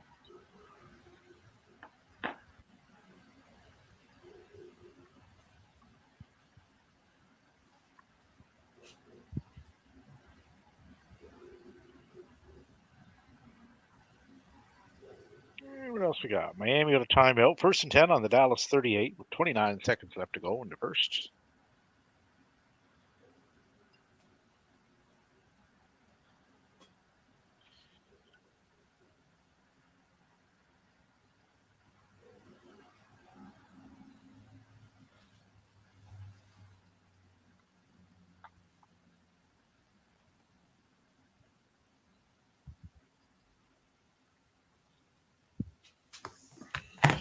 And Chicago at the end of the first, 2nd and 10 on the Arizona 40, up 7-0. Chicago versus Arizona, the game nobody in the world wanted to watch.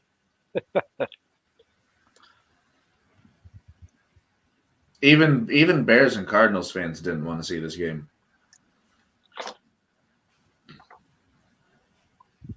Well, Chicago should win this just based on where they're playing. They should, which is why Generally. Arizona's going to win it. Generally, those West Coast teams going to a cold environment doesn't end well. Good point. And it does seem pretty cold out there. Kyler's in the full turtleneck. Christian Cajun it up. Your father's dead.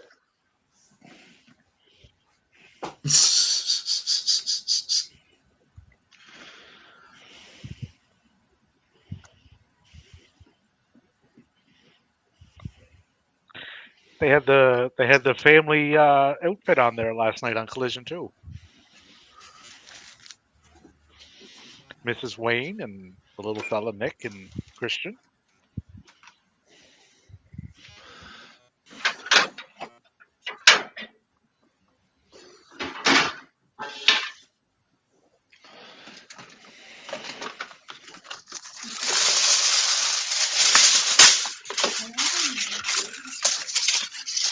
Trevor Lawrence just can't get anything going here.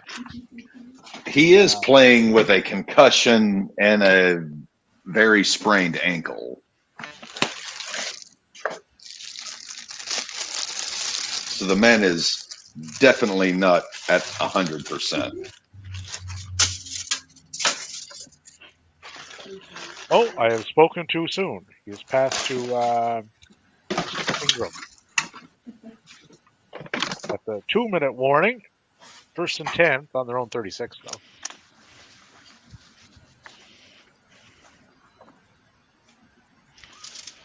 though. Jet.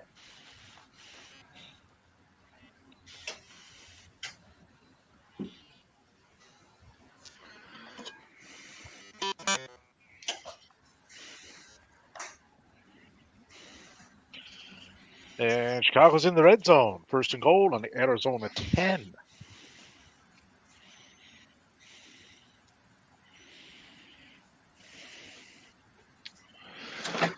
Ay, ay, ay.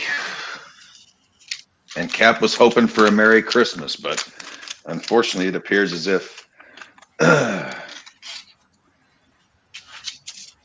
his fantasy team will not allow that to be a possibility.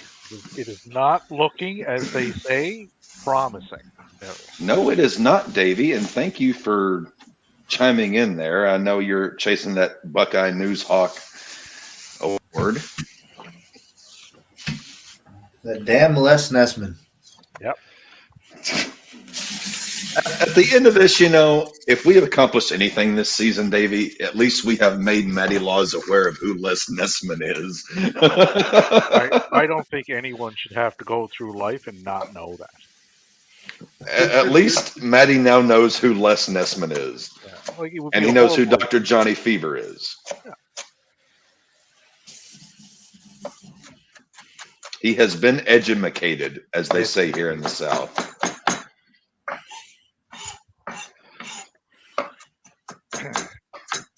Kyle Herbert rushed for an 11-yard touchdown. Bears will go up 14-0. Cap, he could have went Khalil Herbert instead of James Conner. Could have.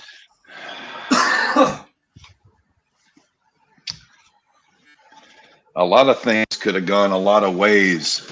I'm just needing Barker and Rashad to do some things. My God, my team is drowning right now.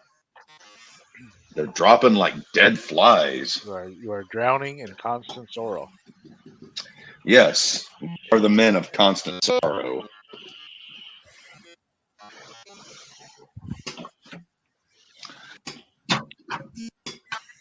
We are the Ulysses Everett McGill of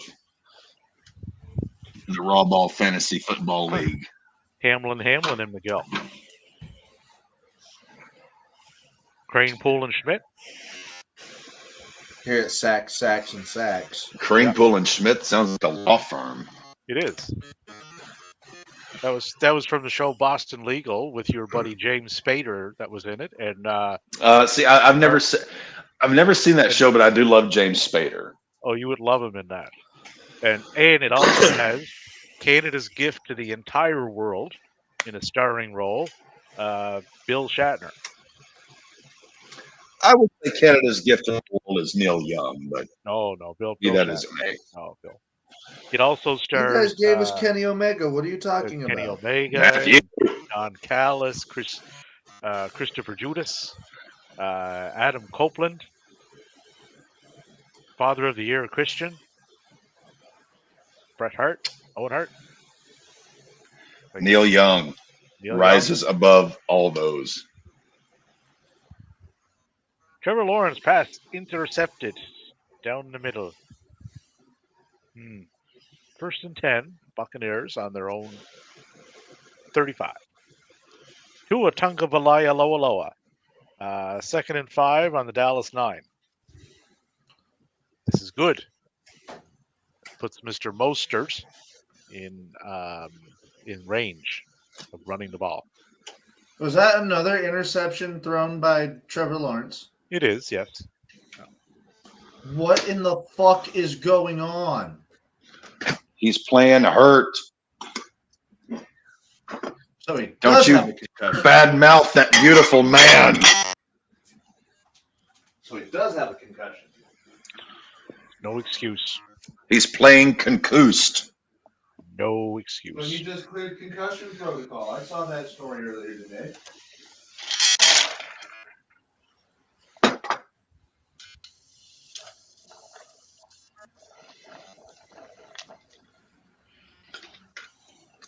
Cap's downstairs boiling his pasta.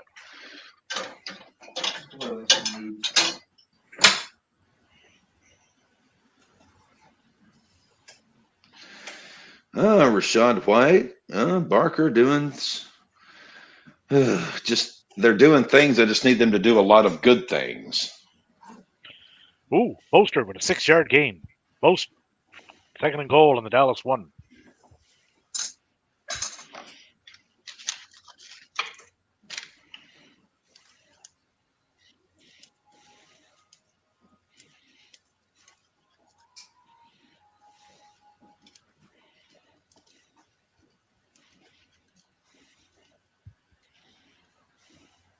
Come on, Raheem.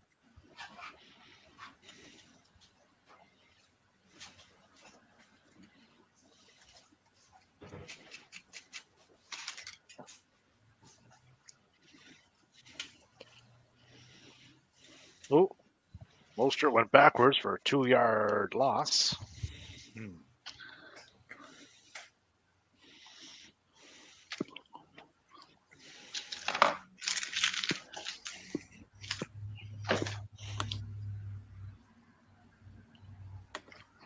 And come on, Miami. Get in there. Get in there. Get They're in this having chopper now. They're Ah. having a very rough time trying to get past that goal line.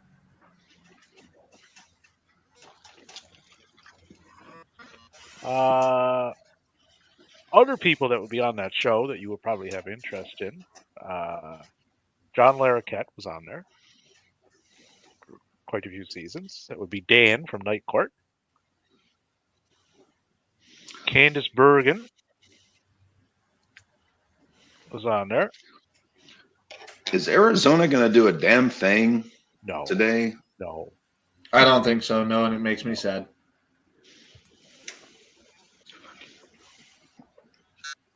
But then again, my parlays not hitting always does make me sad. So, Well, my opponent has Chicago defense, so I would like to see Arizona put some things together to make this not such a an embarrassing.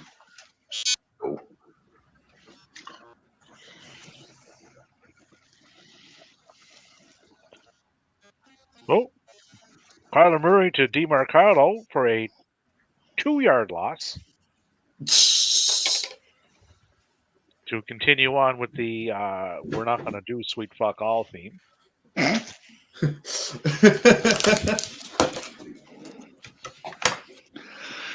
swear to Who God, are we, I thought Cardinals? turkeys What could do we do? fly. Fucking suck. Mayfield to Evans for a 16-yard gain.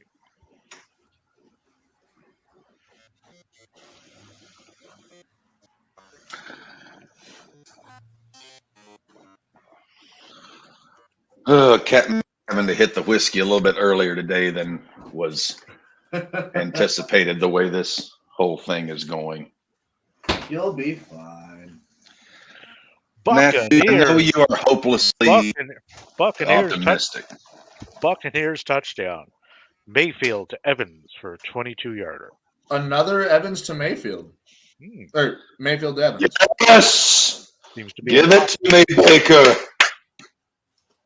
Caps back up to 47%. Hey, Maddie, maybe your hopeless optimism is not entirely misplaced. I would just like to see the Arizona Cardinals start to do something besides sweet fuck all.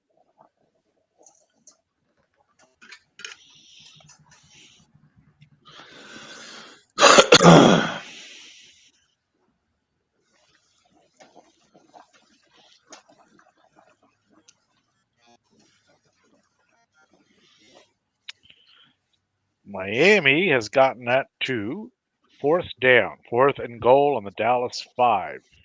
Trailing 7-3. Go for it. They might. Oh, injury on the field. 4th and goal, though. They don't make it. They just hand it over.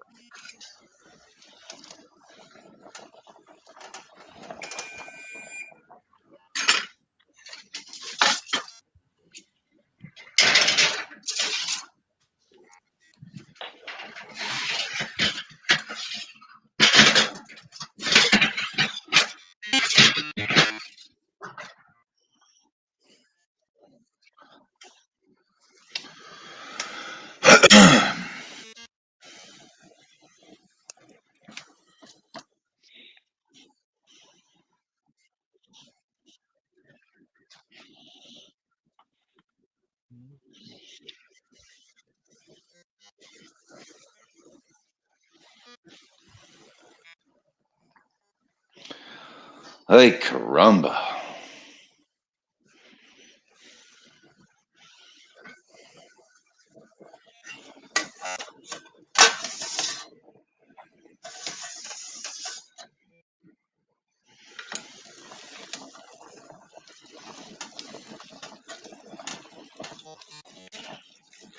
Oh, they went Offense is for it. still out on the field. Yeah, we went for it and did not make it. So Damn. Miami turns the ball over on downs. Dallas 1st and 10 on their own 5-yard line. Miami choking against Dallas. Why are you going shotgun on a 4th and 5?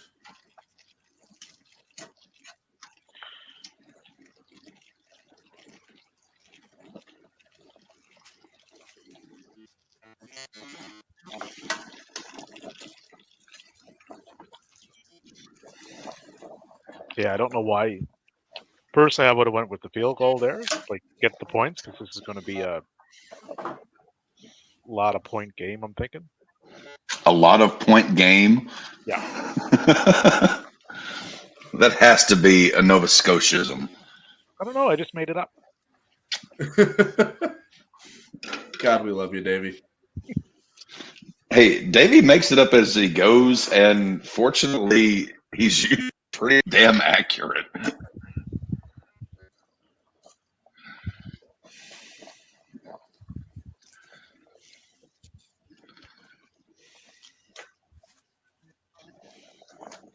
It's controlled anarchy.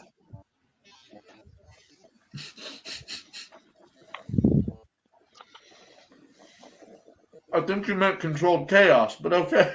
Well, either or. Anarchy, chaos. Like it was like, Anarchy. well, yeah, if you combine the two, then canarchy. How do we leave the verbiage up to the Canadians? How do we do this? We just continue to leave it up to the Canadians to do things, and every time they just take the English language and Canadize it. You do realize that over the past 2+ decades that I have called and have been called by every state you have down there. That you would like to talk about the English language? Oh, believe me, I am not in any way endorsing anyone from any of the lower 48, Davey. Yeah, those are the state. Well, even the higher 48. What are you saying? The fuck They did are you just say to me, California? they are either uneducated or inbred, one of the two. Actually, California is one of the better ones that I deal with. I can figure them out. Is it the Montanas or the Missouris or the Kansas? Montana, I don't get a lot of calls from. The Mississippis and the Alabamas and God, the Louisianas. God help us. Yeah, Texas is interesting. Any of the Alabamas. Tennessee, Kentucky, Your the state. Virginias. Your state is another one. Did you just say any of the Alabamas? Yeah. Upper, lower, middle, left, right, north, wherever they live at, it doesn't matter. They got their own thing going on down there. They're trying to make America great again, Davey. Yeah. Tennessee would be another one. Both time zones. Yep. Like I said, Davey, they're just trying to make America great again. They are. Trying to make America 1950 again. I think more like 1850, but Or 1850, okay. Yeah, whatever they're trying to do would require a DeLorean. Put it that way. Chicago, not the band, the team is performing quite well today. First, 3rd and goal on the Arizona 1. Well, unfortunately, my opponent has Komet, who is already over 100 yards receiving. You love to see it, don't you? It's just No, I really don't, Davey. I really would prefer not. I would prefer to actually have a chance to make the championship. At least it wasn't the first round this time. Okay, I can deal with Davey. I can't deal with both of you. I mean, come on. I have to have at least one friend in this whole thing. Oh, I'm backing you up. I was trying to talk you up. I was not.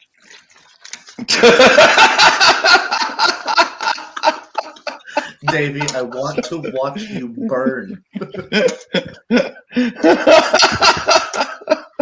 Oh, gee, it looks like you're on fire. Here's a little bit of gasoline. Justin Fields to Lewis for a 1-yard touchdown. Bears go up 21-0. With friends like these, who needs enemies? Mercedes Lewis has been in the league for fucking almost 2 decades now, and you guys don't have a graphic for him, Fox? I'm that friend or that guy or that acquaintance where if the thought pops into your head, it's like, okay, I need an honest opinion on this. He's the one you go to. Hello. Never enters into my head. It's like, okay, this may A, offend them. This may 2, make them upset. You're getting brutal honesty. Don't ask that. If any of those never ask for Davey's advice because you just may very well get it. If either of those first 2 options are not something you're willing or wanting to hear, then don't ask me.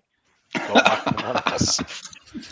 Well, in all disclosure, I prefer full-on brutal honesty because I would rather hear a 50 truth piece than $100 bill of bullshit. So that's a value for men like Dave. What? You're Megatroning. But sometimes it's in the wording and how you answer these things, right? Like, does this dress make me look fat? It doesn't make you look thin. No, what See? I More positive language than, see? All in the wording. Okay, let's see if Cap is done Megatroning. Cap, yes. you are not Megatroning anymore. Okay. I was saying a 50-cent piece of truth versus a $100 bill of bullshit. And I know with Dave, whether I like what he says or not, he's at least giving me the truth. Yes.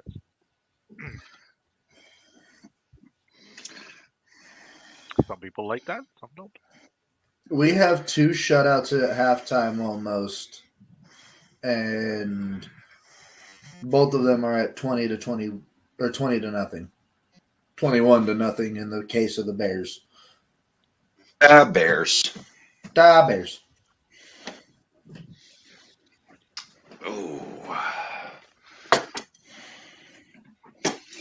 Oh shit, I did bet on the Raiders. You're crazy, man. Never bet on the Raiders, man. Yeah, I forgot my Monday parlay was the Raiders, the Giants, and the Ravens. Matty loves to lose those dollars. It's only $1.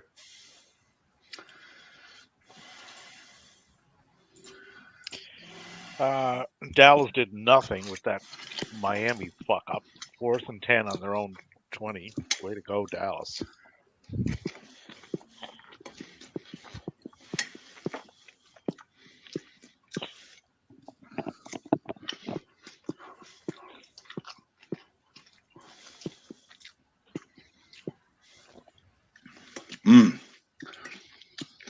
Damn, sausage rigatoni.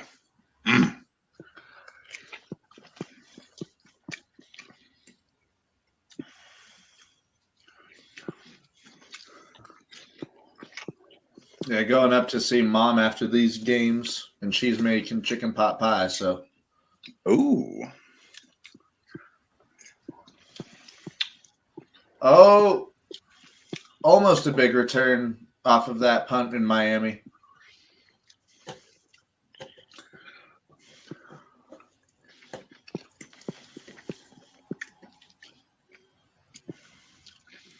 I still need to meet Mama Laws. Yes, you do.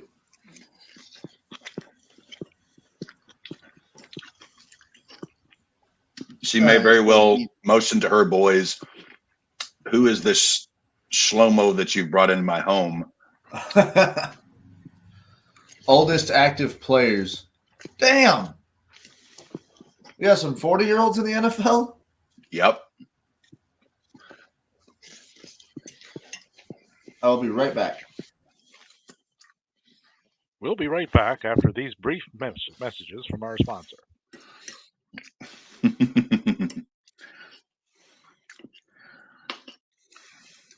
Captain's Clarifying Cortisone Cream. The exact kind of cream that you would want to put upon yourself after a long weekend. So try Captain's Clarifying Cortisone Cream. You'll thank us.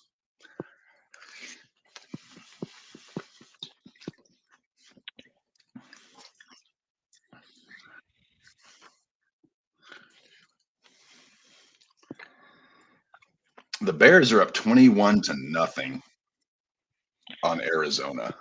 They are.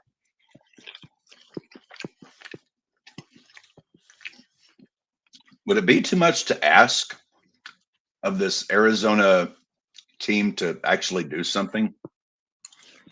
The West Coast team traveling to the state of Illinois in the month of December generally never works well. So I'm going to go with no on that. Plus the fact that I bet Chicago to win, which looks like that's going to be a thing.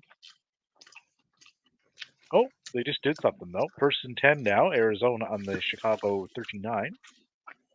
I meant in terms of points to decrease my opponent's lead. Oh no, I wouldn't expect too much. I would not expect too much in that particular area. What's Miami doing here? Second and 4 on their own 41.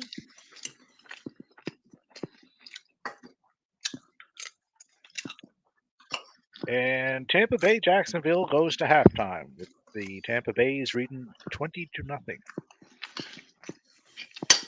First and 10 Arizona on the Chicago 23. James Conner rushed for a 16-yard gain.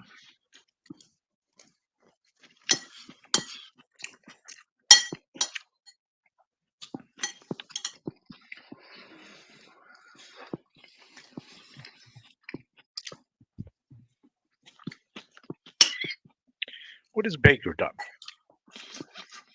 18-23 for 189 yards and 2 TDs.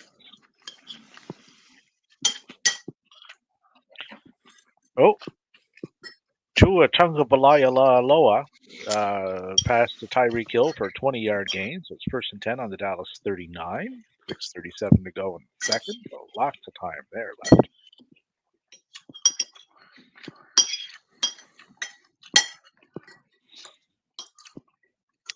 So it looks like Arizona will put up points, but it'll probably be a 3-pointer, I would say. Second and 5 Miami on the Dallas 34. So they're in field goal range. Would be a 52-yarder from there.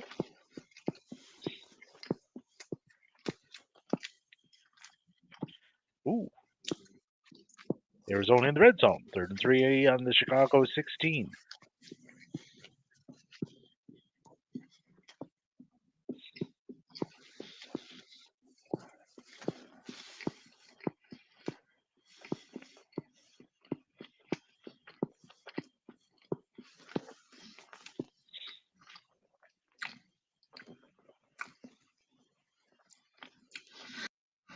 We're in the first half still of this Arizona Chicago game.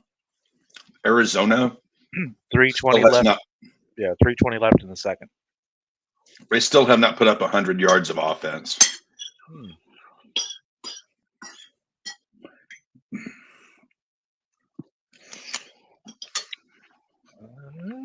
Cardinals touchdown. Kyler Murray to James Conner for a 16-yarder. Hey, that helps our parlay, That it does.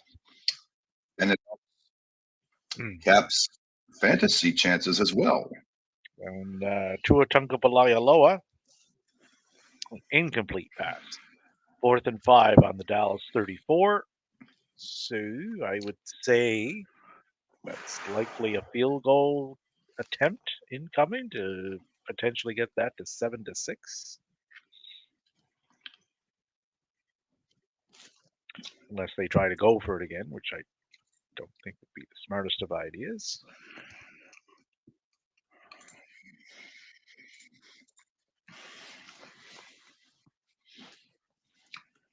So Cap is only down by 30 with a 46% chance of victory.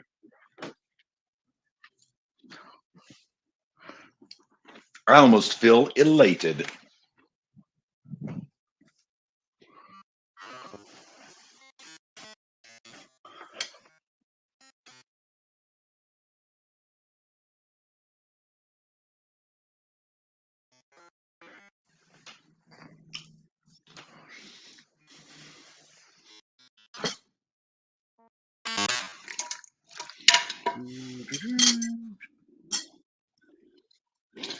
I could eat this whole other bowl of pasta that I prepared, but I'm actually going to wait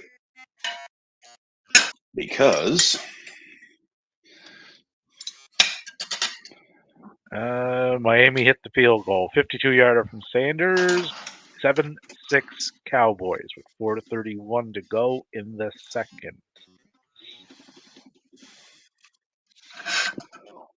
ay, ay.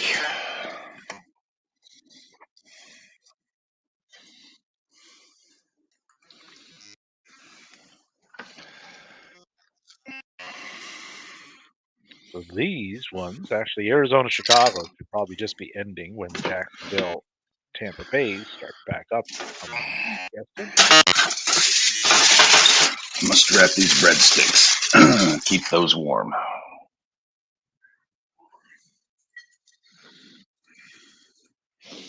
Always wrap up your breadsticks, Davey. Always. Unless you're going to serve them immediately, then just put them out on the plate. But Well, up here, like during the polar bear migration from Manitoba, and the ice flows. The Manitoba polar bear migration.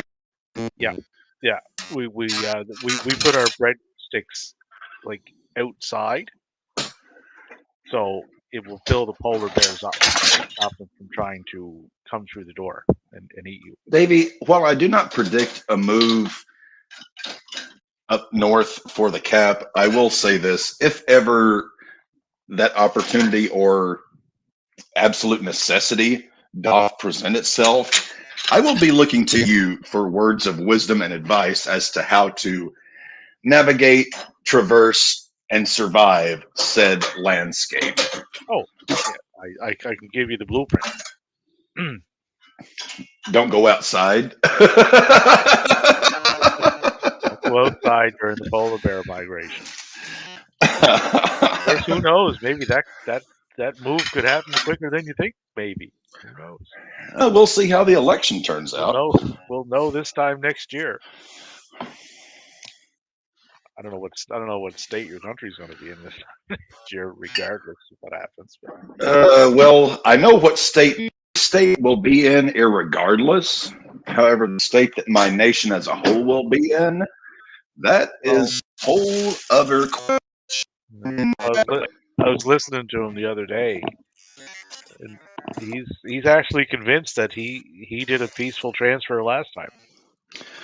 Oh yeah. So if that one was peaceful, what has he got in store this time? I know exactly you are. I have set myself, and I literally. You're Megatron. Oh, am I better now? You are better now. You are a collective soul. I know exactly of which you speak, and I listened to that myself, and I thought to myself, brother, you clearly do not understand what it means to have a peaceful transition of power. And if this is your idea of it, then whoo. Yeah. No. Well, like I said last week, all bets are off next year. If you thought 4 years ago was bad, like he has nothing to lose. Nothing this time. So all stops will be pulled out. I sincerely hope that reason prevails and that neither a Democrat or a Republican are elected, because I hate them both. But I would really prefer to not see Donnie Donaldson. Well, your independent party is not really a viable one. It's there, but it doesn't do anything. It just siphons off votes from the other two. We have a third party here that does get a significant amount of votes, but they've never been in power, which would be the New Democratic Party, or NDP as they're called up here. Well, a third party in the United States of America is essentially to not exist, because the way the elections and more necessarily system is fixed, third parties do not have a chance on purpose, because the last two times in 88 and 92 that third parties were allowed to participate in said debates, they embarrassed the major two-party candidates so badly that now it's basically you'll never see a third-party candidate in one of the major presidential debates. You'll see it on the state level, but nationally you'll never see it again, because both parties felt so embarrassed that they said, hey, do not let these folks in ever again. And that is, I think, a big shame on my nation. No, and they never get the financial backing either, so there's that. Trevor Lawrence fumbled the ball. Dude, what the fuck? Trevor Lawrence has given up himself 3 turnovers. Yeah. So Tampa Bay gets the ball, 1st and 10 on the Jacksonville 42. Oh, wow. If this keeps up, man. Jacksonville went from the odds-on favorite to win that division to potentially not make, Dropping it. and potentially not even making the playoffs. Let's see. What's their standing right now? 8 and 6? They're 8 and 6, so if they lose this, which is looking most likely, that would put them to 8 and 7, and in quite a logjam. Buffalo has catapulted into a playoff spot. Good job, Buffalo.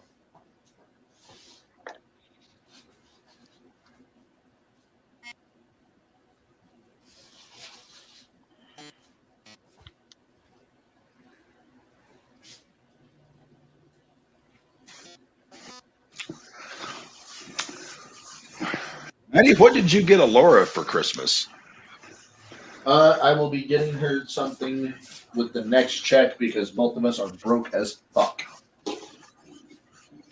Fair enough.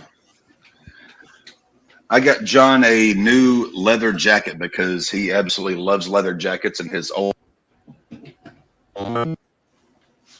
claims and outrageous. So I got him a new leather jacket. That's nice. Can't go wrong with leather.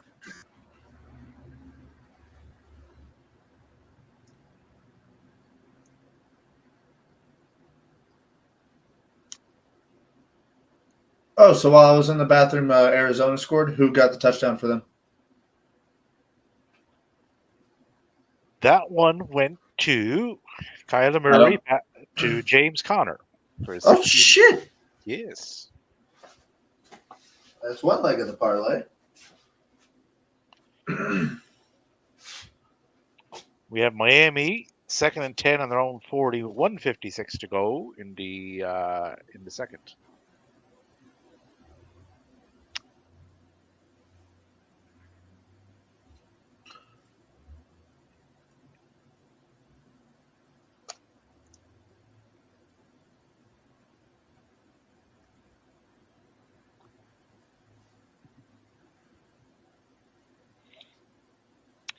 Ooh, Mayfield to Durham for a 25-yarder. 1st and goal on the Jacksonville 2. So that game, if that happened, if they get this in, is pretty well over with the way Jacksonville is playing. Cap is back to 48%. Cap's coming up again. Remember that movie Cape Fear? Buccaneers. Actually, Davey, I just watched that movie 3 nights ago. Ah, okay, you'll be familiar with this stuff. You remember the scene? Robert De Niro was at the very end, and he was in the water, but his foot was handcuffed to the rail. Yeah, he was drowning. Yeah, right. That's your team right now. You're just like at the level of the water, right? But your nose and the mouth is under. Right there. Every goddamn time. You're right there, Davey. Every goddamn time. You throw out a cultural reference that you think no one but Cap's going to catch. I catch it. I get it. And then you throw in the callous aspect of it and completely make me look like an asshat. I mean, you're a Raiders fan. It's not hard to be looking every like an fucking time. Right. But I couldn't do that without your help. So thank you. Like touchdown, Rashad White.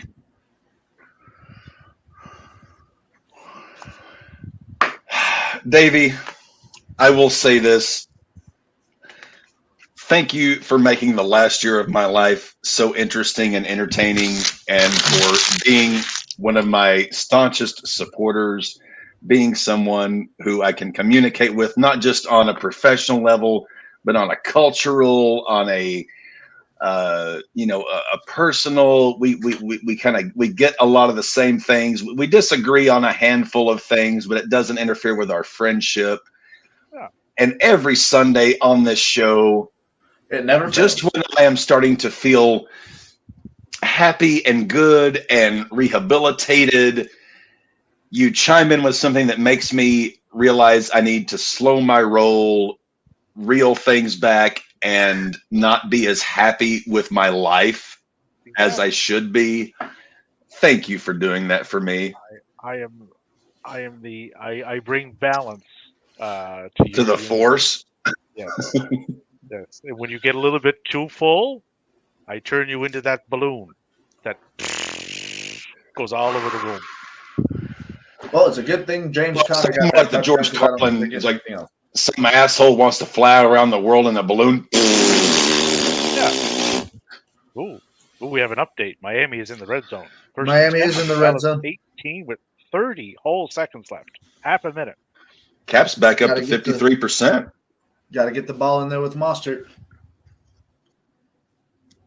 And then we're just praying that fucking Jacksonville throws the ball to Evan Ingram.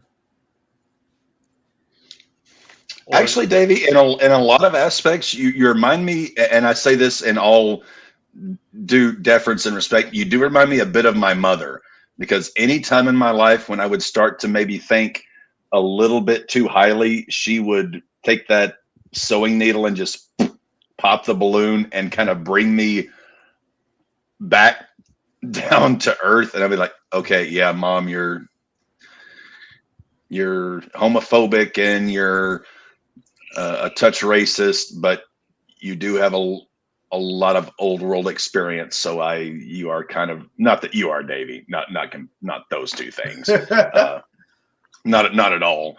But yeah, she would bring me back down to earth in those aspects. We're the slow the fuck down.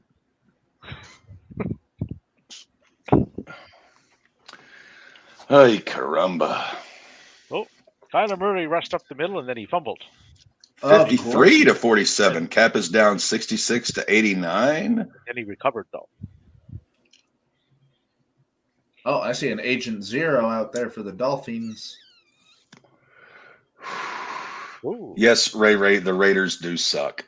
Lawrence to Ridley for a 25-yard gain. First and 10. Trust me, Ray, I am a Raider fan, and I know we suck. We are pathetic. We are, in fact, pathetic. You know who's not pathetic? The Denver Broncos. We got Miami is 2nd and 1 on the Dallas. We're still going to keep you out of the playoffs when we beat you week 18. You know that. We won a Super Bowl in the last decade. No, Von Miller won a Super Bowl in the last decade. No, he's won 2. What team did Von Miller play for? He played for Denver.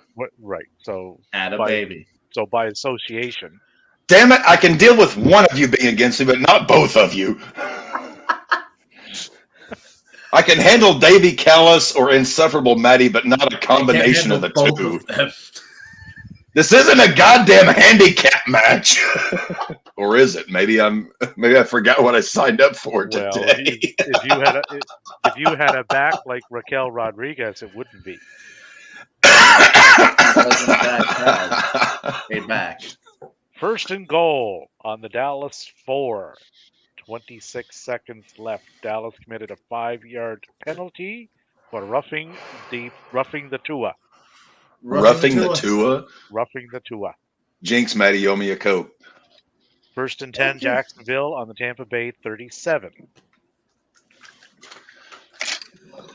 Cap has exactly this much whiskey left, which, depending on how things go, he may be dippering into as this afternoon progresses. Well, luckily for you, the Raiders don't play until tomorrow.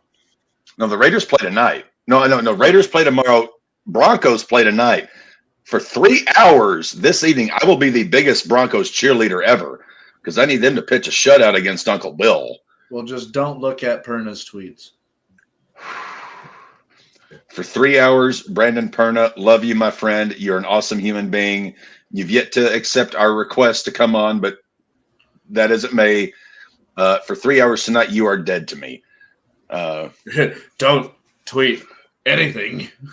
Of course, I need some old school Orange Crush tonight, Of course, what may not help, which was my favorite soda as a kid. Orange Crush.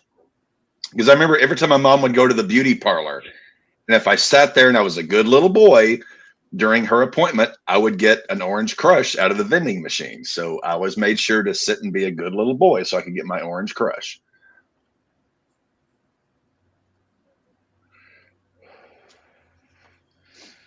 Dolphins touchdown What? to Tagovailoa to Raheem Mostert for a 4-yard touchdown. That's good. Mr. Mostert got it in. Mostert got it in. Hey, it's always good to get it in. So 13-7 Dolphins. Maddie, You guys I got know to what send that you this means? recipe for this sausage rigatoni, man. This stuff was simple, but damn, it was tasty. Shoot me the message because I love cooking. Simple, easy. I basically put the recipe together in half an hour yesterday while I was cleaning house and put it in the stock pot and then transferred to the crock pot. Easy peasy.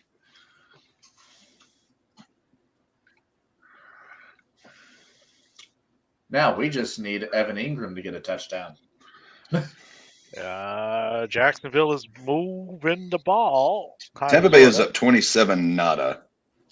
4th and 8 though on Tampa 35. So Oh no, Evan Ingram's They'll walking go away for holding that. his groin.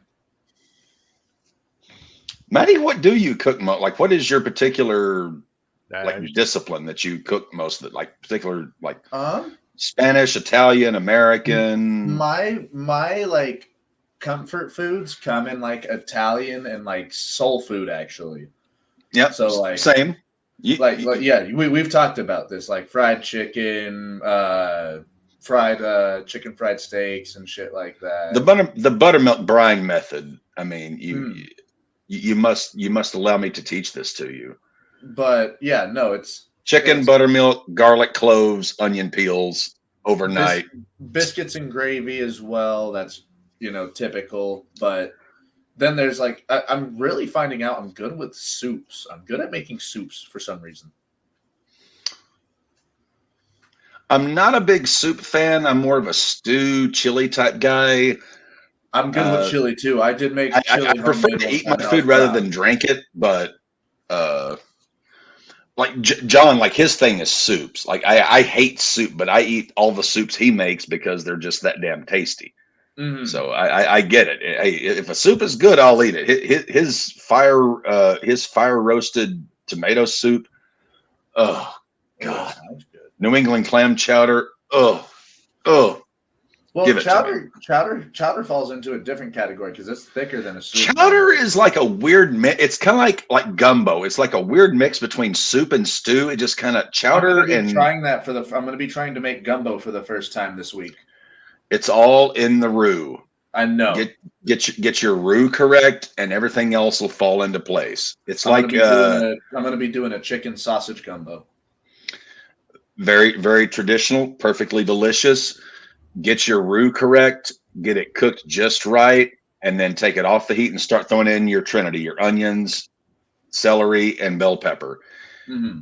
It's all about getting that roux to just the right color and then taking it off the heat.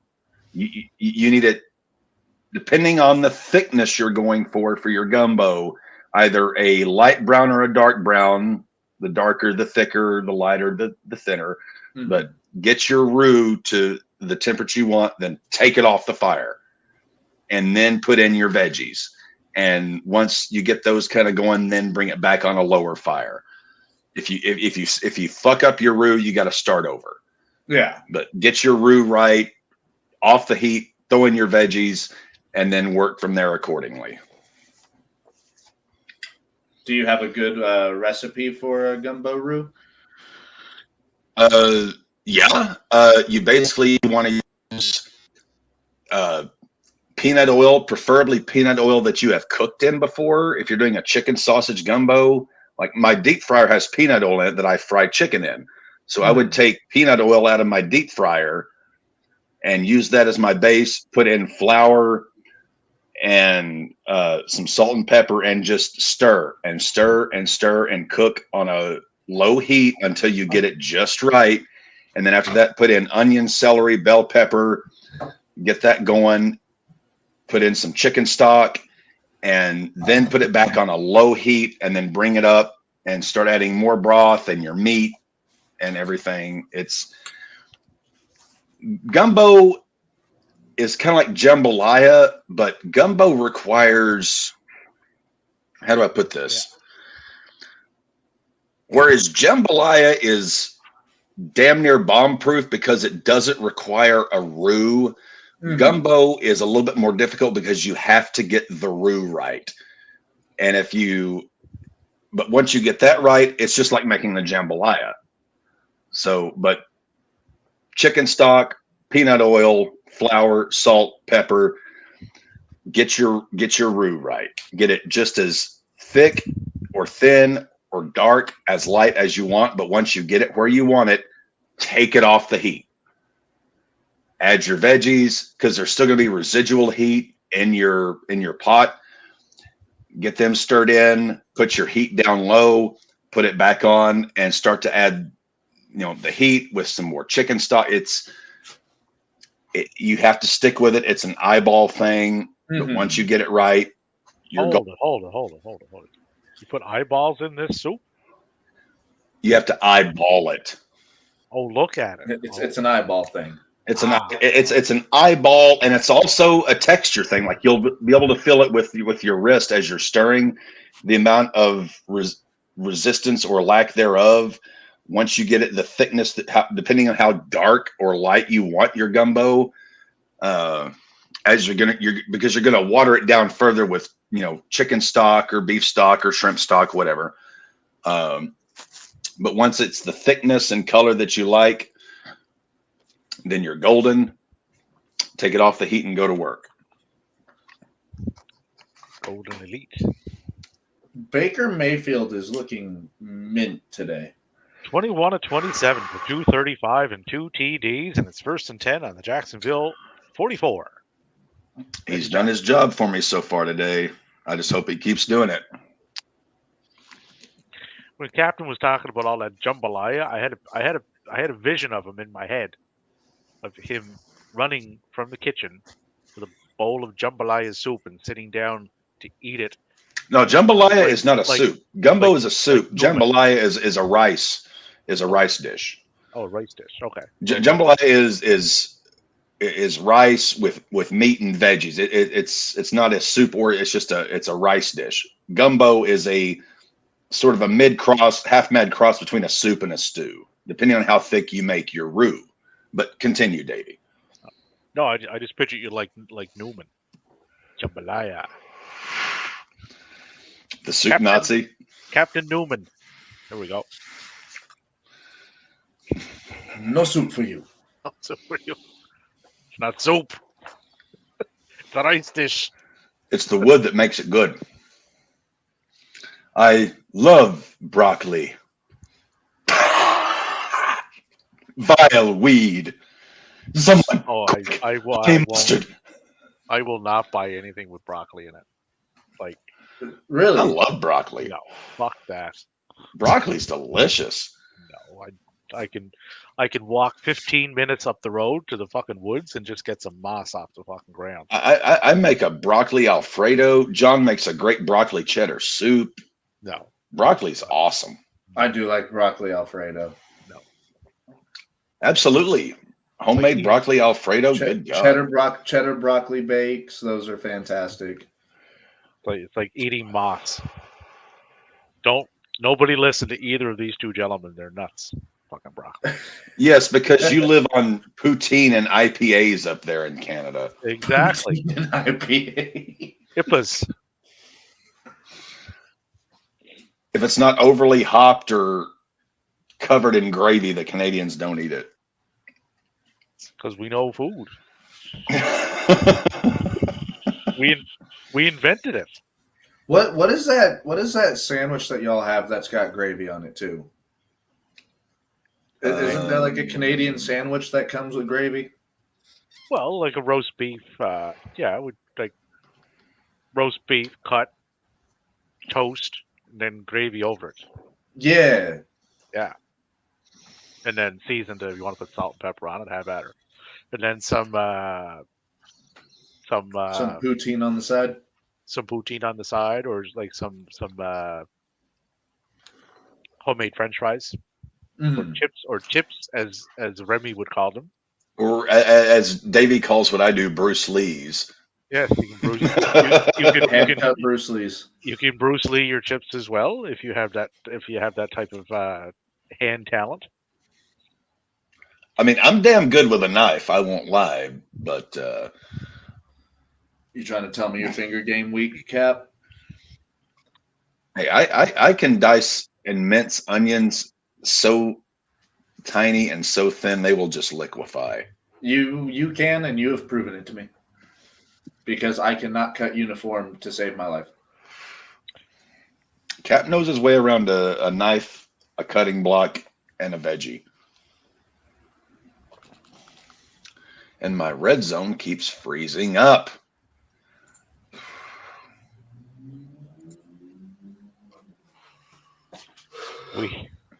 We got to have a conversation about this devil story. Like, at this point, they've dragged it out so long, I don't know who the devil is, and I'm Like- afraid that when it's all said and done, I may not actually care. no, but the thing is, I always took a plate. They don't tell stories there. It's like, okay, they're telling a story. Just get it over with. Like you can't win.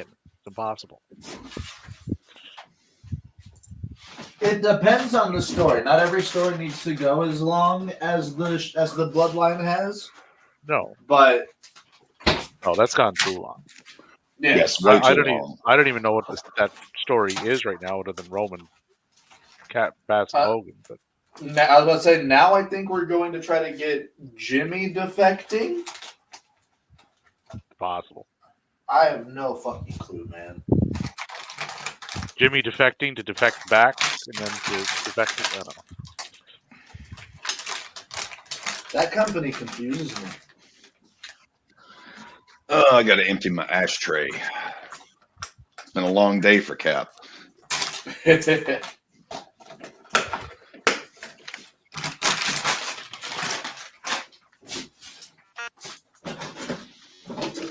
1993, the last time the Lions won a division championship. Come on, Lions. Maddie, you said Lions were going to make the Super Bowl for the NFC. I really hope that they do.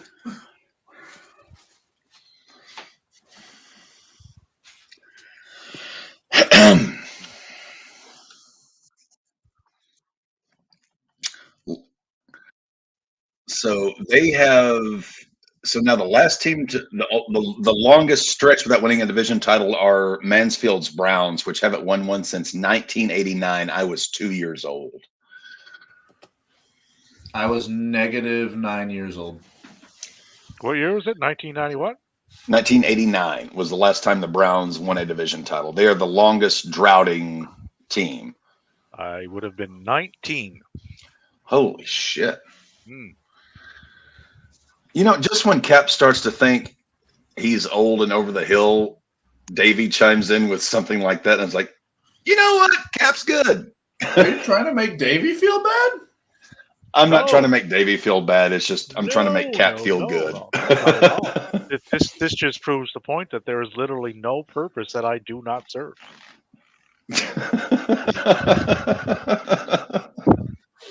I encompass all. Davey is not only still our want cleanup. to be- Davey is not only our cleanup hitter. He is our utility player in the field. Hmm. I'm the rover extraordinaire. plays any Davey position. brings like 4 or 5 different gloves to the ballpark every day. Yep. Davey can play any position we put him in.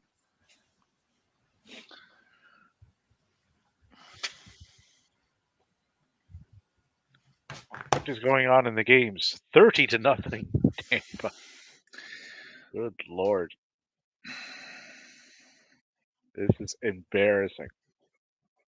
So that game's over. Yeah. The other two are in half times.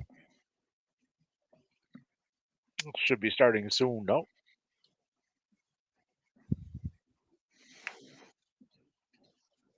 Bum, bum, bum, bum, bum. Another thing that I found funny today on the Twix. I've combined Twitter and X. It's Twix now. But It's now a candy bar. it is, yeah. Remember, probably about 2 years ago, maybe, everybody used to complain, why does AEW have so many factions? Everybody's in a faction. Fucking factions are stupid. Fast forward 2 years. Judgment Day, Bloodline, Karrion Kross getting a faction, Bobby Lashley has a faction. Everybody got a faction. They love them now. Dude, I've been a big faction guy. No, I love factions I as like long as they're good. Yeah. It's like tag team wrestling. I love tag team wrestling as long as it's good. Yeah, well, it gets people visible on the show, gets them all involved in storylines. They work, right? If they're done right. Some factions don't.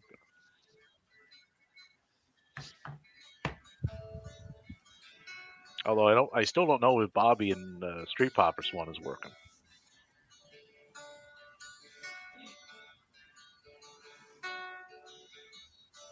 I do like what they're doing with Santos, though. They brought up Humberto and Garcia. Oh, is that what they're doing with him now? I don't watch weekly product. I have no fucking idea. Yeah, they did that Friday. Kind of odd how they debuted them. It was during the that tournament that they got going on for the U.S. title for Logan Paul, who never is on TV and stuff. But they had two masked men come out and cause a ruckus. It was Carrillo and Garcia.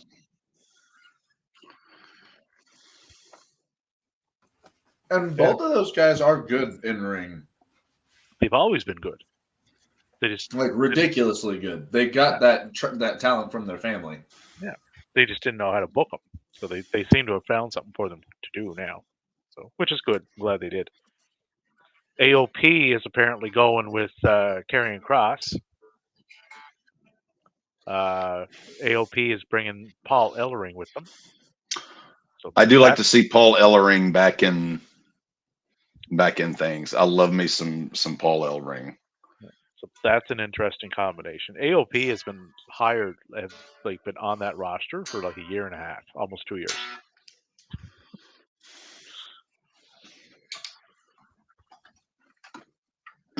Hakeem and Razar.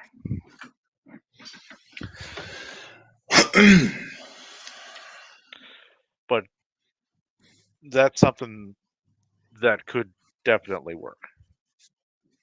As long as they keep Cross away from that fucking spooky tarot card stuff. John has scored 160 points.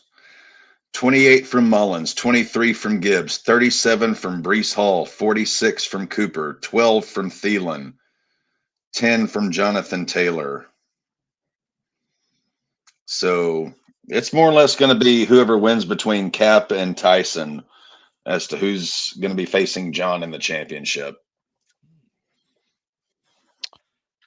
And what we got here? Jacksonville's moving the ball, 2nd and 1 on the Jacksonville 49. And Miami and Dallas has kicked off the third quarter. Miami's ball, 1st and 10 on their own 39.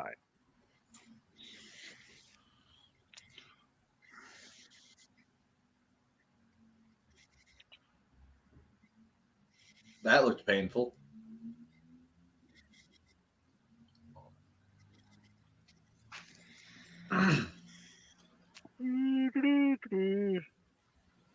Am I the only one that doesn't like the staggering of the afternoon slate? I do not like it at all.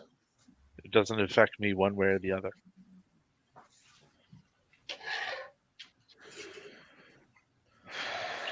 Close matchup. Projected total 119.8, 117.2. Cap is hanging strong. Cap is hanging tough. Cap is hanging confident. Captain Mirage. Captain Mirage. They can't even see a nice Christmas gift verbally, can you? You can't even say, oh, Cap, you're going to do just fine. You got this. Cap's going to represent the raw ballers. Do you not remember the conversation we just recently had? No, I Oh remember my it. I just wish I God. could forget it. Okay. I'm well aware of it. I wish that was the mirage. This Jaguars team sucks today. Well, their quarterback is significantly limited, minus his phenomenal quaff.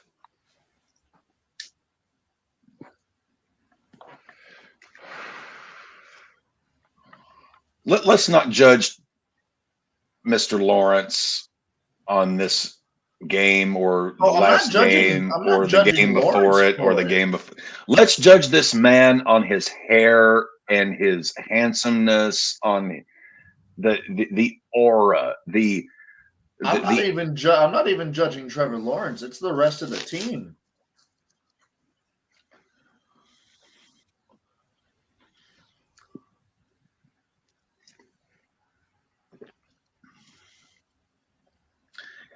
It's one thing to be handsome. I know this. But it's another thing to be handsome and talented. I know that. Maddie knows that. I don't know about that. I think your simp would disagree. There's a couple people that might disagree, but they'd be wrong.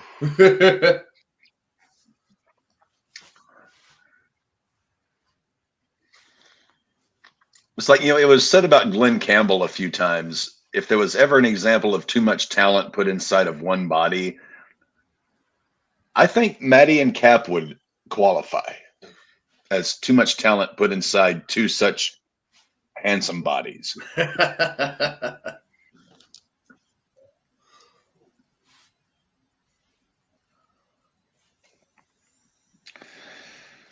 Ay. Big return to start off the second half from the Arizona Cardinals. Hey, I need them to take that Chi-Town defense down as many pegs as they possibly can. We got James Conner, so that's all I needed from them today. He already scored, though. I know. That's why I said we already have him. Have we won any of our parlays today? No, it feels like I got a big kick to the balls with that fucking that first parlay where you guys had. See, this is why I never hand you my money and allow you to bet for me. Well, I shouldn't be betting for you. You should be putting the bets down. I'm just putting them down for you with your money and then giving you the money. Ay.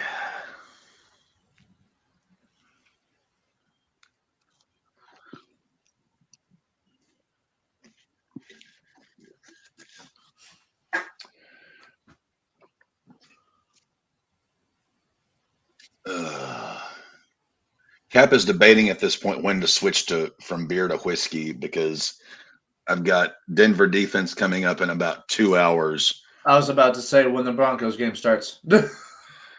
Is that when you typically switch to whiskey? Calvin Ridley got the touchdown. Who got the touchdown? On the board. Calvin Ridley. Oh, I was saying, is that when Matty typically switches from beer to whiskey when the Broncos game starts? Yes. And when the Broncos game ends, he just goes straight to pure grain alcohol. That's when the hopeless optimism turns into, oh my fucking God, how did you drop that ball? Are you brain dead? See, that's weird. I've never actually physically, like us together, watched a Broncos game with you, so I've yet to actually see what happens. And I gotta hold myself back on air because I'll say some egregious shit.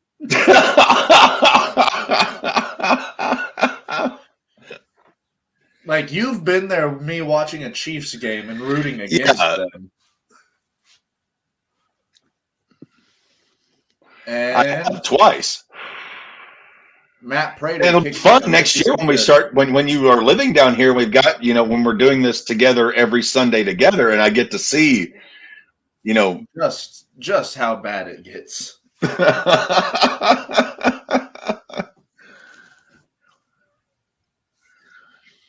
It's like I've had to live with insufferable Maddie, and in a year I will actually get to be with insufferable Maddie in person. I hope you're ready, man. As I don't even think like places like Foghorns or the bars out there are ready after games. Well, considering most of those games will be going on during RAWBall, I would hopefully assume that. And Prater makes a field goal. That is going to take that defense down another notch. Not much, but well, hey.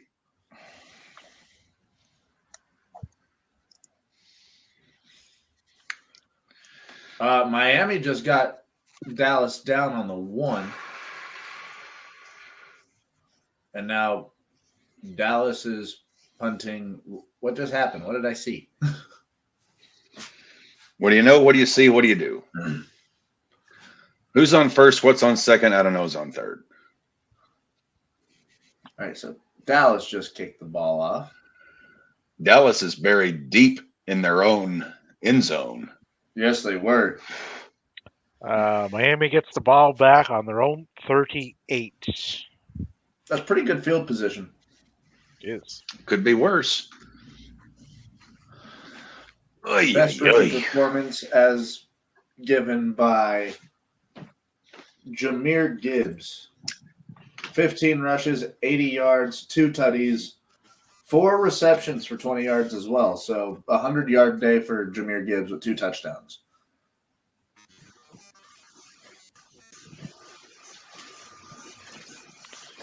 And Miami is starting on their 40. For some reason, Jacksonville went for a 2-pointer, down by fucking 30.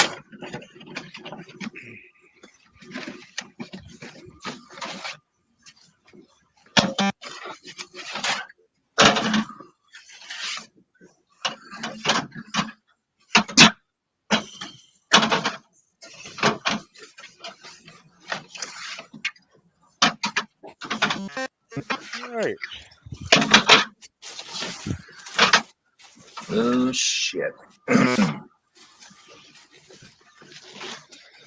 Well, after looking at that, Barry Sanders' 1983 season was fucking stupid, wasn't it?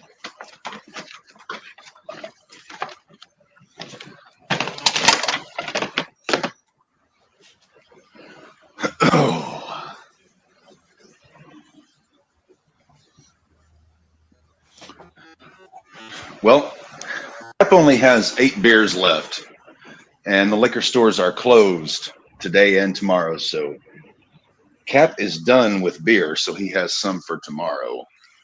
On to the whiskey. Well, it's only 5:15, so I'm going to have to gasp. You're going to have to sober up. Yes. Gonna have to delay that indulgence for a bit. Sometimes sobering up is like God's flashlight. Time to sober up and what? It's like God's flashlight. Of the 5 stages of drinking. As far as the Larry Miller 5 stages right now, I would say I'm like at stage 2. Well, I don't have to work tomorrow. So I would say I'm at stage 2.5. Ooh. I'm not arguing for artificial turf. I'm not arguing against artificial turf. I am not artificial turf. and I do not have an angel or a demon on either shoulder. So I am just simply walking to the men's room and telling the gentleman, "Hey, how are you? Nice to meet you." I'm not about to tell him he's the worst human being I've ever met, and by no means am I about to punch him.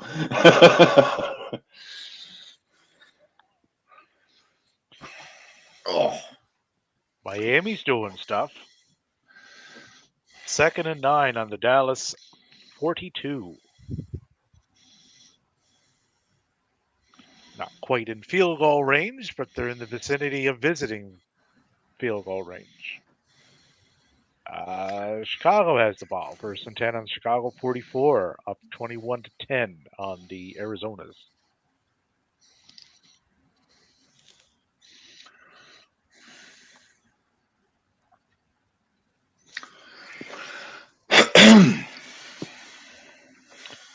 Third and 1, Miami on the Dallas 34. So oh shit. Justin that- Fields got a big run, but there was a flag.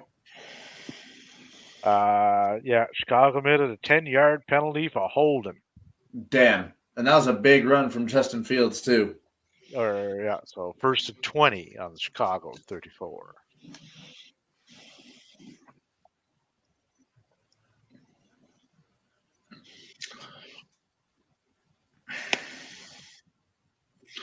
Do you think the Bears stick with Fields in the offseason, or do you think they just totally blow it up? They're going to blow up everything, I think. They thought Fields was their future, and I don't think he's proven that. Not from what I've seen, no. If they trade Fields, who do you think picks him up? Pittsburgh. Ooh. It's been the big topic of conversation. I've already talked about this with Greg Cherry because I had no idea about the rumors up until I was on his show last Saturday.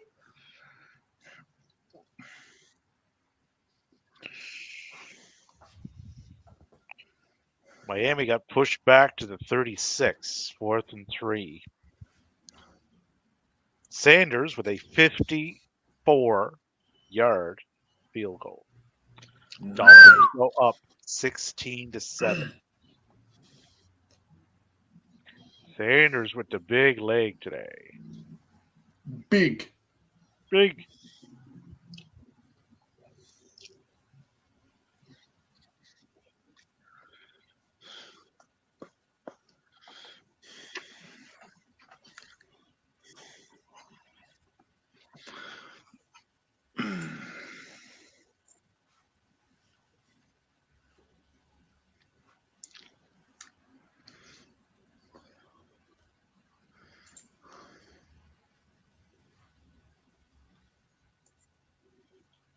Hey, it's Dallas, a little behind the 8 ball. Hey, if Dallas loses to Miami, Cap could not be happier. I live in the heart of I am centered right between the heart of Cowboy and Chief country. Anytime both of those teams lose, Cap's a happy camper. Tampa Bay has the ball back. Wonder how long before they start. Excuse me. Barker. No sense, risking an injury in a game that is clearly over.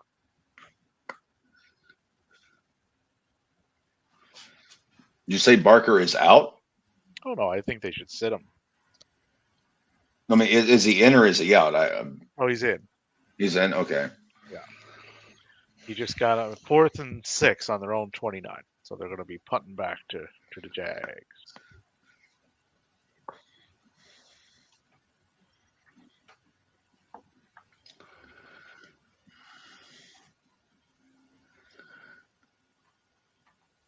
Joe Flacco has now thrown for more than 300 yards in 3 straight games for the first time in his career.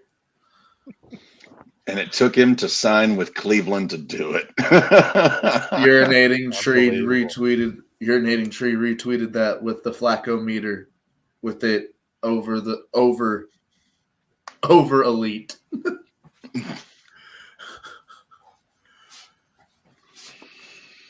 Ay, caramba.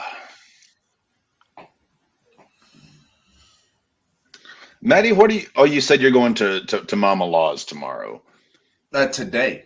Or, well, After today, the well, dream. tomorrow for Christmas food. Oh no, that's tonight. Okay. Oh, yeah, you're an hour behind me, so okay. I have absolutely no idea what we're doing tomorrow.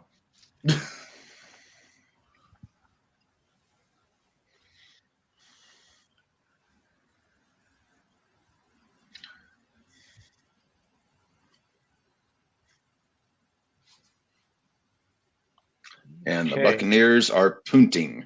They are. CJ Beathard is in the game for the Jaguars. Yeah, whatever was going on with Trevor was not right. Well, whatever was going on was too much. Well, his first target is Evan Ingram. That gives me hope. At this point, I'm hoping this Arizona offense can put together something to make this Chicago defensive fantasy score trickle down. Trickle dude. Trickle Down is a tragically hip song. Fumble. Are you shitting me? I was thinking the Simpsons episode where Bart transposes Inagata Davida for the church organist. Inagata Davida, honey.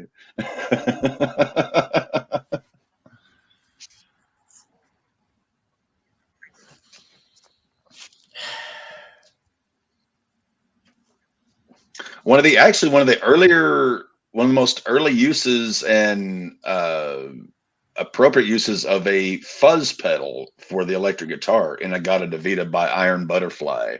A very, very copied guitar tone. My favorite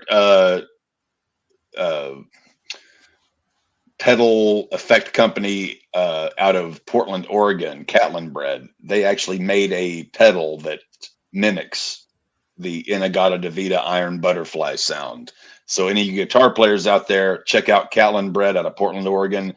Completely American, 100% handmade, all U.S. parts. You're going to pay a little bit more for their stuff, but you will not regret it. I've got several of their effects in my closet and on my pedal board. Never been disappointed with one of their pieces of gear. They are phenomenal. So check out Catlin Bread. Something I don't think we pointed out. Matt Prater holds 3 NFL records. Matt Prater, career from 50-plus yards. He's made 80, attempted 106, and his field goal percentage is 75%. All of those are the first NFL rank. Well, boy. Denver Broncos Or legend Steve Matt Buscemi Prater. would say in Fargo, whoa, daddy. Denver Broncos legend Matt Prater. Jesus Christ, Matthew. I'm not even going through this again. We already went through it before earlier in the show. I'm not even doing this again. Is Rod Smith a legend? No. Yes, he is. He won 2 back-to-back Super Bowls.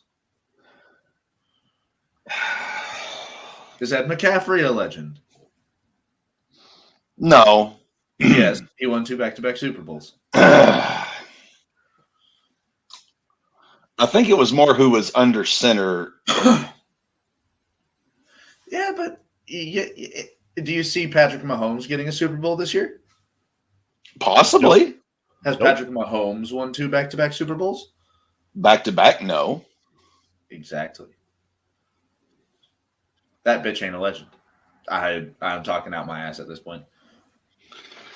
When it comes to the Broncos, Matty, you talk out of both sides of your cheeks. Yeah. Point is, Jason Elam, Matt Prater, Brandon Okay, Smith, Jason Elam, I would consider a borderline. all 3 legend. of them.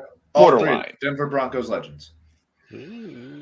Dallas 3rd and 16 on the Miami Is that 30. fart that you cut back in 3rd grade during final exams a legend because you were wearing a Bronco jersey at the time? Mayhaps.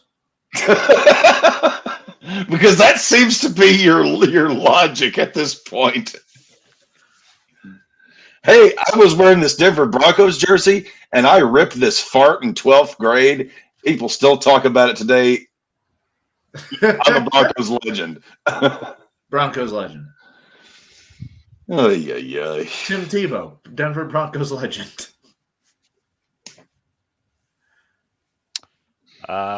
Cowboys managed to get it to 4th and 11 on the Miami 25, so they'll be kicking a field goal to potentially get it to 16-10.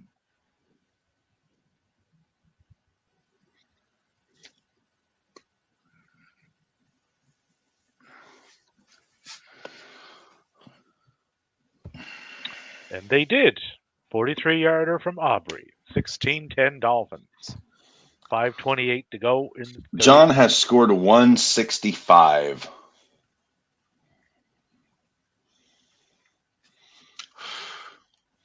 And he still has Kansas City's defense to go against my vicious Vegases.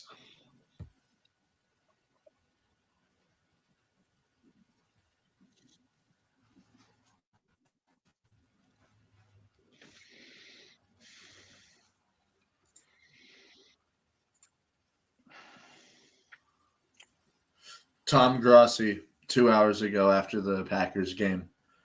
Hard to feel good about that win, but a win is a win. Horrible performance. A win is a win.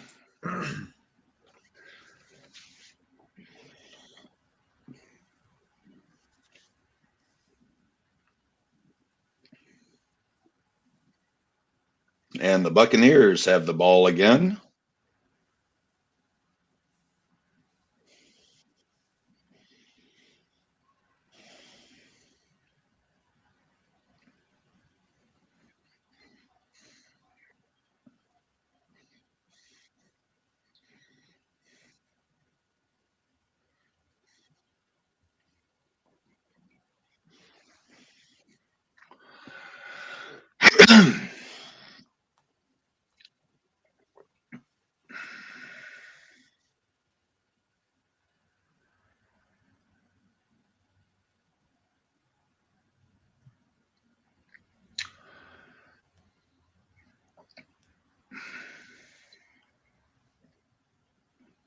And Tampa Bay turns it over on downs. Yippee.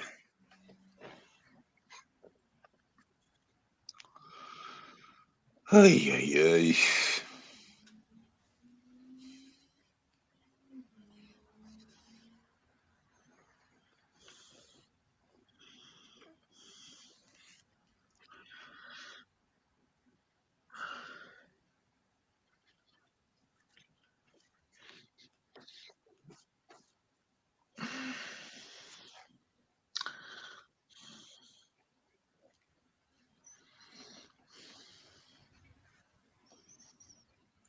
In the Garden of Eden.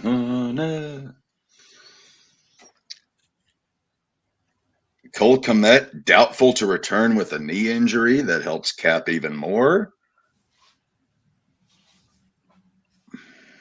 Although he did have 4 catches for 107 fucking yards. Why couldn't he have gotten hurt beforehand?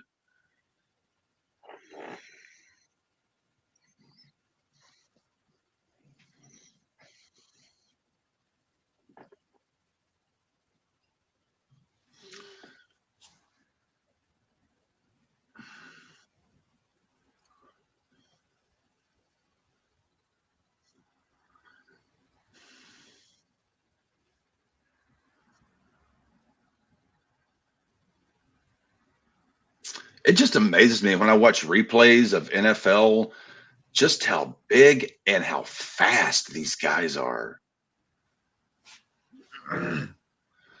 It's like, just take not even the biggest or strongest, just take the average NFL guy, Matty. If they were running full blast at either you or myself, how fast are we going to get out of the way? Do I need to tackle them? No, just if they're running just at you flat out, full speed, the average NFL guy, how quick are you getting out of their fucking way so that you just don't get split into two at the waist? The moment I see a massive human being running at me, I'm worried about what I did. So yeah, I'm getting out of the way.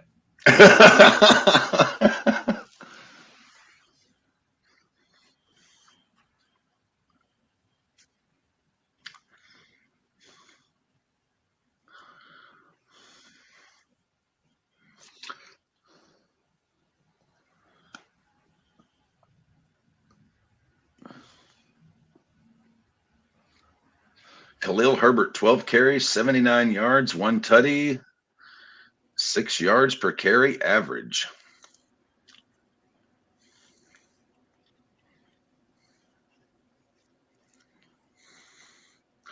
So we got Tampa Bay and Jacksonville. We got about 10 minutes left in that game. Miami and Dallas have 4 minutes left in the third. Arizona has 3 minutes left in the third.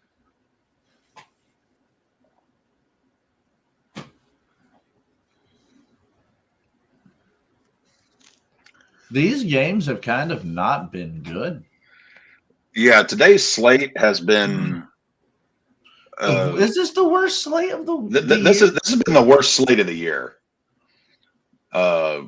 This has been the worst Sunday slate of the year. Because it's all because they took the other ones good games and stuck them on prime time and just said, fuck RedZone, fuck Sundays. We're going for prime time. With all the other weeks that we've had, at least they had like a bunch of crazy shit happening, like wild scores left, right, and center. Well, I mean, Dallas and Miami is still going. And I'm thinking that would make it interesting. Neither of them are showing their offensive firepower, really, other than Miami getting big plays and not really capitalizing on them. Yeah, like they're moving the ball, but the scores aren't behind what they're doing. Like Tua's up to 250 yards. You would think more. And the Jacksonville Jaguars are in the red zone. Come on, Evan Ingram. Evan E. Double E. Big E. Big E. JEFF, JARRET. Ain't I great? Second and goal on the Tampa 10. Down 30-6, so the game's over. But Tua went deep Trevor for Lawrence Tyreek will not there. return shoulder injury. Who? Trevor Lawrence will not return shoulder injury. Cole Kmet will not return either. Knee injury.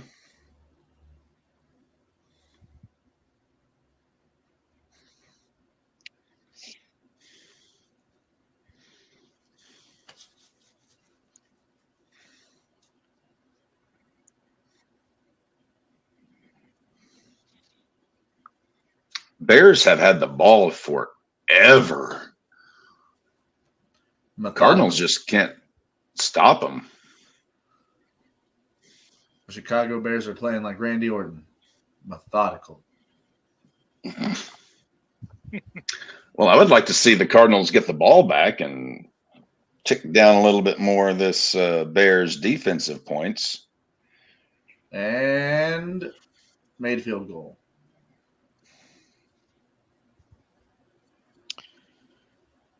Oh, Miami's in the red zone. Tua to Tyreek for a 14-yard gain. 2nd and 5 on the Dallas 15. Son of a bitch. Throw the goddamn ball to Evan Ingram the third. Make us $17, goddammit. That's a trip to Taco Bell. Yeah, I was about to say, that's at least food for tonight, y'all.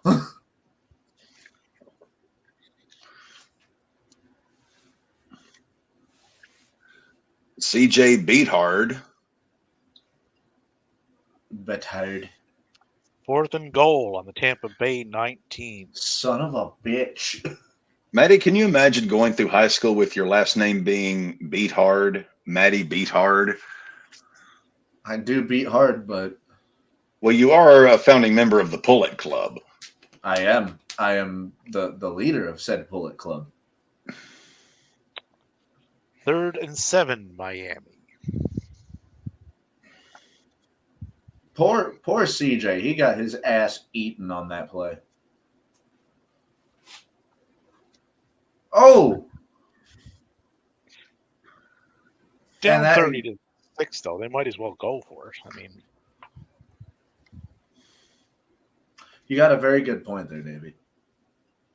But just Yeah. this is a situation where you just take the points, though, right? yeah, well, they didn't, though. Incomplete pass to Ridley. Tampa Bay takes over on down. Oh my God, y'all actually went for it on 4th and fucking 19? And 4th and 7, Miami on the Dallas 17. So they'll extend that lead to 20 to 10. 19 to 10. 19 to 10. Or 19 to 10. Yeah. Because kickers can't fucking hit their fucking point afters. Dolphins field goal. No, it was a field goal. It was a Dolphins field goal. So It was 19-10 Miami. Oh, no, I was talking about the fact that it was And 16. Tampa Bay has the ball again.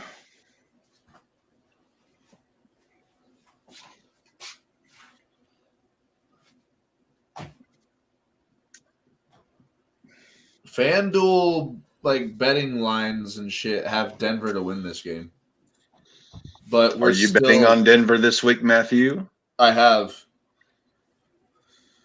We are now, and this wasn't how it was whenever we did our initial,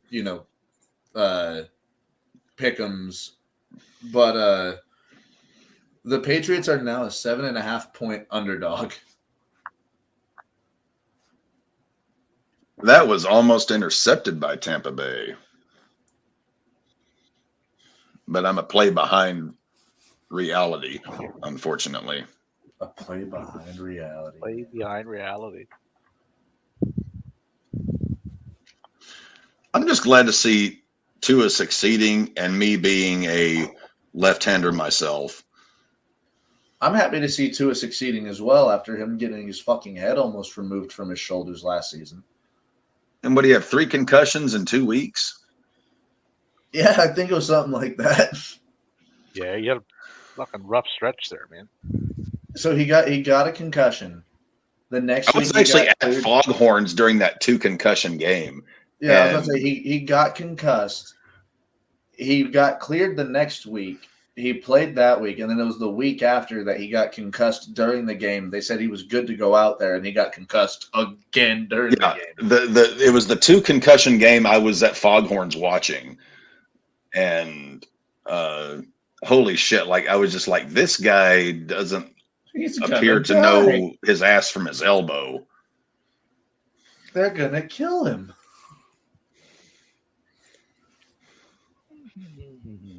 The fucking strength and conditioning coach on the side sitting there like Ivan Drago. He dies. Dies. I must break you.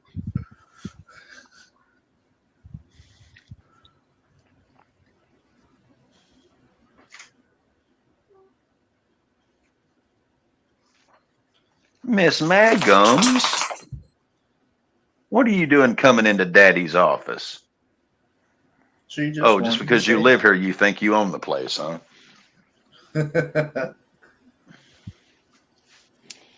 She just Goofy wanted the door dog. open.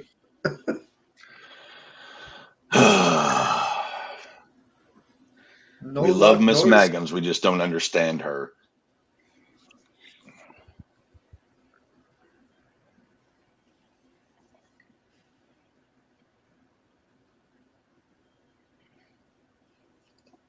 Kyler Murray takes a sack.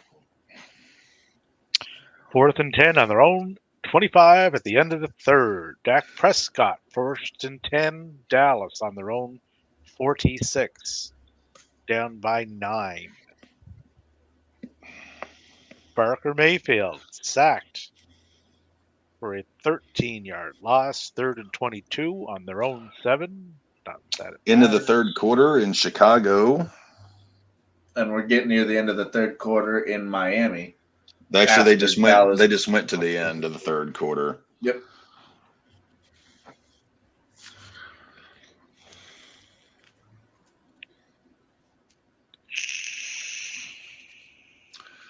Hey, caramba.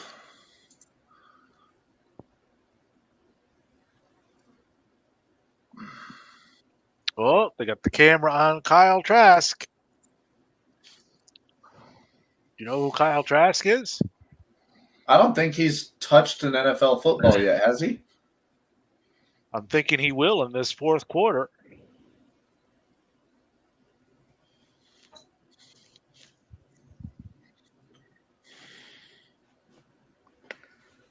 Yeah, I don't think Kyle Trask has.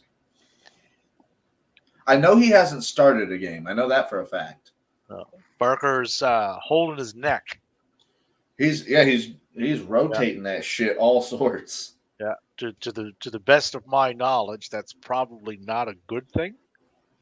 It looks like he's trying to see, if something's rattling, like how he was doing it. It was like, what the fuck is that?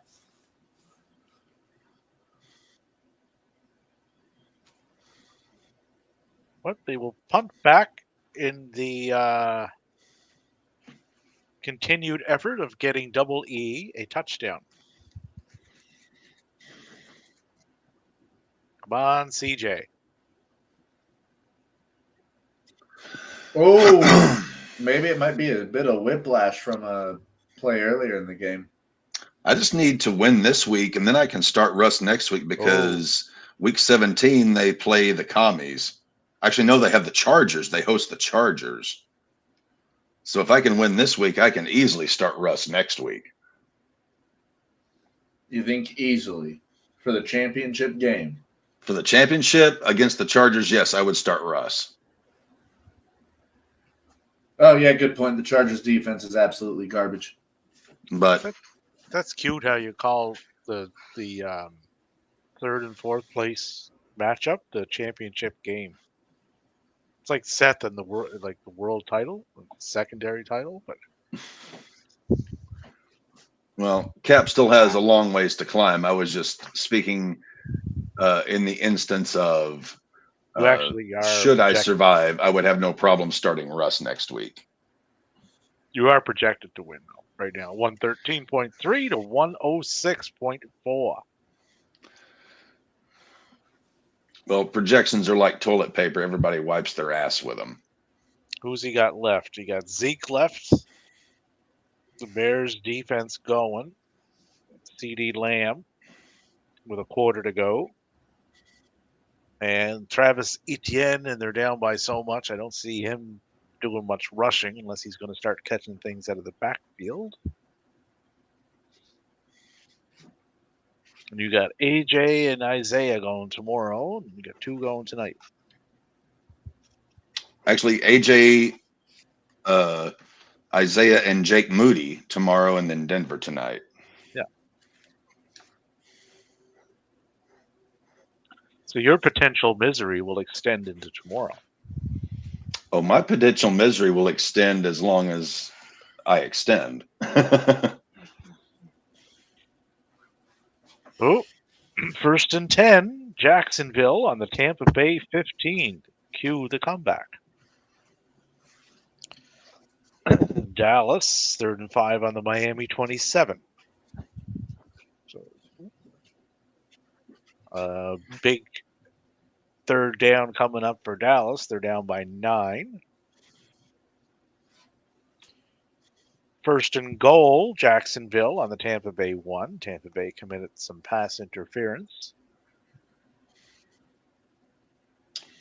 My big worry at this point is CD Lamb, considering we basically have the entire fourth quarter left to go.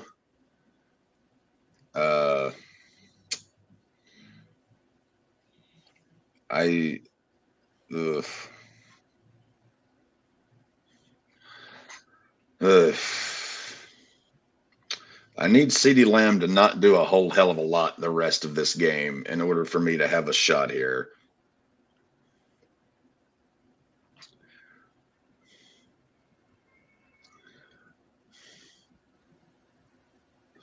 Oh, Dak almost threw a ugly pick there. But Miami committed a 5-yard penalty for illegal contact, giving Dallas A They new set of contacted bail. illegally? Yeah, 1st and 10 Dallas on the Miami 22.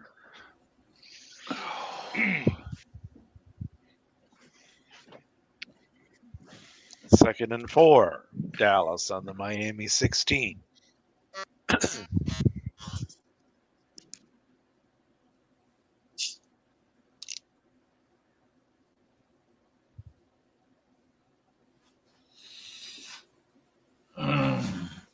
Fuck. Standing for this 6-hour stream so far is painful Jack- to the feetsies. Jags touchdown.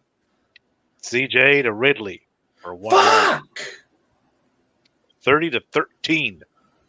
4:36 to go. Do they hate us, Davey? Does the NFL know? They do know, yeah.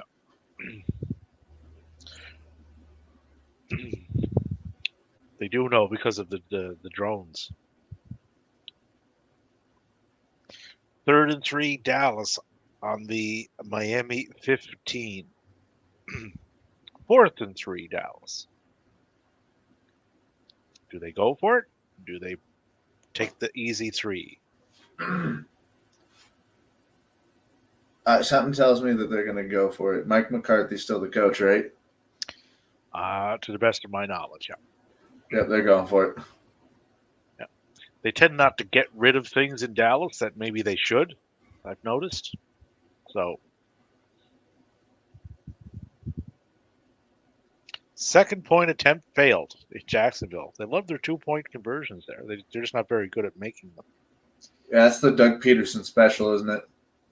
Aubrey with a 33-yard field goal for Dallas. Miami 19, Dallas 13. 12-13.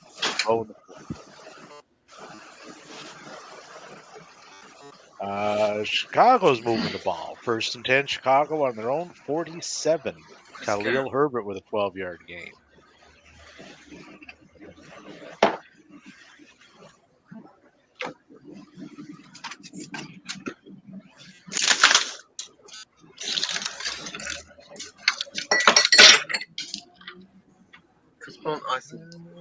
Okay, so right now Seattle is the final playoff spot. Quit being a boob.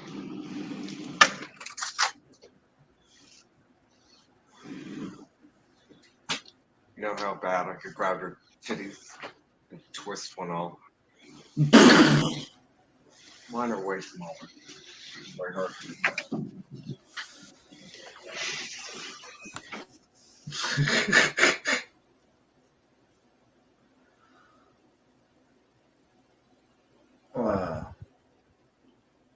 Yeah, these games have been very uninspired this week. What was that one game that was 30-30 at one point? The Panthers Green Bay game? Oh yeah, that was like a tale of 2 games though. Green Bay fucking ran the first part of it, and then they let Carolina come back, And they came back. They did. They tied her.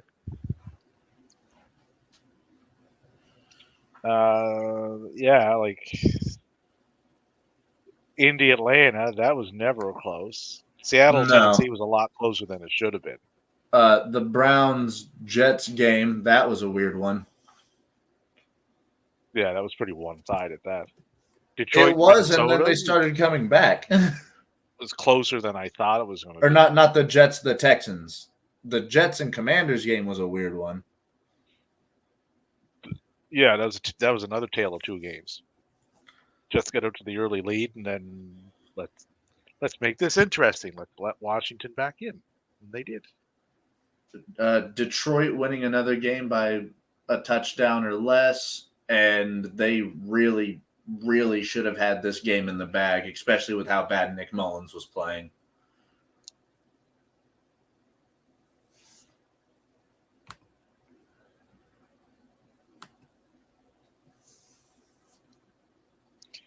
Chicago's on a timeout, 3rd and 5 on the Arizona 48.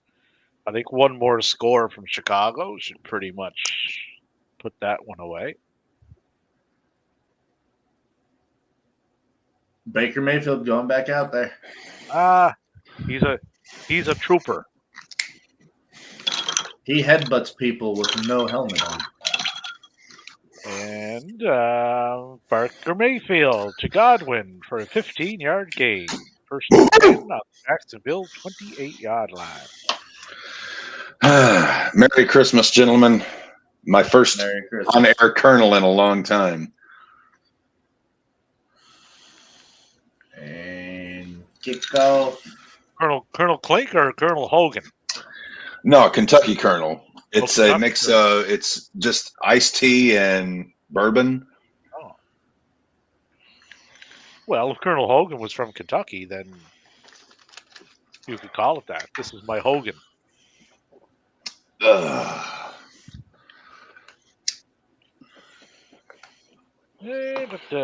Miami's moving the ball, 2nd and 3 on their own 32. The Bears are in the red zone again. Bears.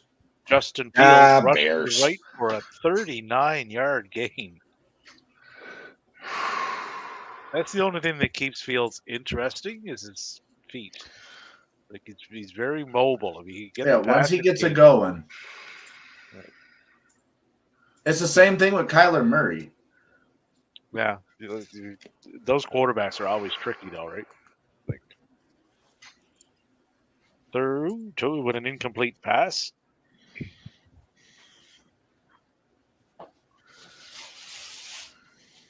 So 3rd and 3. Come on, Miami. 3 yards. It's not that much.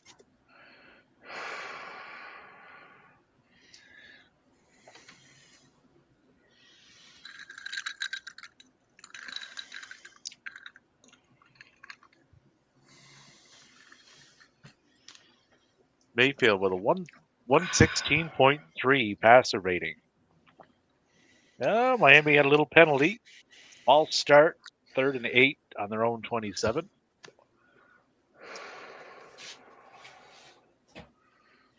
Clock's winding down, though. 11:48. Cowboys down by 6. Yeah, there's still plenty of time. There is, yeah. Unfortunately.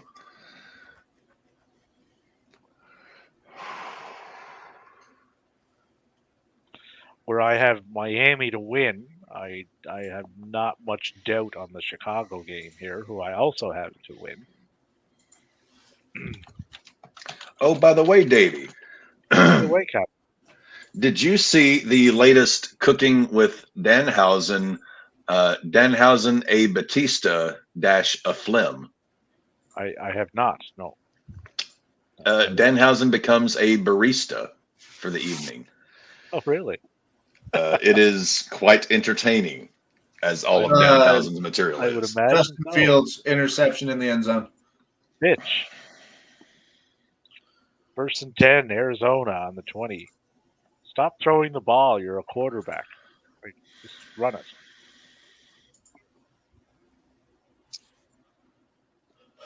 Massively underthrew his receiver. Maybe just fucking send them to New England and just put in that gameplay that they did on that Monday night game where they threw it like 3 times. Dallas gets the ball back on their own 31. We're at the 2-minute warning in this massacre in Tampa Bay.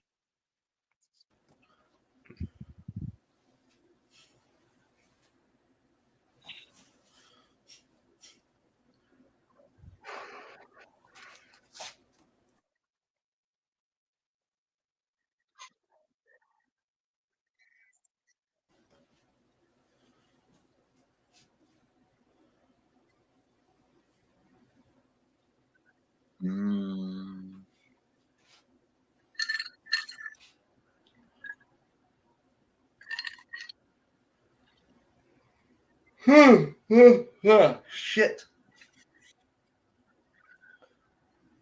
I would really love to see Barker throw another touchdown here. Probably won't happen, but I would love to see it. I can see Baker throw another touchdown, but I don't know. I don't see that. Well, let's see. Where are they right now?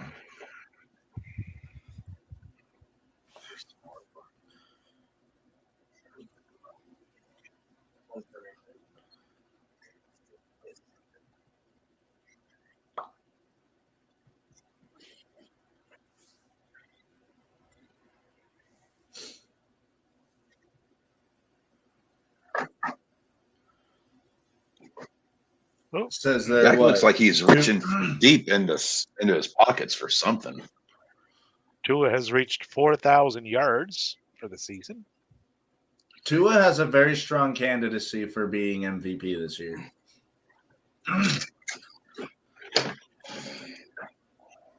Him or Tyreek, in my opinion. They'll come into this game, what? What are they at? If they win, 11-4. Yeah, Tua will get votes. Tyreek will get votes. I would say Mr. McCaffrey will get votes. You think Russell Wilson will finally get a vote? No? Okay. Probably not a first place vote, but a vote, yeah, somewhere. 1st and 10, Arizona on their own 44.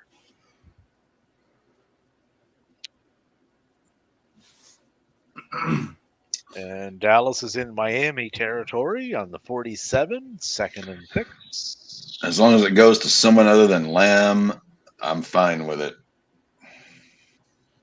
I mean, to be fair, CeeDee Lamb might be the reason one of my parlays also don't hit. So he went over on yards. Yeah, he's at 108, and I hope Yep. he doesn't go any further than that because it's Tampa getting Bay, kind of Jacksonville slim shady final. for the Cappy.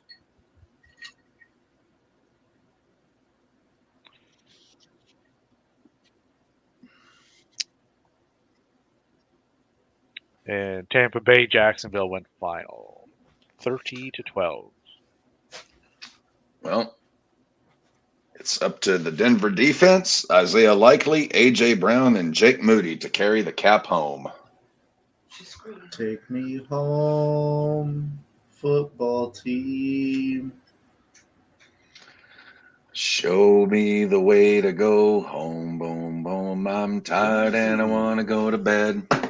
Dallas I on had a a little 4th drink down about and an hour 2. ago. What was that, Davey? Dallas on a 4th down, 4th and 2.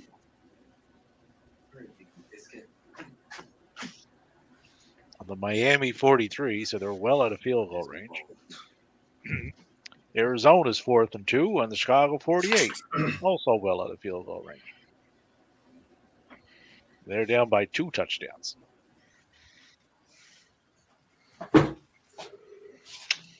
Baker put up 26.7 points. I can't be too upset with him. Dallas went for it. They made it. 1st and 10 on the Miami 32. Prescott to Lamb for an 11-yard gain. Davey, I wish you would stop feeding me bad news. I don't make the news. I just report the news. Caps down by 21. And the projectile is much closer, 109.4 to 111.3. Well, speak of the projectile, all you please.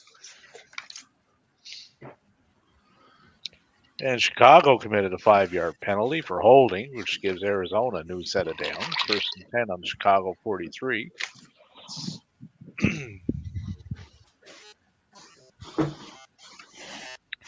Second and 3, Dallas on the Miami 25.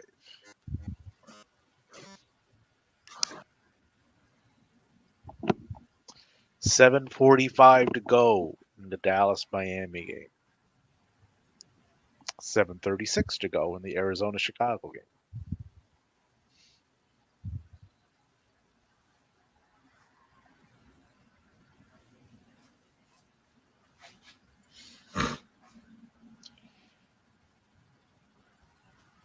Dallas gets a new set of downs. 1st and 10 on the Miami 21. Dallas working their way down the field. They are eating clock too.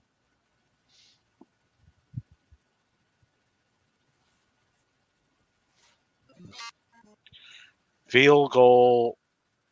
Well, field goal gives them the opportunity to tie it with the next possession if Miami doesn't score. It looks as if they're going for the end zone.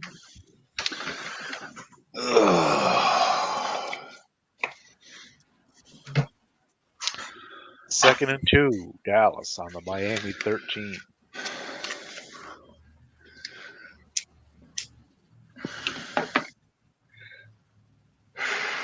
John is up to 170.95.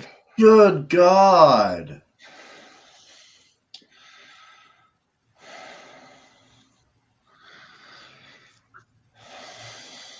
These Cowboys receivers all of a sudden got hands of fucking glue. Because everything that Dak is throwing, they are catching. Unfortunately. Yeah, first and goal on the Miami 7. Now, I've heard a lot of people say that Dak has a lot of claim to maybe be MVP this year. Do you guys believe in that? No. No. Arizona with a touchdown. Kyler Murray Oh, yes. for a 38-yard touchdown. 24-7. That lowers the Chicago defense to 9.5, which increases Cap's probability to 56 projectile, to quote the Davies.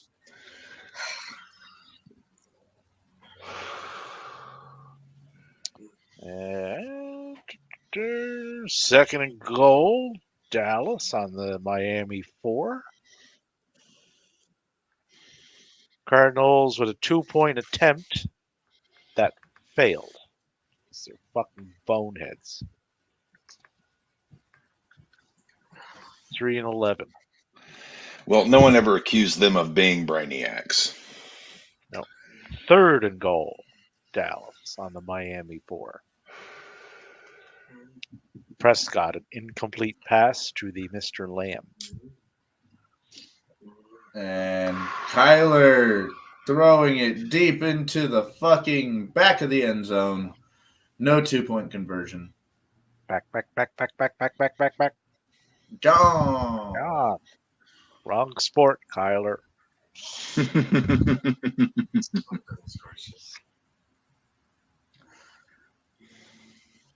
Now, did Chris Berman actually call baseball games, or did he just do the home run derby?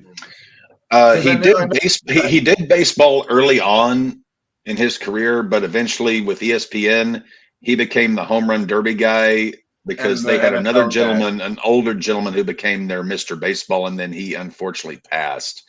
I forget the gentleman's name, but yes, Berman did baseball early on, but once we got into the 90s, I think he was just home run derby. Fourth and goal, Dallas. Miami 4.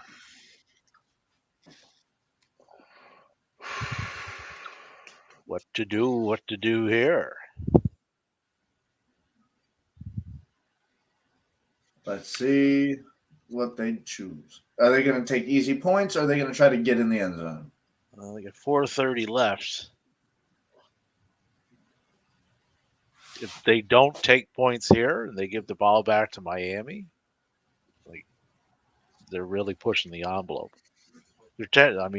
Dallas is 10-4. They can lose this game. It's not going to really hurt them much. But they've clinched a playoff berth. Yeah, they're in. It's just seeding as. And depending on how the Eagles do tomorrow, they could potentially clinch the division. There's a flag on the play.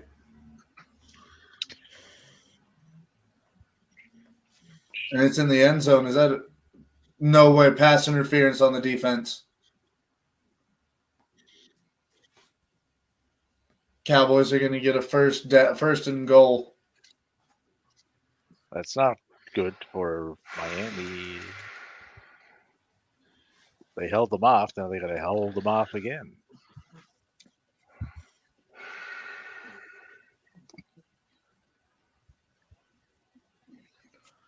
Fresh set of downs, and they can do whatever they want.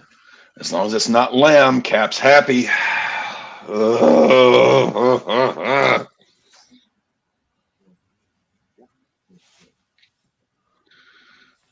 14 plays, 65 yards this drive.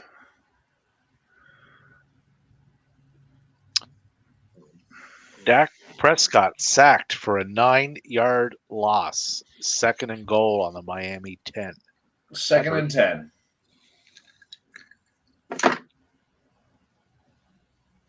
Oh, they adjusted it. 7-yard loss. 2nd and goal on the Miami 8.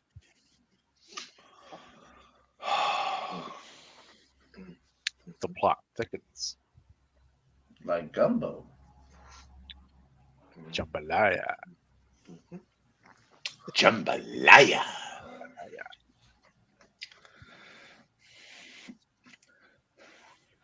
Third Hey, Jerry, goal you like on the soup?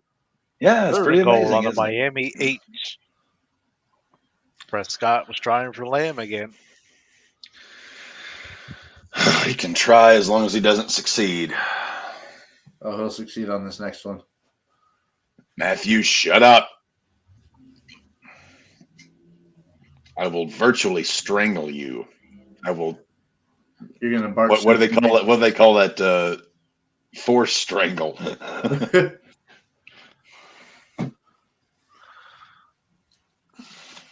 That's the timeouts in that game. Cowboys got all 3. Dolphins had 2.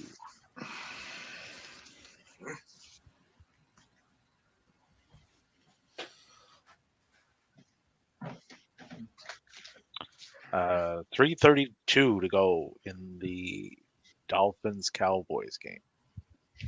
Rashawn White. What the hell was that? Did it give me another Rashawn White touchdown out of nowhere? It shouldn't have. It's like that game just ended Cowboys a while ago. touchdown. Dak to Cooks for an 8-yard touchdown. Oh, Yep. thank you, God. Pending the point after, Dallas will be up by 1. And knowing Mike McCarthy, he's going for 2. 2 wouldn't make any difference, though. Aubrey made point after. Dallas 20, Dolphins 19. 3:27 to go. So that got quite interesting.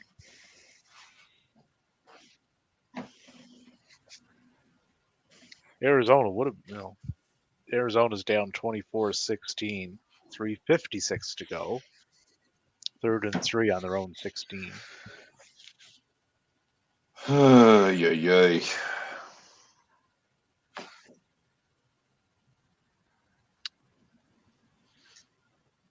All right, this is going to be a huge possession for Miami.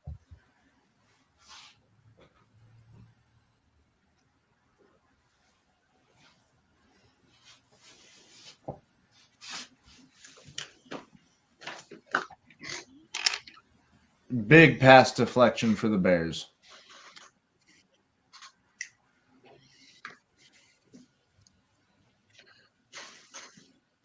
It's crazy, but the Cardinals can still tie this game. They can, yeah. Hey, I would love it. That's going to tick down that Bears defense.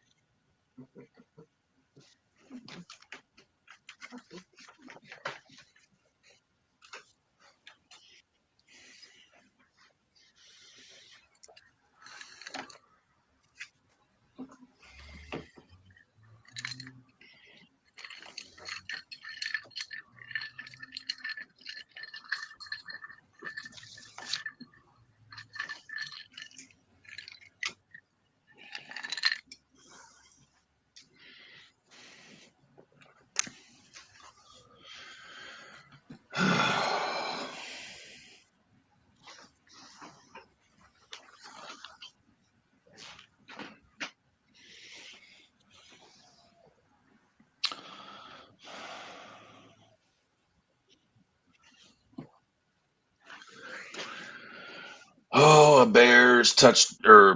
Cardinals touchdown would make Cappy very happy.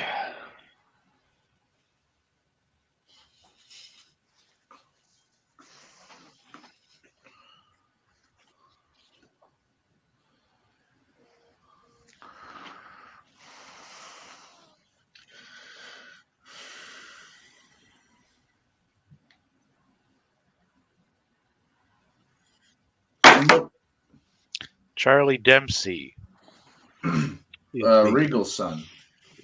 He's being sent to All Japan Pro Wrestling, which makes sense because Steven wrestled over there. Yes. That is actually fantastic. Like I said, I saw a couple names over there that would be great for him to work with, including Tajiria's over there.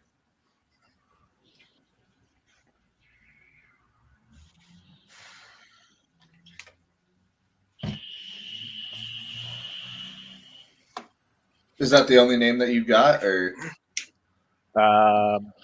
Yeah, as of right now.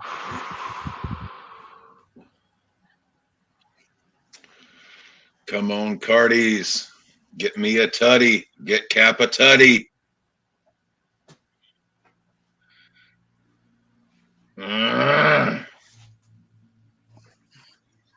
Damn. Damn. They're going to go for it, 4th and 6th. I just threw it in the Crew Day chat there. It's Regal doing the promo for it. First 10 Miami on the 25. Oh, yeah, that's a big face mask. But sending someone like Charlie over there, that actually makes sense, right? Because like you were going to learn over there. Oh, yeah. Like and Charlie's style works. Like it'll fit, right? Some of the guys in NXT it wouldn't. He kind of has that British strong style to him. Yeah, well, he learned from. Well, he's William Regal's son. What do you expect? Yeah. So if they do it right, like you could have, like what happened with Wheeler Yuta when he went to the Best of Super Juniors, right? He came back he was a different guy when he came back. Oh yeah, and he's just Yuta is one on of those that. guys who has Your Megatron. Cap, we cannot hear a damn thing you said. Yeah.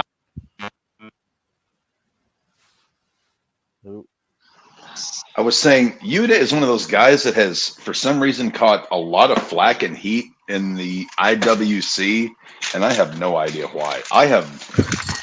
Goes to what me and Maddie were saying earlier. I don't know if you were on at this point, but the Eddie Yuta is a hell of a talent. He is, but a lot of the flack that he got was because of the way his look.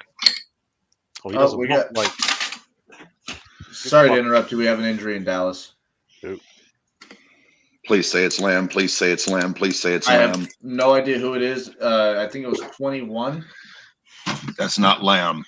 I know that's not Lamb, but I think that was the number.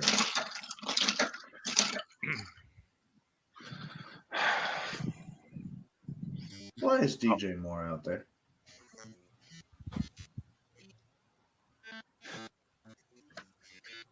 You've become like Davey. I ask you guys to present with good news, and you just present me with things other than that. You'll be fine. We're at the 2-minute warning in Chicago, Arizona. And Chicago has the ball in Arizona's red zone. 1st and 10 on the Arizona 16. They're up 24-16. So unless Fields manages to completely fuck that up, that game should be over. Cardinals with 2 timeouts, but Bears should walk out of that with a minimum of a field goal. Tua has moved the ball to the 45-yard line of Dallas, 2nd and 1. So they are nearing the field goal range. Unfortunately, it doesn't look like the Cardinals are going to do much more to No, they're done. take down that Bears defense. And Miami just got a first down, 1st and 10 on the Dallas 40. So a new set of downs, 2:56 to go. Dallas has all 3 timeouts. Miami has 2.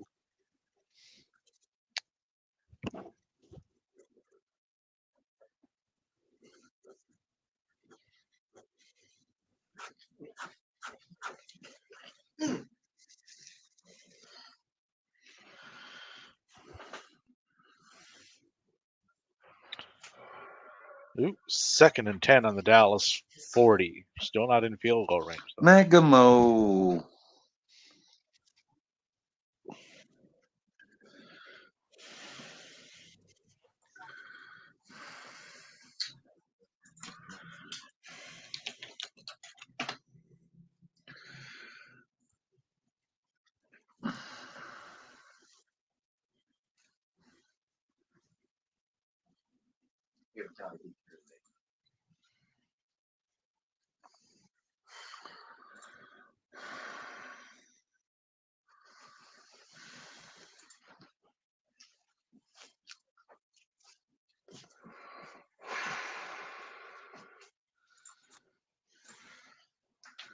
Have they left the normal coverage for the red zone?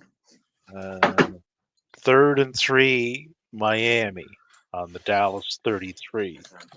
So they are now in field goal range. They are at the 2-minute warning.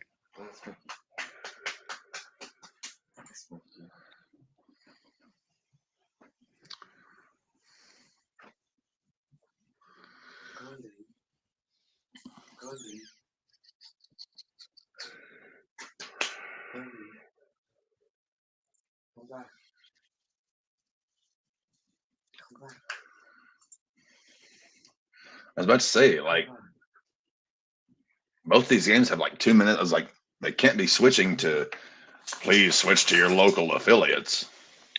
They might, because that Arizona-Chicago game is pretty well done. It's only 150 left. I'll always talk to you. They don't speak English anyway. Well, Dallas Miami has 220, actually not even that much left. No, they're at the 2-minute warning, that one.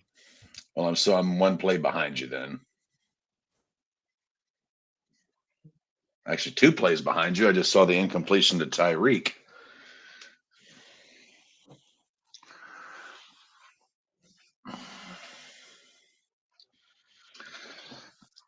So, based on what I am seeing, that puts Cap down by 18 18.6. with a 59% chance of victory. Denver defense going to bear a lot on that one tonight. And Chicago, 4th and 7 on the Arizona 11 with 1:05 to go. Arizona has burned all their timeouts. Bears have 1. So they will likely go for the field goal to put that one to bed.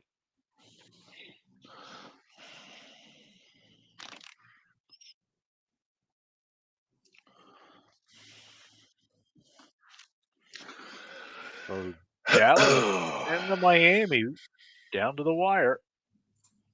So right now, they don't move the ball any further. It's a 51-yard field goal for Sanders.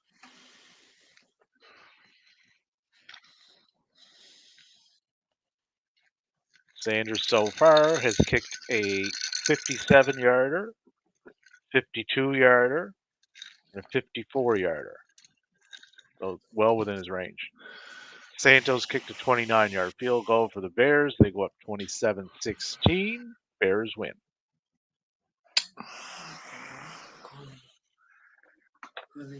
Unless something really fucking strange happens.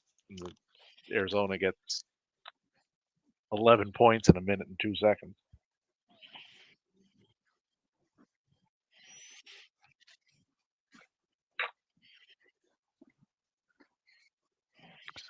All right.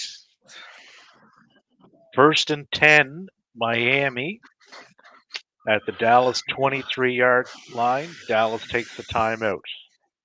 1:53 to go in the fourth.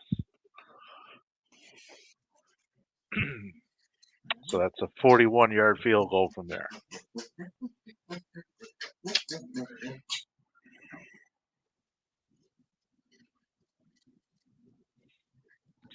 This one is right down to the wire.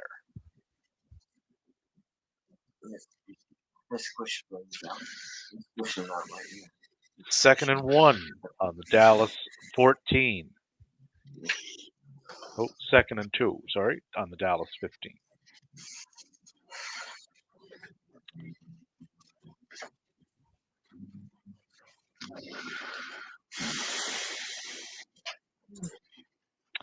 Dallas burns another timeout. 1:47 to go. Dallas has one timeout remaining. 2nd and 2 on the Dallas 15 for Miami.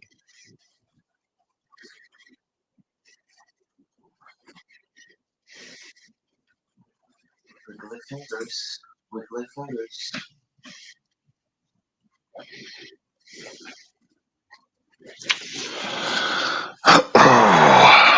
And Arizona gets the ball back, so all they have to do is go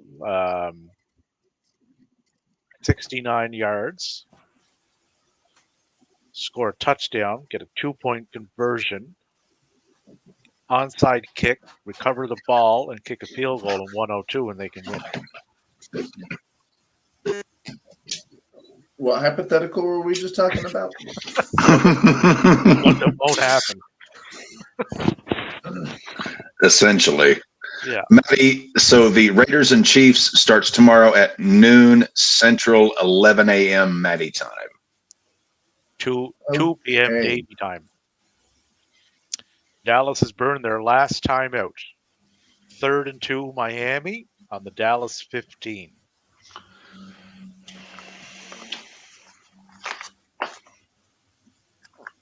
So if they get that 2 yards, it should be over. Yeah, if they get that 2 yards, that means that they're in range for a field goal, right? Well, Yeah, they could just. I think Miami has this one. Well, they can kneel They it just out. Right? they just have to make the field goal. If they get that 3rd and 2. If not, there's still 1:42 to go. So that would give Dallas enough time to get back down the field. Theoretically. In theory, yes. In theory, yes. Retrospectively. Hypothetically. 1st and goal, Miami on the Dallas 9. Wilson up the middle for a 6-yard gain. 1:42 to go. So that should pretty much ice that, I'm thinking. That'll be the end of that game. And Chicago and Zona. That's Well, pretty well done. assuming that Sanders makes the field goal. So hypothermia speaking. Hypothermia speaking.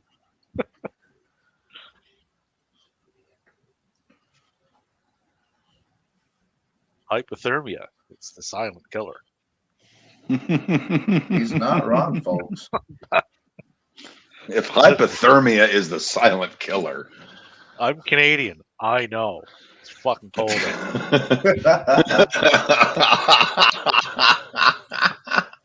I'm Canadian. I would know. It's fucking cold up here.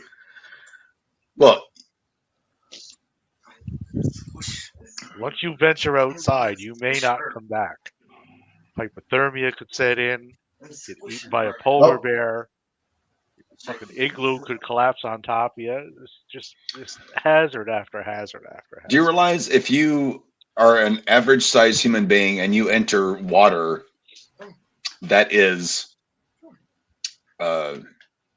32 degrees Fahrenheit or less, you've got roughly a 90% chance to be dead within 10 minutes. Well, it doesn't take long once your core temperature starts dropping. So Yeah. we have 2 seconds left in the Miami Dallas game. 3rd and goal. So we're just waiting on the kick. This baby, this poor baby. The Arizona-Chicago game has gone final. Yeah, this week's red zone went by really fast. Dolphins field goal. 22-20, Miami. So, on Davy's little ticket that he picked Chicago to win. He picked Cleveland to win. Picked Miami to win. Detroit. Green Bay. I am waiting on Kansas City tomorrow. I was about to say, did Davey make $50? 40 because I forgot to put Denver on there. Oh shit, that's right. $40.65 if Kansas City doesn't completely shit the bed tomorrow. Which they, Denver is well, they're still playing the on. Raiders, so they very likely won't shit the bed. Yeah, and they're in KC, so So stranger I things have need, happened though. for the next 2 weeks, I need for the North to absolutely shit the bed, and for the Colts to get out, and then Denver to win the next 2. So what does this And do? then we're in the wild card. Okay, where's she sitting at right now? Converse. There we go. Cap is trailing by 16 with 4 guys to go. My opponent has 1. Cap is feeling Confident. Decent. I'm feeling decent.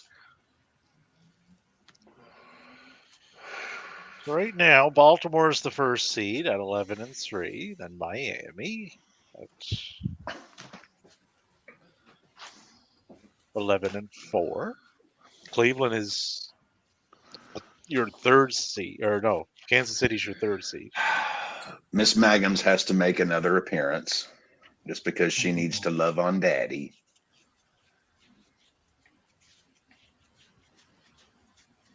Yes, Miss Maggams, Daddy loves you. You're a spoiled 100-pound gigantic baby, but Daddy loves you.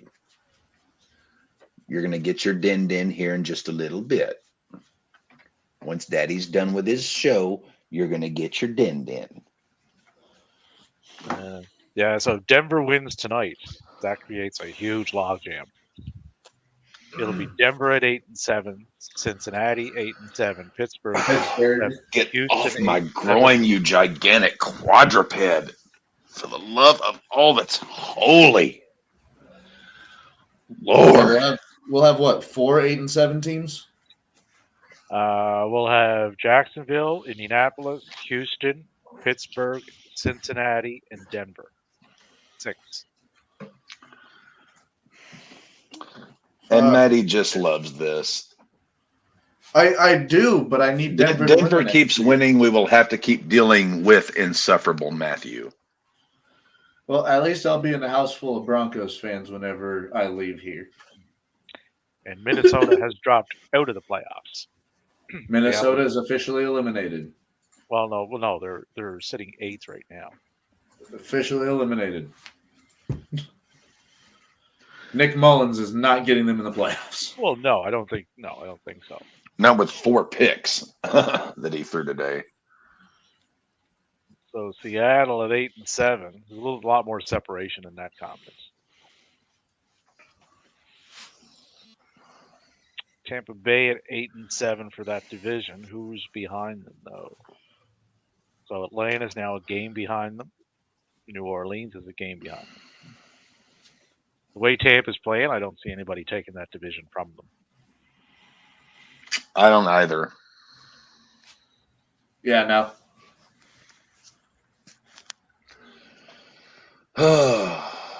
Well, what are your guys' thoughts on the overall week? Dallas proved themselves to be more of a fraud than Miami is. I honestly, from this game, the ultimate outcome of this was exactly what I expected it would be. The less fraudulent overtaking the more fraudulent. I think the real story at this point is going to come down to Monday night, and it's going to be Baltimore, San Francisco, and seeing if the Eagles can recoup themselves tomorrow afternoon. I just Eagles at home should win that. Well, the Eagles have been not so good very lately. But the game tomorrow is the Baltimore San Francisco. Rather than being heavy early, they have been light lately. To quote a Davyism. The going back to the Thursday game, Rams are showing that they are, in fact, probably a little bit better than an 8-17 right now. The Rams and the Bills are two very dangerous teams. They are. They are both healthy and both doing exactly what they need to be doing. And I, for one, would not want to have to be a team facing them. No, I wouldn't want any part of the Bills right now. And the question that's been asked ever since the beginning of time is Joe Flacco elite? No. Joe Flacco is circumstantially and occasionally elite, but he is mostly mid. He is occasionally and circumstantially elite given the right team, situation, opportunity, but no. He's one of those guys that would get in the Hall of Very Good. Yeah. There's nothing wrong with that, right? He's had a very good career, But an elite one? No. Elite is Brady, and elite is Manning, and guys like and Manning, Elway, and Montana, Steve Young. Like Flacco is no not in Namath that category. No. Namath wasn't that good, y'all think? Well, Namath was great. He wasn't even great in that one game, that one Super Bowl. I mean, if you're in a drinking contest, maybe Joe Namath would be a great person to have on your team, but no, Namath is not an all-time elite player by any stretch of the imagination. I would put Jim Kelly more in an elite status before I would Joe Namath, and Jim Kelly lost 4 Super Bowls. Joe Namath's career completion percentage is 50.1. Oh, that is almost dead center. Yeah, I would put Terry Bradshaw as elite strictly because while Terry's overall career numbers are not good at all, the dude won 4 Super Bowls and back to back, and he was great in the playoffs.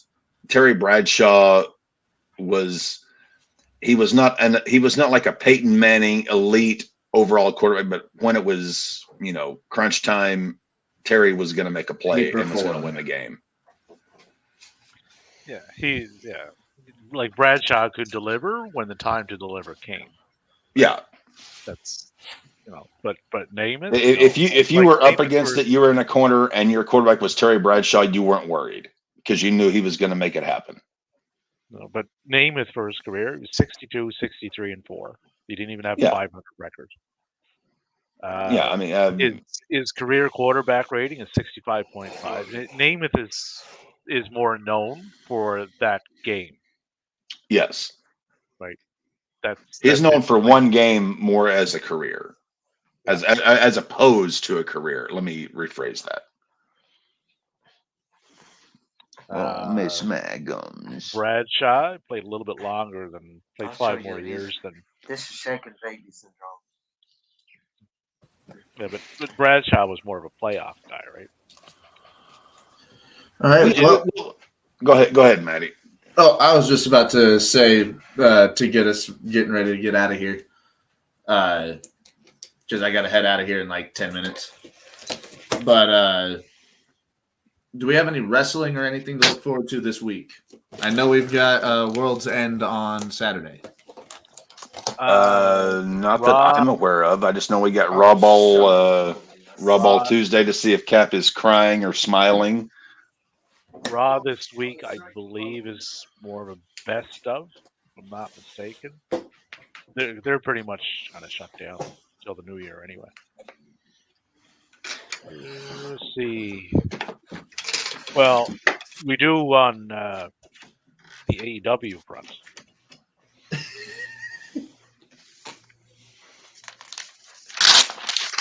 Because we have on the Dynamite, we have there's an ROH World Title match. MJF and Samoa Joe against two of the guys from the Devil faction, and then we have the Blue League final match. Danielson versus Eddie Kingston on Wednesday, and then we have Moxley versus Swerve versus Jay White on Wednesday. So lots of happenings there. A lot of good wrestling. And Rampage will be on Friday. It's at SmackDown. Nothing really going on there, I don't think, this week. World's End on Saturday. And then New Year's Eve on Sunday for more football. Yeah. Yep. And we will be here next week for RAWBall Goes RedZone Week 17. Obviously, RAWBall, the weekly podcast on Tuesday. Cap would like to personally say to any and all folks who watch us, have worked with us, anyone who has observed us, and anyone who hasn't, a very Merry Christmas to you and all of yours. May your holidays be as joyful and as kind to you as they possibly could be. We love each and every one of you. Take care of yourself. And if over the next 24 to 48 hours you find yourself in a position to do something nice for someone else in this time of season's greetings, do something nice and do something kind, because a kindness you do today will echo for eternity. Look at Cat being a good guy during the holiday season. Yeah, look at me being Santa Claus. Yeah. And to quote Patrick Swayze, ditto. Oh, Christ. This is the point in the show where I remind If Davey is going to break out into Righteous Brothers, I'm done.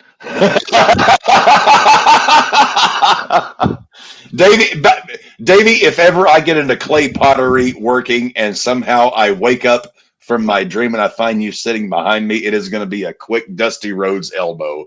It's a bionic elbow. Love you, Davey. Merry Christmas to you and your family. Love you. Thank you so much for being my friend, my colleague, and for making my life that much better than it otherwise would have been. Take care of yourself, my friend. And very much goes the other way too, Captain, and to you too, Maddie. Merry Christmas to all you guys, everybody listening, and now and into the future. And we will see us on Tuesday. Yeah, I don't know if I think I'm doing something tomorrow. Maddie, and your gift should be arriving sometime next week. I do apologize for the delay. It was a custom job, but it will be arriving at your home shortly. All right, thank you. And I hope you enjoy it for many, many, many a year to come. Now I'm interested in what the fuck you got me. Well, it's nothing dramatic. It's just a custom job that I had done for you as a token of our friendship. Okay. I look forward to getting it. And, calling you after I get it. Well, this is the point in the show where I remind all of you to stay safe, stay healthy, stay hydrated, don't get arrested, don't get pulled over in Kansas, and have a happy holidays. You realize we're going to be approaching the 10 commandments of the RAWBall podcast because they've already got 5. I look forward to the 10 commandments of the RAWBall podcast. But with that all being said, thank you all for tuning in all year. Thank you all for the great year we have had. We have it's been more than we could have ever bargained for. We have one If we more don't- Raw Ball Red Zone in this year. So, Yeah. all right. Well, thank you all for tuning in, and we will catch you all on Tuesday. Absolutely. Merry Christmas, everybody.